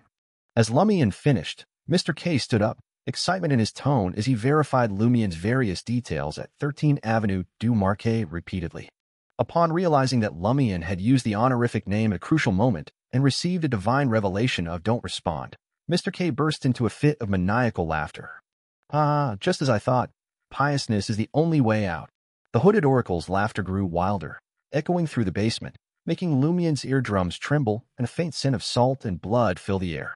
Ha, ha, ha. Mr. K laughed so hard he nearly doubled over. He no longer concealed his condition. The whole basement seemed enveloped in darkness, and he stood as the source of danger behind it all.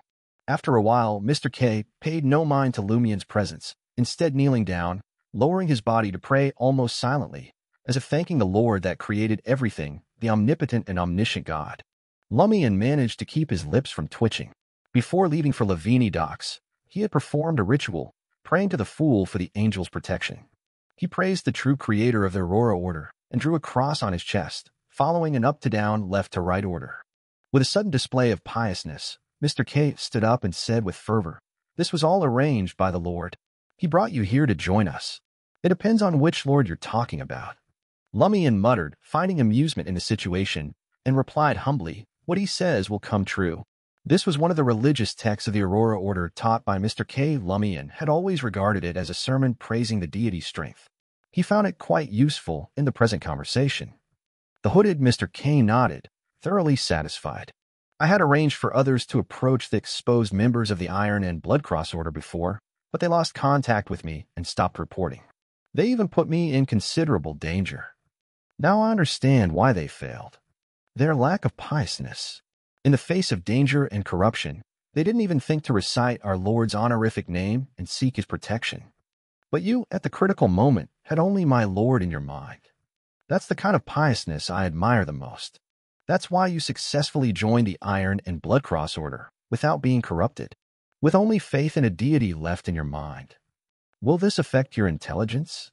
Lumian observed Mr. K, gaining a deeper understanding of his state of mind and way of thinking. Mr. K paced back and forth in front of Lumian, his excitement palpable in his voice. Based on the information you brought back, I now have a better understanding of the Iron and Blood Cross Order's problems. I have a new insight into their current situation and their intentions. I can say you've completed half of the mission I assigned you.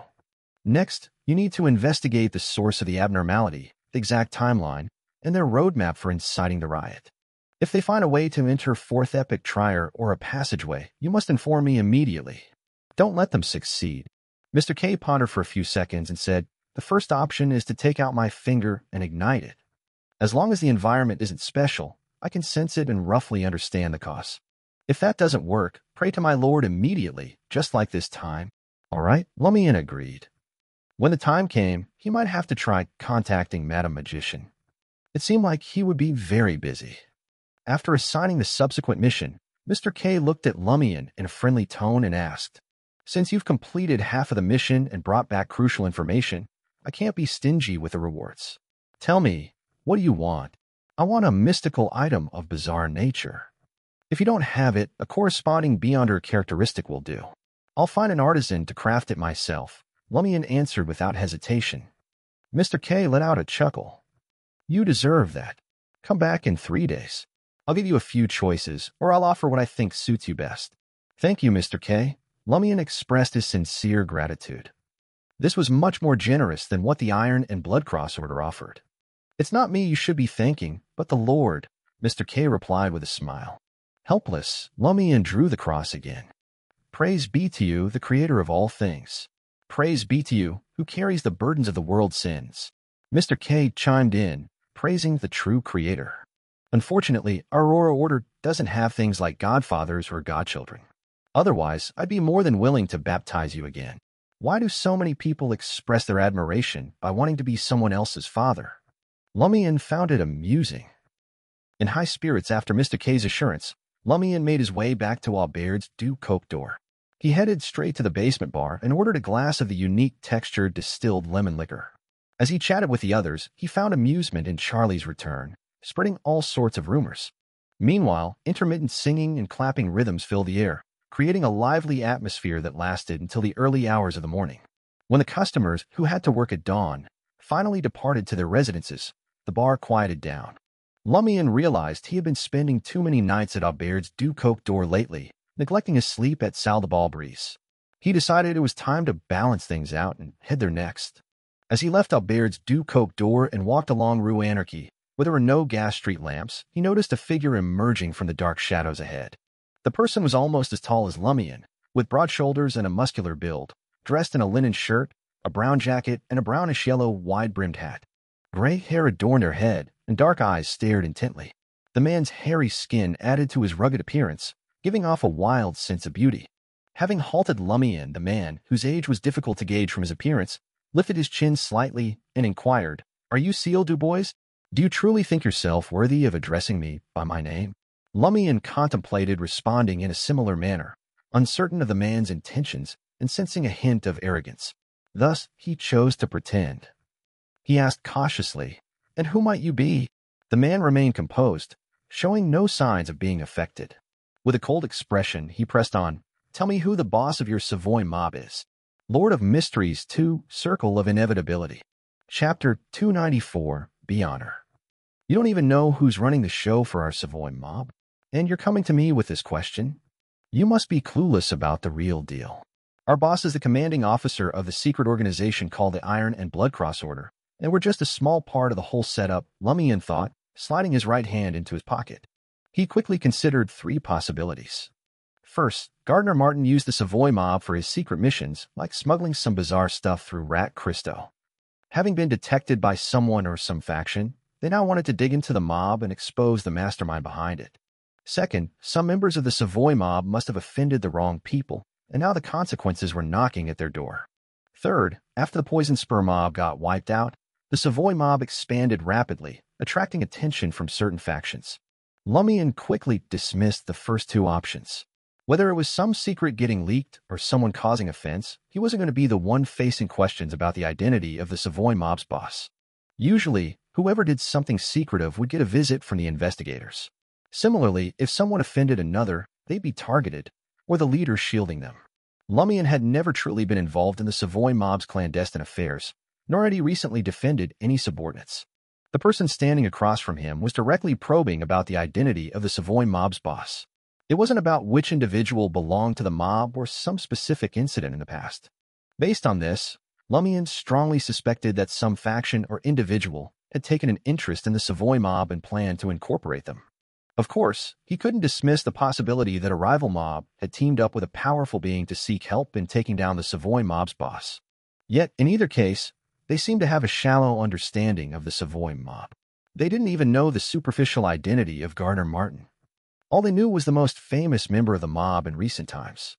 They had just asked about him and paid him a visit. In other words, they are treating the Savoy mob as a regional mob with only a few Beyonders. Sending real powerhouses to deal with such a mob is clearly impractical, and they probably can't afford to hire them either. Even a mid-sequence Beyonder is highly esteemed. It doesn't go beyond sequence 6. Lumian made this rough judgment in just a couple of seconds. Seeing Lumian remaining silent and not reaching for his weapon, the tall man with bushy hair, dark eyes, and a brownish-yellow wide-brimmed hat let out a cold snort. His expression and eyes revealed a clear sense of danger. Almost simultaneously, Lumian felt the darkness around him grow heavier, swallowing up the faint glow of distant street lamps and the crimson moonlight from the sky. The darkness condensed like frost, slowly but firmly seeping into Lumian's skin, flesh, and bones, causing an uncontrollable fear to well up within him. Is that all? Lumian, who had been through major situations before, scoffed inwardly.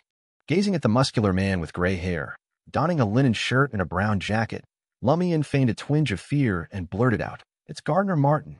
Gardner Martin, a member of the Savoy Chamber of Commerce. The man nodded, pleased, and pressed on, "Where does he usually reside?" Lion Seal, the ruthless, crazed, and powerful mob leader, is no different from other mobsters. They only know how to bully the weak and rely on their mob's backing to take on rival mobs. When facing genuinely formidable foes and simple dark-type spells, their timidity and cowardice become evident. Lumian swallowed hard and managed to say, "He lives at 11 Rue de Fontaines." At that moment, Lumian shook himself out of his daze. "Let me tell you, our boss is a member of a secret organization. His strength is even more terrifying than you can imagine." A member of a secret organization? The broad-shouldered man was momentarily taken aback before breaking into a smile. This was truly an unexpected windfall. Lion Seal is even more timid than I thought. He even spilled such vital information. The man lifted his chin and sneered with a deep voice. "Well, did I mention that I, too, am part of a secret organization? A very ancient one." With those words, the surrounding darkness seemed to tighten its grip. "Really? I can't quite tell." Lumian pondered the idea of luring this man and the faction behind him to confront the boss. He wanted to see what would happen when the two secret organizations clashed, hoping to expose more of the Iron and Blood Cross Order's secrets. After a brief silence, Lumian couldn't bear the weight of the darkness any longer. His right hand and arm, tucked into his pocket, trembled slightly. I don't know. The boss didn't tell us the exact name." The man scrutinized Lumian for a few seconds and concluded that he shouldn't know the details of the secret organization. For a regional mob like theirs, the boss is at most a member of some secret society. The man couldn't help but smirk sinisterly. "Then take me to 11 Rue de Fontaines." As soon as he spoke, he lunged at Lumian, moving with such speed that he left afterimages. Almost simultaneously, his nails shot out, long and sharp, flickering with a metallic light that exuded a dark sheen. Yet Lumian showed no fear, offered no resistance, and didn't panic. He also moved to evade the attack, all while extending his right hand from the depths of his pocket. In his hand, he held a blazing white fireball the size of a fist, sending it hurtling toward his assailant like a gift. Fireball. Blazing white.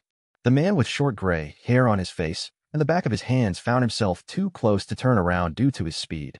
As these thoughts raced through his mind, he collided with a condensed, blazing white fireball. Boom. Amidst the muffled explosion, the man's abdomen burst into a bloody mess, emitting a distinct charred smell. After the other party inquired about the Savoy mob's boss, Lumian discreetly tucked his right hand into his pocket.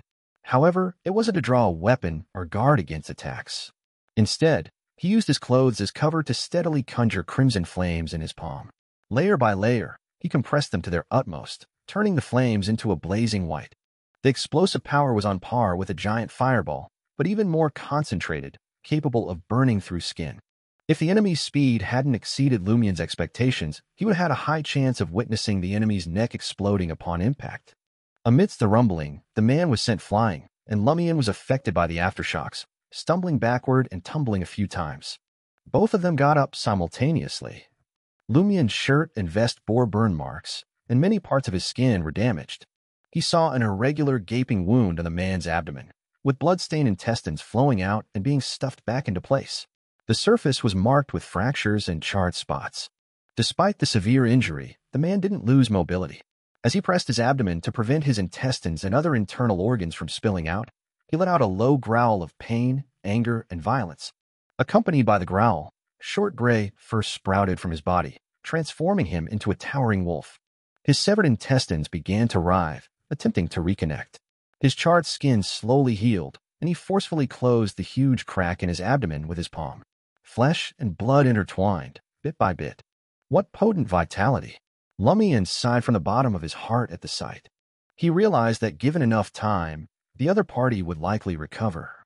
The other party's behavior and state reminded Lumian of a few passages recorded in Aurora's grimoires.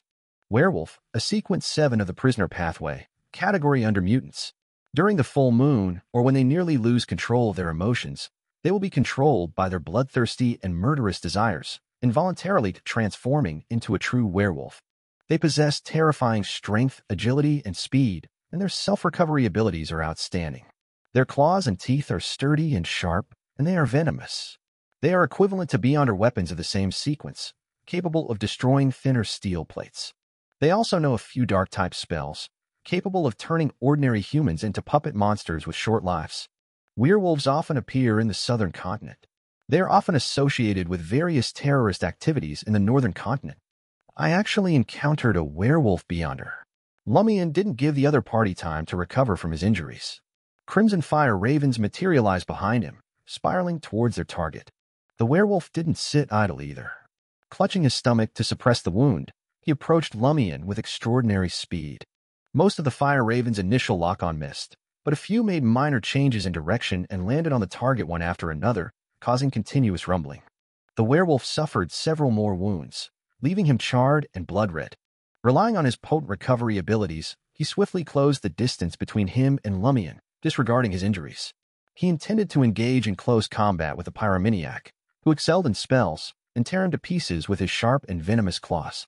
At some point, the darkness around Lumian further encroached on him, causing him to feel an eerie chill on this summer night and slightly affecting him. In an instant, crimson flames erupted from his body, enveloping him in scorching warmth. The very next second, Lumian turned around and fled, dodging the werewolf's claws. This made the werewolf, whose mind was filled with bloodthirsty and murderous desires, feel his adversary's fear. He believed that his target had already gone all out and lacked experience in such battles.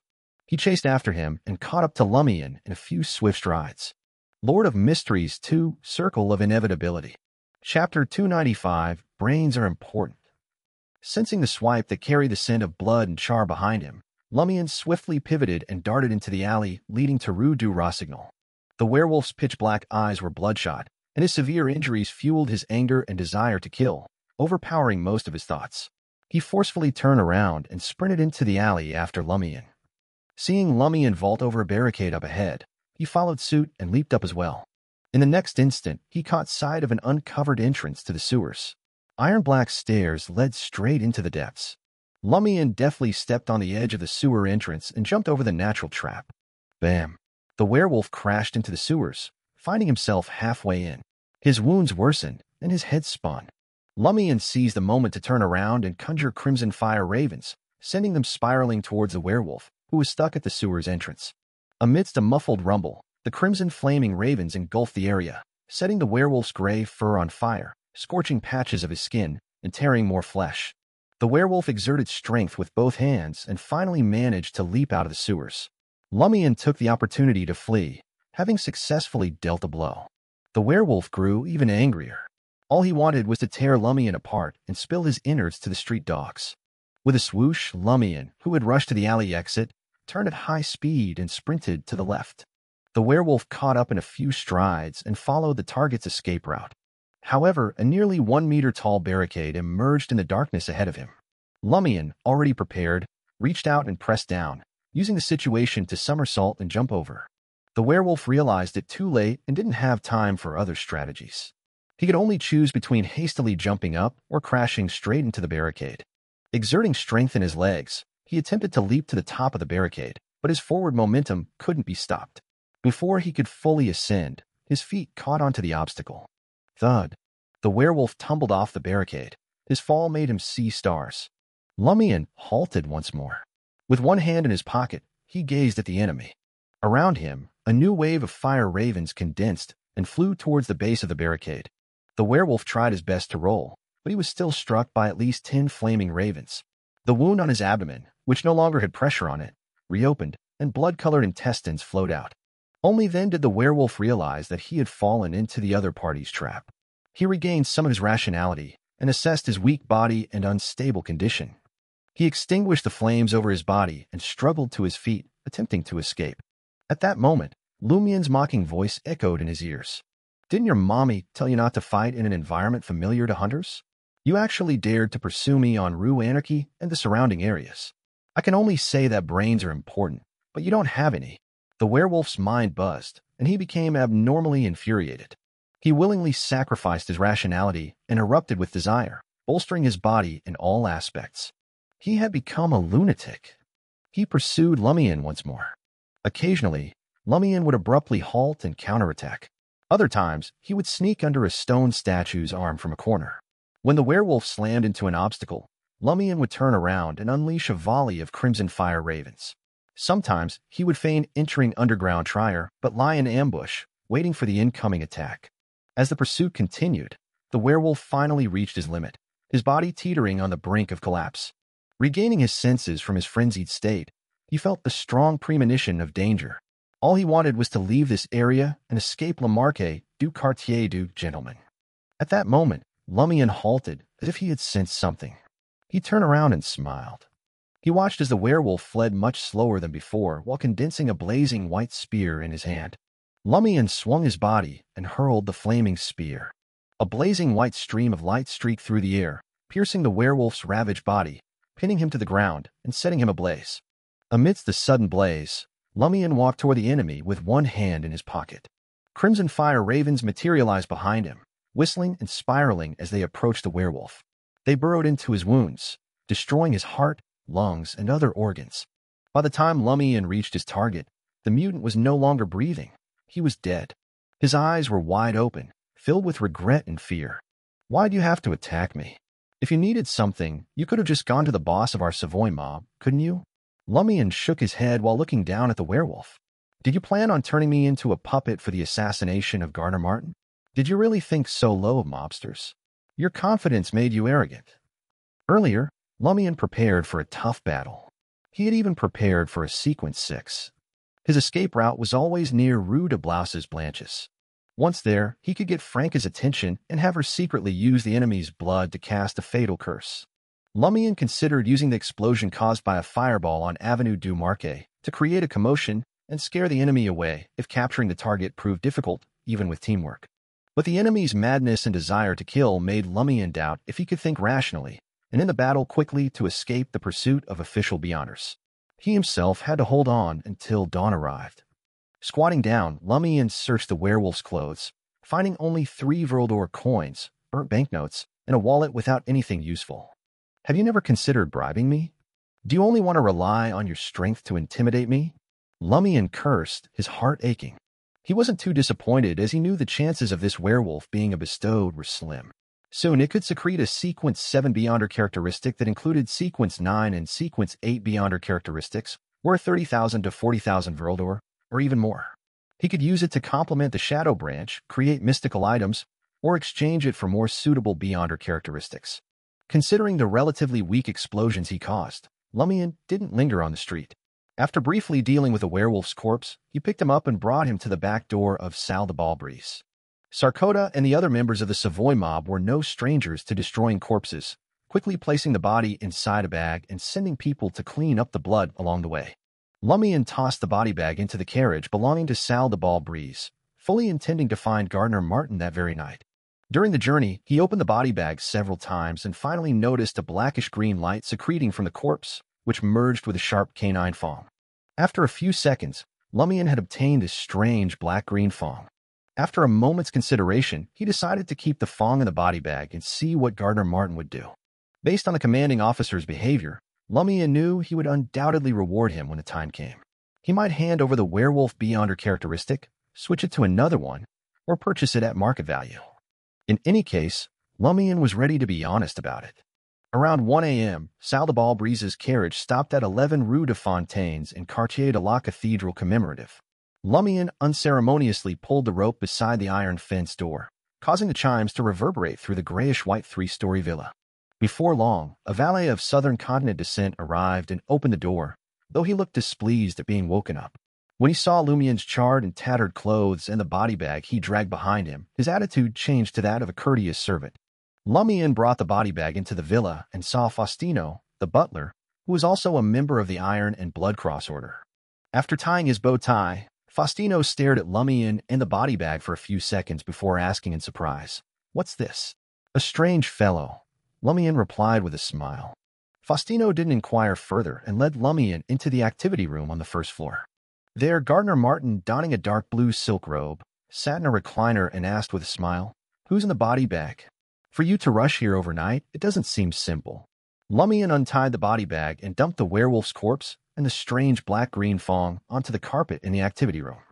Gardner Martin's expression turned serious at a single glance. "A werewolf?" Lumian chuckled. "He came to me to inquire about the identity of the boss of our Savoy mob. He even wanted to control me and turn me into a puppet." Gardner Martin nodded slowly and said, And then...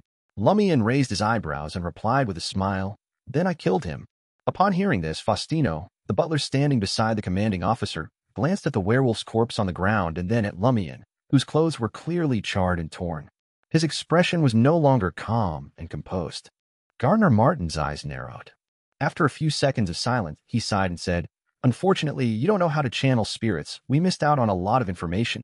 Lumian wanted to say, "Perhaps I need a mystical item that can channel spirits," but he was worried that it would take up a portion of the reward and cause the Shadow Branch to lose its match. Gardner Martin continued, "I'll arrange for follow-up investigations and responses. Don't worry about this for the time being. I'll inform you when you need to carry out your mission." "What's he up to? He doesn't seem simple." Lumian glanced at the werewolf's corpse and deliberately expressed his confusion. Gardner Martin shook his head. "I can't be sure yet." He then looked at Lumian and asked with a smile, "Do you want this werewolf fong or something else? What are the choices?" Lumian didn't hold back. Lord of Mysteries 2, Circle of Inevitability. Chapter 296, Request. Gardner Martin was well accustomed to Lumian's straightforwardness. He gave a slight nod and said, "If you want a quick trade, I have 3 items of equal value to the werewolf fong. The first is the Shadow Bracelet, a mystical item that lets you conceal yourself within larger shadows. It can summon a shadow servant with a few special abilities and can bring shadows to life to restrain targets to some extent. It's a foreboding item.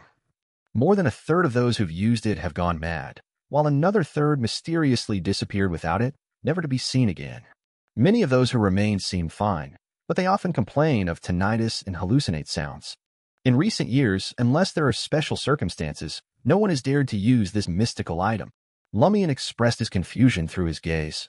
Then why are you offering it to me? Do I look like a lunatic or an idiot to you? Gardner Martin smiled and explained, I'm one of the few people who hasn't encountered problems with a shadow bracelet. I know a way to weaken its negative effects, but I can only tell you if you choose it. When did you start hallucinating that there's nothing wrong with you? Lumian suppressed his concerns and held his tongue. He thought that Gardner Martin, who had been corrupted by the abnormality at 13 Avenue du Marquet, might not be any better than those who had gone mad or disappeared mysteriously.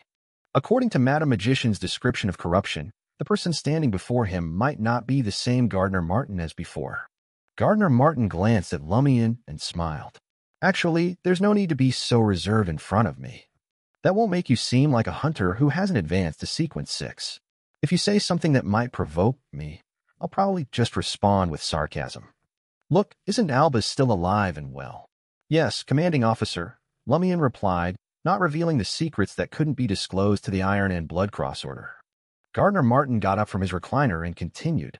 The second item is a Beyonder characteristic left behind by a spirit medium. Do you know what Beyonder characteristics are? Lumian answered calmly. Killing a Beyonder creature will yield one of the main ingredients for concocting a potion. Killing a Beyonder will definitely yield the corresponding items, just like the transparent golden red ball from Hammer 8 and this werewolf fong. I believe these are Beyonder characteristics. They all correspond to a potion. There's no need to gather additional main ingredients, right? Gardner Martin nodded approvingly. That's right. Your judgment is accurate. Gardner Martin didn't go into detail about the law of Beyonder characteristics' indestructibility, as if he believed it involved many secrets Lumian couldn't grasp at the moment. With his hands clasped behind his back, Gardner Martin paced in front of the unlit fireplace. Spirit medium. From its name, you can roughly guess the abilities of the mystical item created from it. Of course, what you obtain depends on an artisan's ability. If I'm not mistaken, it should be an Eye of Death, allowing one to disguise as a zombie and endure the effects of decay, cold, death, and other auras. It can also identify the weaknesses of undead creatures and directly communicate with natural spirits and various undead creatures in the real world, using them for various magical effects. If you're lucky enough, you might even have all of those abilities. Try not to carry this Beyonder characteristic with you. Otherwise, you'll become the target of surrounding natural spirits and undead creatures. You'll never know when you might suffer a bizarre attack. Impressive as it sounds, it's somewhat similar to a contractee, relying on other creatures to gain strength. Lumian pondered for a few seconds and asked, and the third? Gardner Martin settled back into his recliner. It's also a Beyonder characteristic. If you carry it, you'll find yourself rather lucky. This will be reflected in the details of various matters. The corresponding sequence name is Lucky 1, but you have to remember that reveling in luck is often a precursor to disaster. Also, it might allow you to see things you shouldn't see. Sequence 7 of the Monster Pathway? Lumian recalled the contents of Aurora's grimoires. The Monster Pathway, also known as the Fate Pathway, was a pathway known for its high spiritual perception and close connection to fate. Lumian chuckled and said, the Lucky One ultimately transformed into a Beyonder characteristic in an unlucky manner? What an ironic joke. Gardner Martin agreed. Don't underestimate bad luck, and don't rely on luck. Otherwise, you may also become a Beyonder characteristic. Very philosophical. Lumian took note of the words filled with experience and lessons learned. He carefully recalled Gardner Martin's introduction and realized that he wasn't stingy with information about the corresponding sequences. Merely the descriptions of the abilities of a spirit medium and Lucky One could fetch a good price at many mysticism gatherings. Gardner Martin pointed at the blackish-green fong on the ground. It's a werewolf Beyonder characteristic. Once transformed into a mystical item, it should provide powerful self-healing abilities, allow transformation into a werewolf, and grant a short burst of power at the expense of rationality. But, as you saw, werewolves are always affected by killing and bloodlust. During the full moon or blood moon, there's the latent danger of losing your mind and control. Have you decided which item to choose? If you choose the Beyonder characteristics, I can help you contact an artisan and assist with the production fee. It's the reward you deserve for your contribution tonight. Is the artisan you're hiring a saint? How will you react if you discover that I'm hiding a shadow branch? Lumian wondered, seriously considering his options. First, he eliminated the shadow bracelet, suspected to be a mystical item of Mr. K's pathway. Mr. K might offer similar but better options in his rewards soon. Besides, the negative effects of the shadow bracelet were too perilous. Even if Gardner Martin claimed he could weaken them, Lumian didn't dare take the risk. Most importantly, such a risk was pointless. A spirit medium can compensate for my shortcomings, but it doesn't complement the shadow branch. I can't create a mystical item with the effect of lingering human ghost emotions. Yes, some characteristics overlap with a contractee. Lucky one can make the shadow branch always trigger suitable desires. The werewolf's rationality sacrifice and the influence of being murderous and bloodthirsty are quite compatible with the shadow branch. I wonder what kind of mystical item it would produce. After careful consideration that spanned a few minutes, Lumian made his decision. I want Lucky One. The main reason he gave up the werewolf beyonder characteristic was its potential negative effect of losing rationality. Others might find ways to reduce the impact, using it only when facing enemies or avoiding certain lunar phases. But Lumian couldn't take that risk. Losing his mind even once could lead to Termoboros exploiting him and causing the seal to lose its balance. Furthermore, he belonged to the inevitability domain as a beyonder in some way. In the future, when he reached a higher sequence, he might be able to enhance the mystical item's effects through the Lucky One trait. As for seeing things he shouldn't, Lumian already had the mystery prying glasses, so having something similar didn't bother him. Gardner Martin seemed surprised. He had expected Lumian to choose between the spirit medium beyonder characteristic and shadow bracelet. However, he quickly composed himself and didn't inquire further. With a smile, he said, "Humans are obsessed with good luck." The boss of the Savoy mob, commanding officer of the Iron and Blood Cross Order, briefly left the activity room and went upstairs. A few minutes later, he returned with a transparent glass jar, once used to hold sweets. Inside the jar lay a mercury-colored eyeball, swiveling left and right as if it were alive. To carry and store it, place it in a narrow dark space, Gardner Martin instructed as he wrapped the jar in black cloth. Handing the item to Lumian, he added, "Change the jar every 7 days." "Thank you, commanding officer." Lumian put the glass jar containing the Lucky One beyonder characteristic into his pocket. Gardner Martin didn't wonder why Lumian didn't ask him to contact an artisan. The true effects of a mystical item were something the wielder wanted to keep as secret as possible. Seeking an unknown artisan was more conducive to secrecy. Just as these thoughts crossed his mind, Lumian brought up the matter himself. "Commanding officer, I'd like to exchange the free artisan service for other rewards." Curious, Gardner Martin asked, "What reward do you desire?" A grin crept across Lumian's face. "Help me find someone." "Ooh." Gardner Martin had a hunch.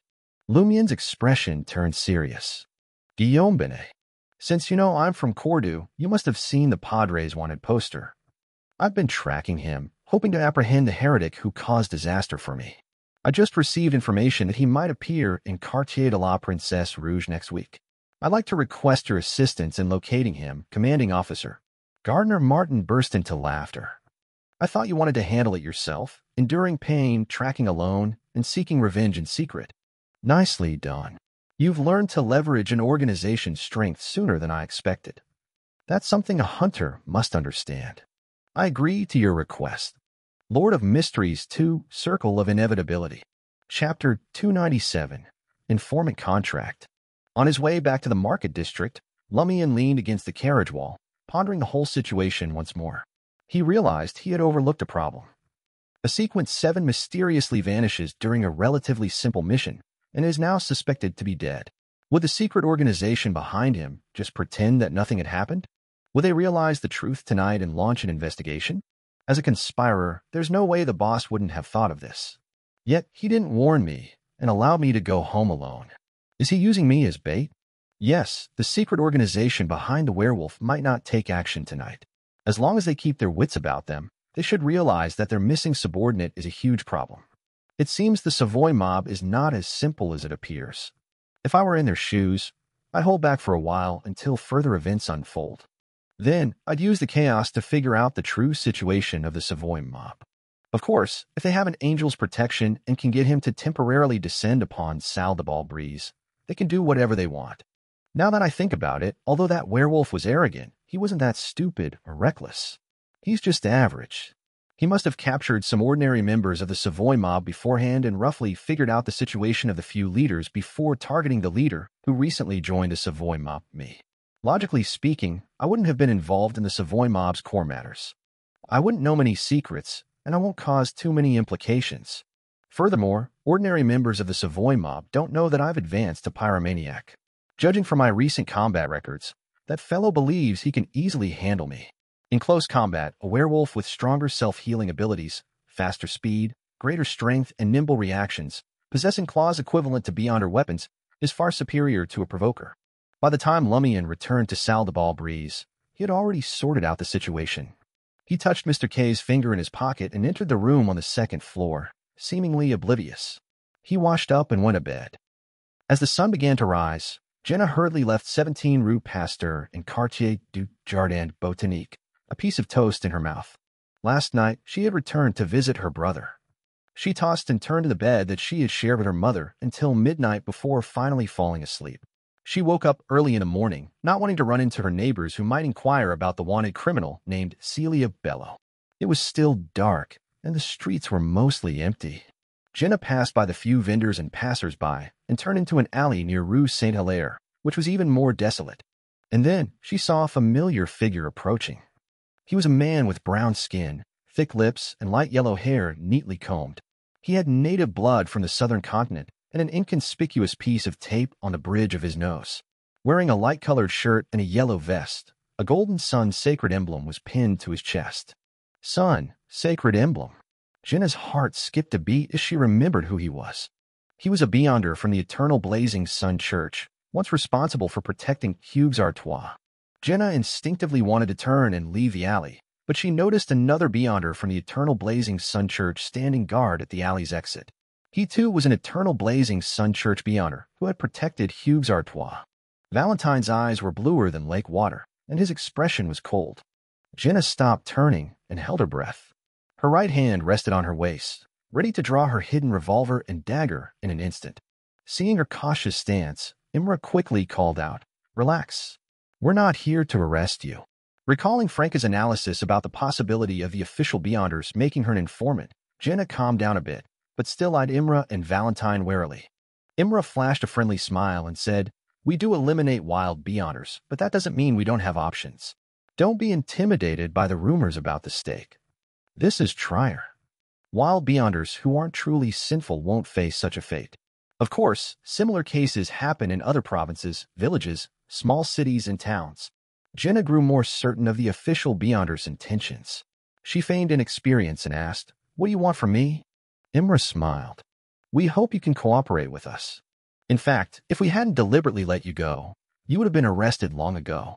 Jenna pondered for a moment, thinking about how she managed to lead a peaceful life after assassinating Hugues Artois. After a while, she asked hesitantly, "Cooperate?" Imra smiled and nodded. "Let me introduce myself. I'm Imra, a purifier of the Eternal Blazing Sun Church's Inquisition.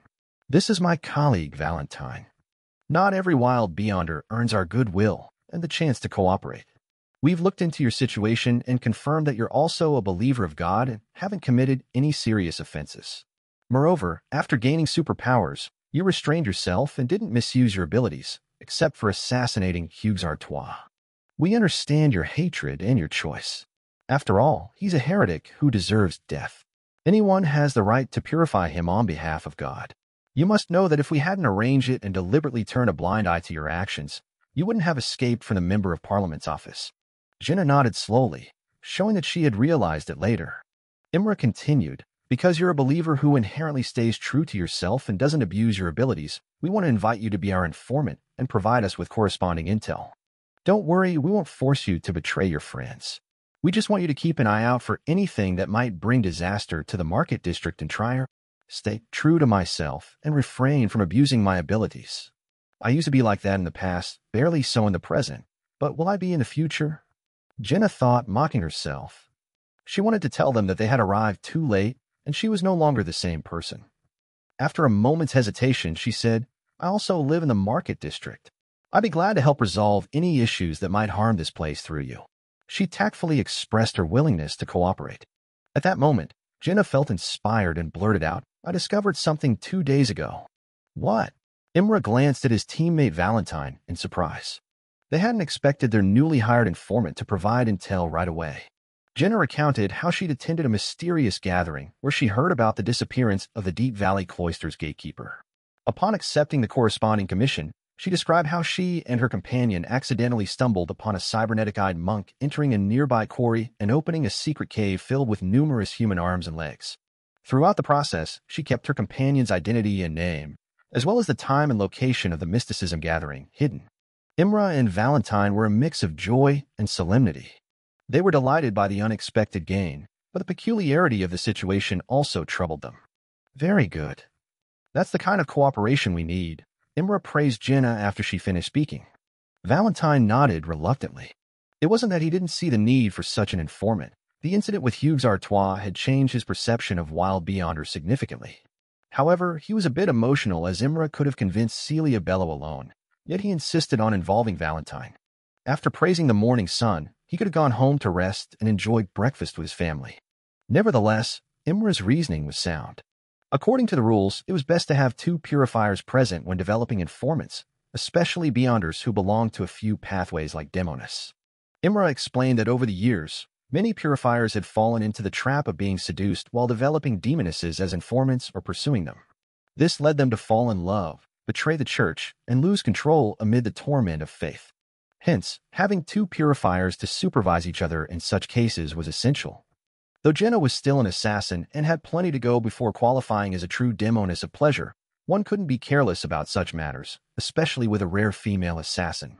After the praise, Imra added, "Cooperation means both sides can benefit from this matter. We'll reward you accordingly based on the intel you provide. You can choose from money, materials, knowledge, weapons, and more." Jenna hesitated for a moment before asking, "Would there be a reward for what I just said?" "What do you want?" Imra inquired. "The main ingredient of the instigator potion," Jenna replied without hesitation, having already received the potion formula from Franca. Imra wasn't surprised. He nodded and said, "We'll discuss it after we verify the authenticity and importance of this intel." "All right," Jenna replied, not too disappointed as she didn't hold out much hope. Imra produced an ordinary-looking piece of white paper with a few simple clauses written on it, outlining what he had just said. The terms didn't demand Jenna's faith to be constantly with the eternal blazing sun, but they required her not to believe in an evil god. Being experienced, Jenna read the terms over and over again until she confirmed that there were no issues, and then she readily signed her real name. She watched Imra take out a fountain pen made of pure gold and sign his name. He then quickly wrote a few bright red words in the notary position. A sunlight glow briefly enveloped the contract before vanishing. After bidding farewell to Imra and Valentine, Jenna headed towards Rue de Blouses Blanches. Apartment 601, 3 Rue de Blouses Blanches. Lumian roused Franca from her sleep at the crack of dawn and faced her wrathful expression as he recounted the werewolf incident. Franca swiftly focused her mind and mumbled contemplatively, "If there's a follow-up investigation, the one you'll face will either be zombie or wraith. I'm more inclined to believe the latter." "Huh." Lumian was bewildered. Franca explained matter-of-factly, "They are Sequence 6 and Sequence 5 of the prisoner pathway." Lumian sighed, still puzzled, and commented, "You seem to know this pathway quite well." "Of course." Franca chuckled.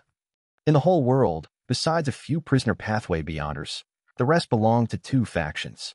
One is the Southern Continent's terrorist organization, the Rose School of Thought, that I mentioned earlier, and the other is—" At this point, she paused, teasing Lumian deliberately. After a few seconds, she revealed, "Mr. Fool's Church. Lord of Mysteries 2, Circle of Inevitability. Chapter 298, Rose School of Thought." Mr. Fool's Church? Lumian was both surprised and unsurprised by the answer. He hadn't expected the Church of the Fool to have a large number of Beyonders from the prisoner pathway, but he figured that, according to the Bible's description, it wasn't too surprising for anyone from any pathway to appear. Franca smiled and began to explain in detail. Actually, the prisoner pathway Beyonders of the Rose School of Thought and the prisoner pathway Beyonders of the Church of the Fool were originally one. They later fractured. Lumian hazarded a guess. Franca confirmed tersely. The Rose School of Thought is an incredibly ancient organization, boasting a history stretching back over 2 millennia, even predating the Fourth Epoch, prior to the Cataclysm. Over 2,000 years old. Lumian was astonished. When he learned that the Iron and Blood Cross Order had been established only 200 to 300 years ago, he had considered it ancient. But compared to the Rose School of Thought, the Iron and Blood Cross Order seemed like a child who hadn't even attended compulsory education. Franca continued, the Rose School of Thought was originally an Orthodox organization in the Southern Continent. It ruled the Paz Valley and Star Highlands, where the government and the church were one, until the invasion of the northern continent's countries. When the invasion occurred, they lost their country and went underground, becoming clandestine. On the one hand, they resisted the colonists and attempted to expel them from the southern continent. On the other hand, they frequently caused terrorist acts in the northern continent. This actually had no effect on their resistance to colonization. Instead, it incurred the hatred of the people of various countries.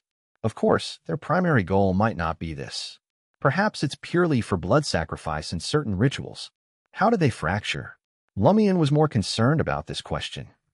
Franca leisurely paced 2 steps in the living room. The Rose School of Thought has held different beliefs for ages. Their core principle revolves around the notion that willpower is born from diverse desires, capable of reshaping reality and achieving incredible feats. Yet, there's a divide in how they approach these desires. Some adhere to indulgence, embracing passionate cravings at all times, even resorting to bloody or primitive sacrificial rituals to bolster their willpower. On the other hand, the temperance faction, working for the potion's names, advocates for suppressing desires, keeping them pent up within their hearts, only unleashing them during critical moments to unleash formidable forces. Hence, one faction is known for indulgence, while the other is the temperance faction. Prisoner. Lumian silently echoed the name of Sequence 9 potion and pondered. I reckon the temperance faction has got it right. Any sensible person would think the same. After all, the body is like a cage for the heart, and the world is a cage for the body. Madness must be curbed, and desires must be reined in, Franca sneered. But there'll always be a few with a few screws loose. After indulgence, all that's left is madness. They'll barely be able to retain their basic faculties. No wonder the werewolf reacted that way. It seems he truly belongs to the Rose School of Thought. If the others in their ranks share his mindset, it only confirms their strength. Surviving to this day, without wit would demand remarkable strength. Lumian's thoughts carried both mockery and vigilance. Franca gazed out the window, watching the daylight grow brighter, and spoke. In the beginning, the indulgence faction and the temperance faction barely tolerated each other. If you ignore me, I won't meddle with you or the people you protect. But later, the indulgence faction started claiming that the chain god, whom both factions believe in, is actually the embodiment of some evil god. Some evil god. Giving in to desires. Lumian's brow furrowed as he sought confirmation. Mother Tree of Desire? Yes, Franca smiled. Someone you know, or rather a deity you know. No, I don't want to know her at all.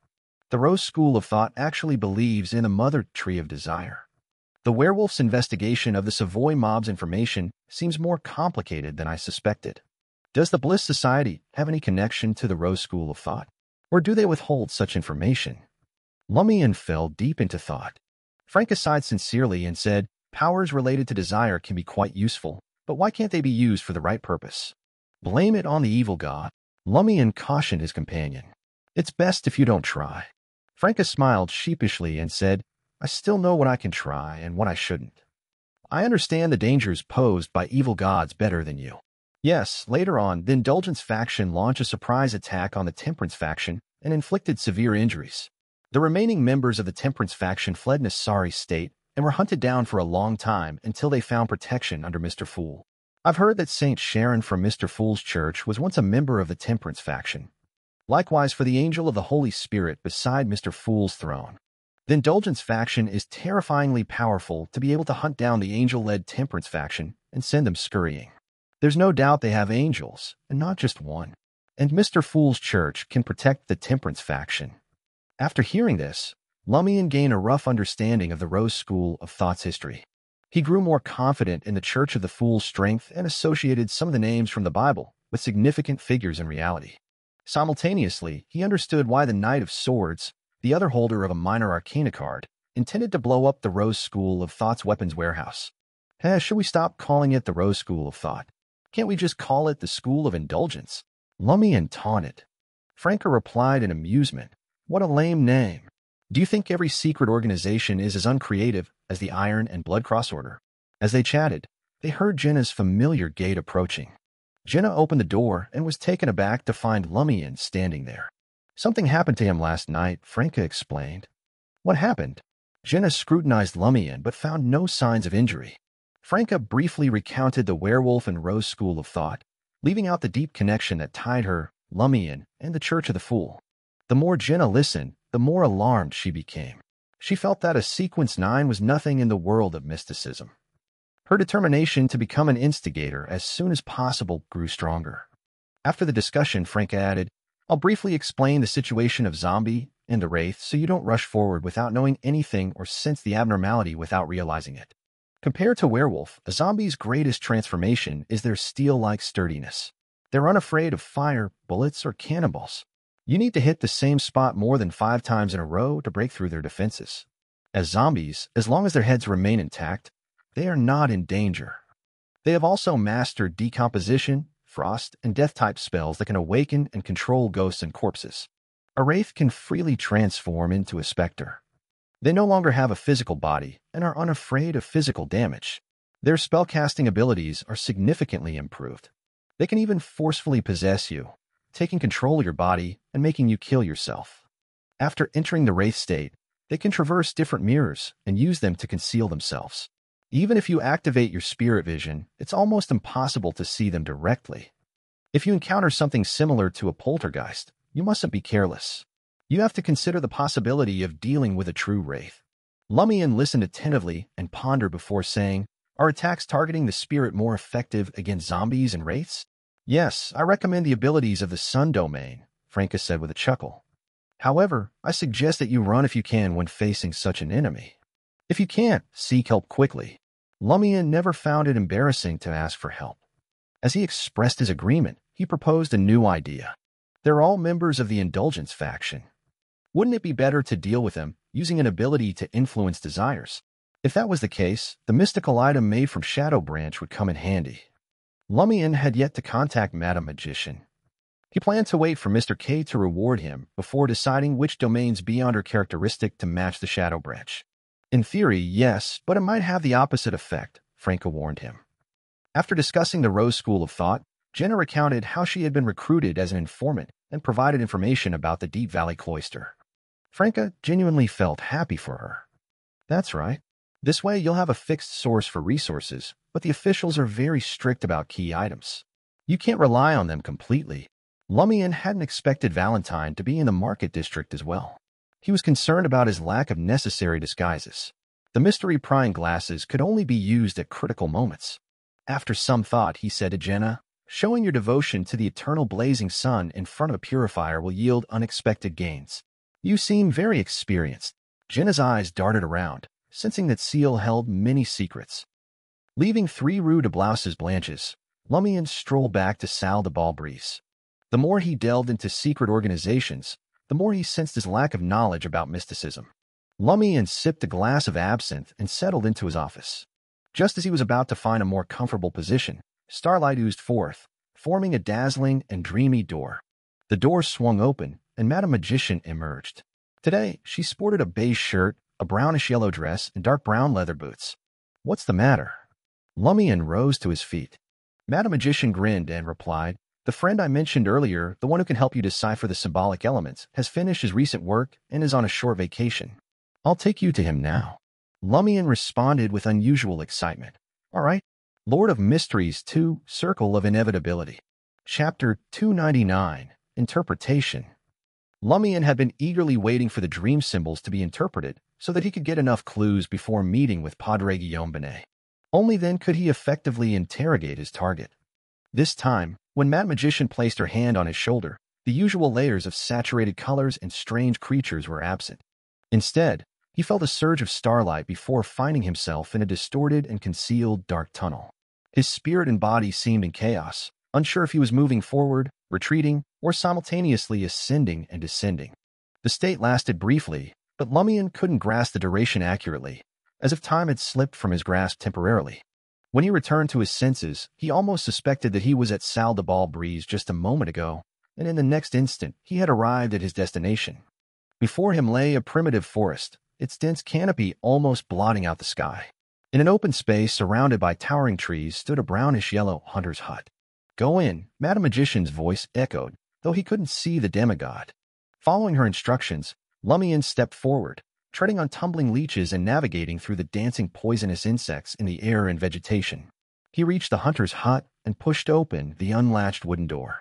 Inside, Rows of bookshelves lined the walls, and a wooden table stood in the center, seemingly existing in a different world compared to the primitive forest outside. A figure sat behind the table, dressed in a white shirt and an open black coat, appearing somewhat obscured by a thick fog. Lumian could barely make out the clothes, facial features, and gender of the person, but not his face clearly. "Have a seat." The figure spoke with a slightly magnetic and ethereal voice. "Hello," Lumian greeted with a polite bow before taking a seat. "May I know how I should address you?" The figure pondered for a moment and replied, "Think of me as a poet." "Poet?" Lumian didn't fully grasp the significance of the code name, but he still chose to show respect. "Hello, Mr. Poet." The poet gave a small nod and said, "Magician has already shared the entire dream and related information with me, but I'd still like to hear you recount it in detail." Addressing her directly as magician. "Is he also a member of the Tarot Club? A holder of a major arcana card?" Lumian sized up the poet opposite him with a guess. In the dense fog's outline, he got a clearer impression. His black hair was longer than usual, giving him an artistic appearance. His eyes were emerald green, not sharp but captivating. He had a slim face and a relaxed posture. The combination of these elements and the thick fog made the poet seem like he emerged from a dream. "All right," Lumian replied. He recounted Cordu's nightmare, supplemented by the various traces found in the ruins and the vast amount of information he gathered over the past month. Compared to before, his emotions were still stirred by recalling these matters, but not as intensely. Throughout the entire process, he only took a single deep breath.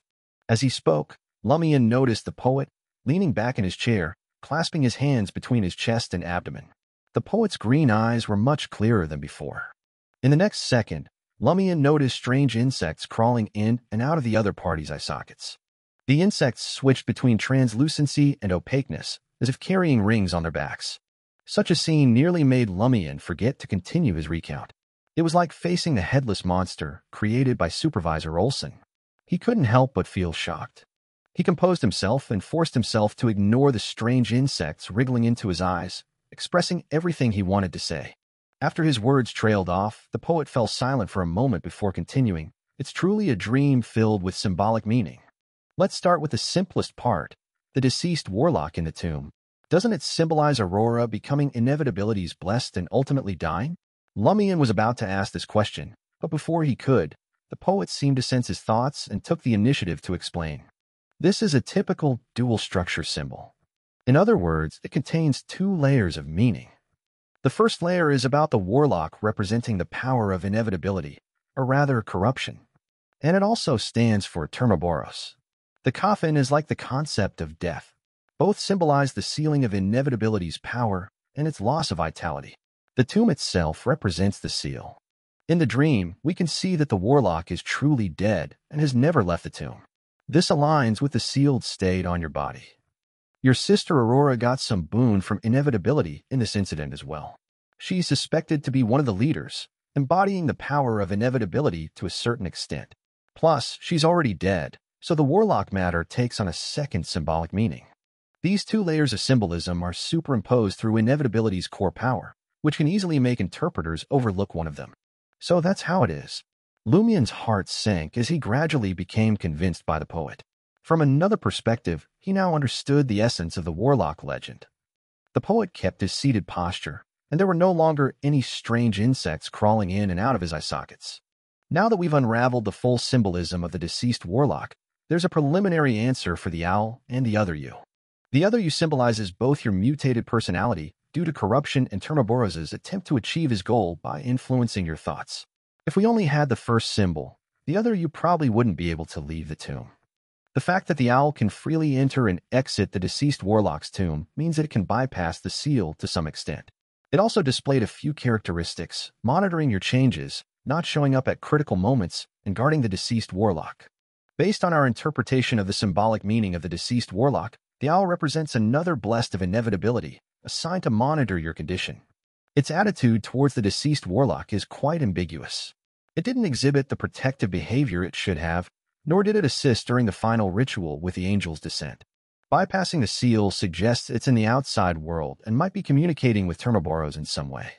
I'm not entirely sure about that yet. You shouldn't ignore other possibilities. So, the symbol of the sufferer turns out to be the owl. I thought it was the other me or Aurora. Lumian heaved a sigh of relief, but also felt a sense of disappointment. During the momentary pause in the poet's speech, he seized the opportunity to pose a question. The underground altar exists, but what does the sufferer aura in the dream symbolize? The first layer symbolizes the previous appearance of the power of inevitability there, but only on this layer. It's unlikely that the symbolic elements will take the form of the sufferer aura. The poet took a moment to interpret. As for the second layer, if the owl, the blessed of inevitability, who watches over you is already a sufferer, it means it doesn't want others to come into contact with the altar of inevitability. It also symbolizes the power of inevitability. Furthermore, we observe that you suffered the least damage back then. This suggests that the sufferer isn't willing to kill you. It might even protect you to some extent. This is quite similar to the psychiatric treatment you experienced in Trier's Market District. So, from the beginning, that person was already eyeing Termaboros? Of course, before his intentions are fully revealed, he will cooperate with Termaboros to do something. Termaboros attempted to influence me several times, but without success. Could this be the reason? Lumian couldn't help but sympathize with the inevitability angel sealed in his chest. The poet continued, I suspect there's a third symbolic layer. It represents a true sufferer in Cordu, a sufferer who's not at the beyonder level. A true sufferer. Lumian's heart skipped a beat. He made numerous connections but couldn't find the correct answer. The poet wasn't entirely certain about this, so he didn't elaborate further. Instead, he focused on interpreting the symbol that Lumian was most concerned about. Whether or not the lizard-like elf actually exists, its symbolic importance in the dream is quite evident. Firstly, it represents a yearning for the cemetery and a fascination with entering and exiting tombs, but never truly enters the tomb of the deceased warlock. This signifies its affiliation with another faction, linked to the power of inevitability, yet not exactly the same. It appears to be using this connection to seek and attain something related to inevitability. Another faction. Lumian recalled the diaphanous lizard present during the Tree of Shadow incident. The poet sat up straighter. Secondly, it symbolizes concealed corruption and unconscious alterations. In the entire dream, only two individuals had a lizard-like elf crawl out of their mouths.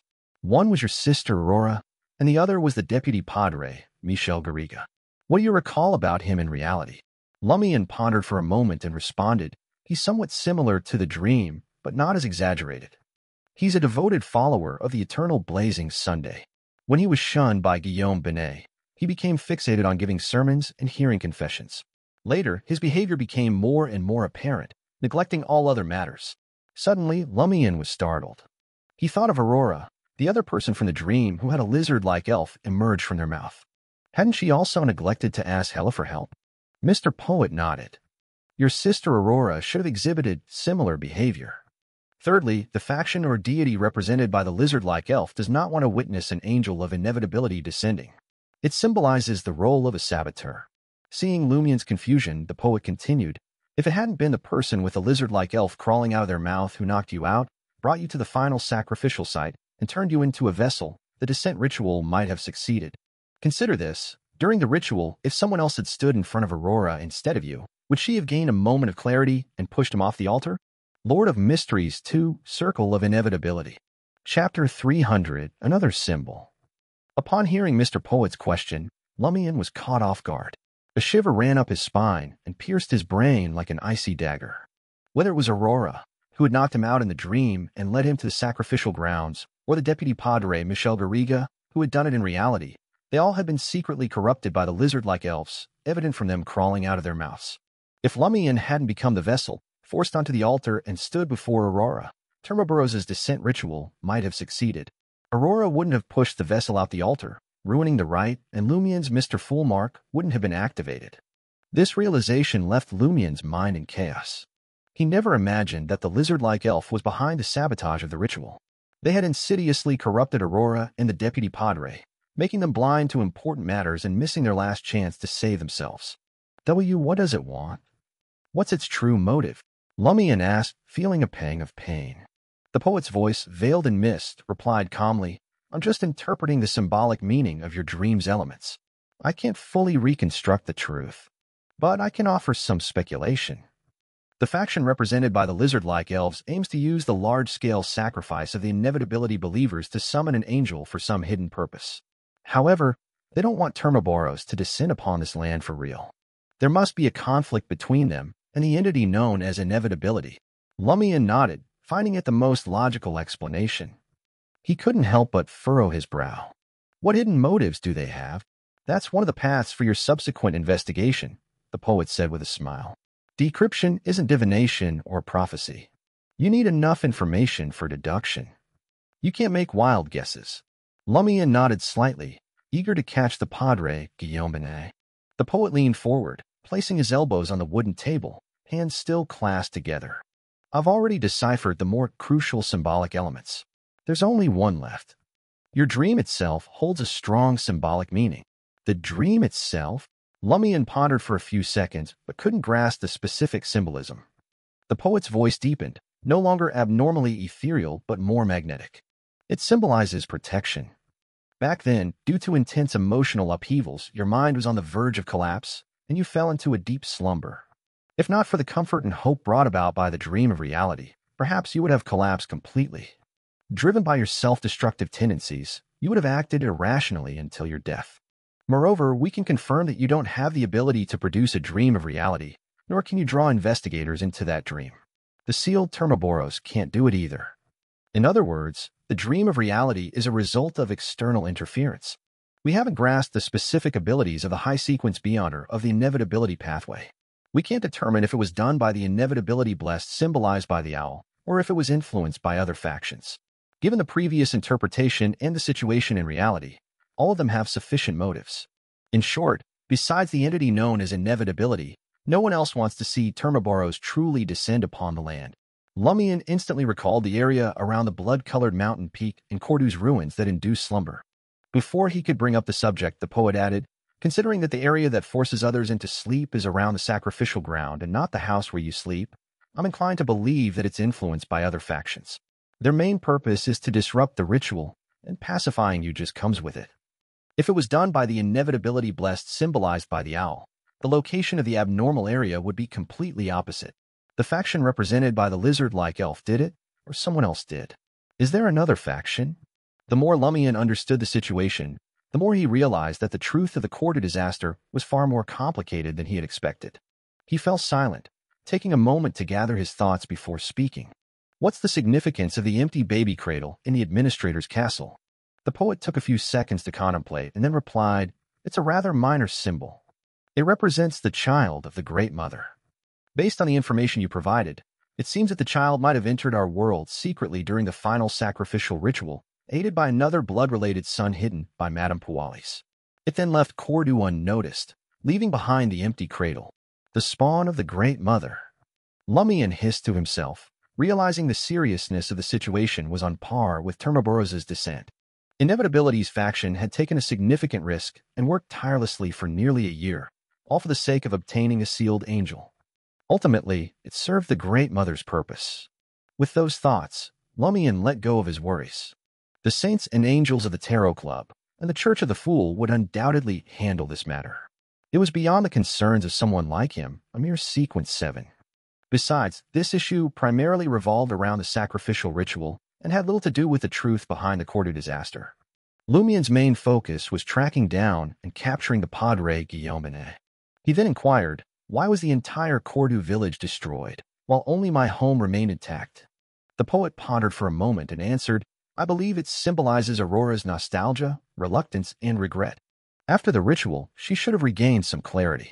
In the midst of the fusion of the villagers' flesh and blood, she instinctively protected the building that represented her beautiful past life. Of course, it's possible she also leveraged other forces interfering with the ritual. Nostalgia, reluctance, the beautiful life of the past. Lumian fell silent, lost in thought.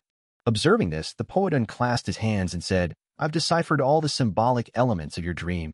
Thank you, Mr. Poet. Lumian stood up and, following the Church of the Fool's customs, pressed his hand to his chest and bowed slightly. For a moment, his mind turned adrift, seeing the poet, the wooden table, the surrounding bookshelves, walls, the primitive forest outside, and all kinds of insects fade away like a dream, returning to deep darkness. In an instant, the darkness vanished, and Lumian found himself standing at the edge of a marketplace. In the distance, there were white buildings with dark black or earthy yellow bell towers and spires. Nearby, cloud-like tents and herds of cows, sheep, and horses were scattered around.